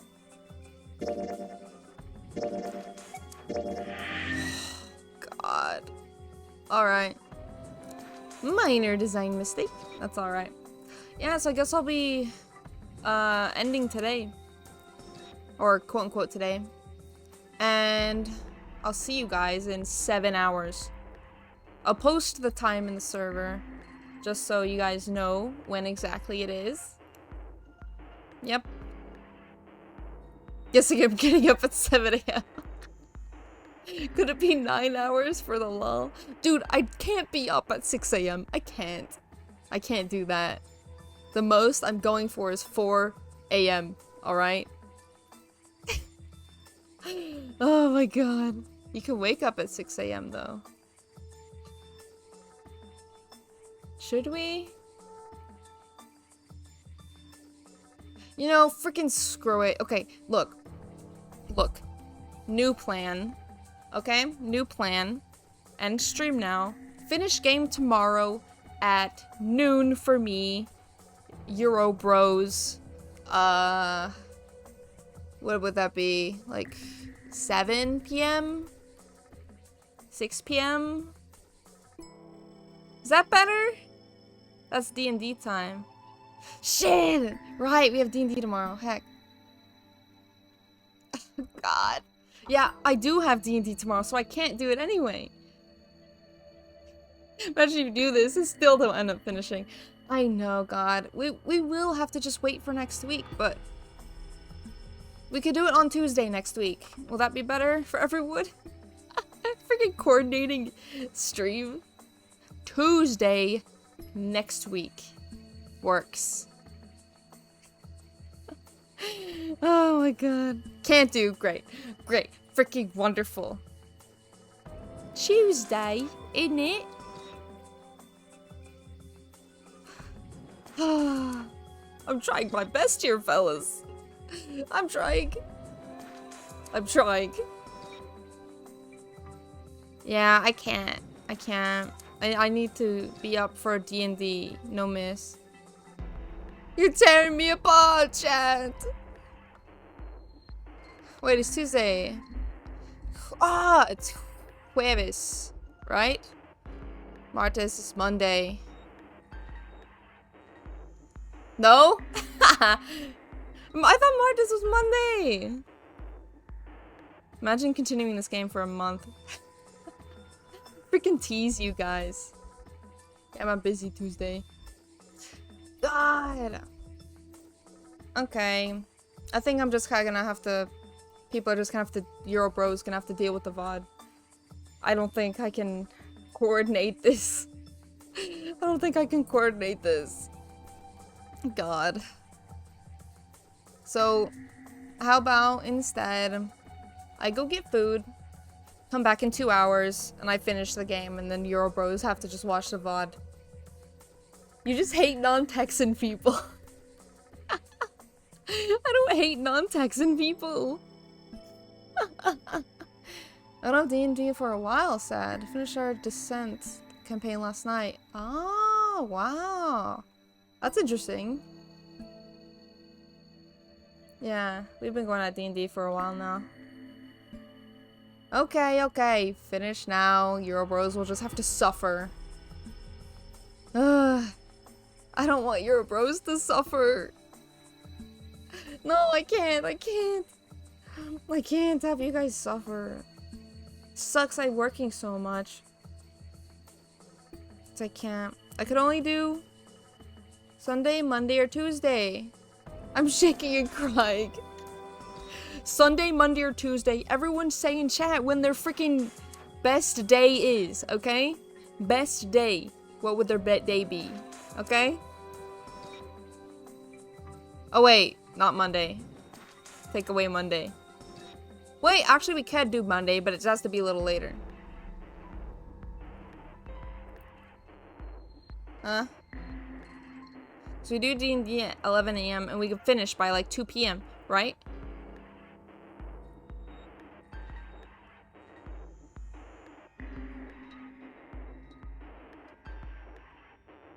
I'm busy Tuesday and Sunday. Okay. Okay. Final offer. Final offer. Tomorrow, 2 p.m. CST. So that would be I don't know, 10 p.m. Eurobro. 2 p.m. Texas is 4 p.m. Arizona, or 12 p.m. It'd be 12 p.m. Arizona. Okay, okay, we works.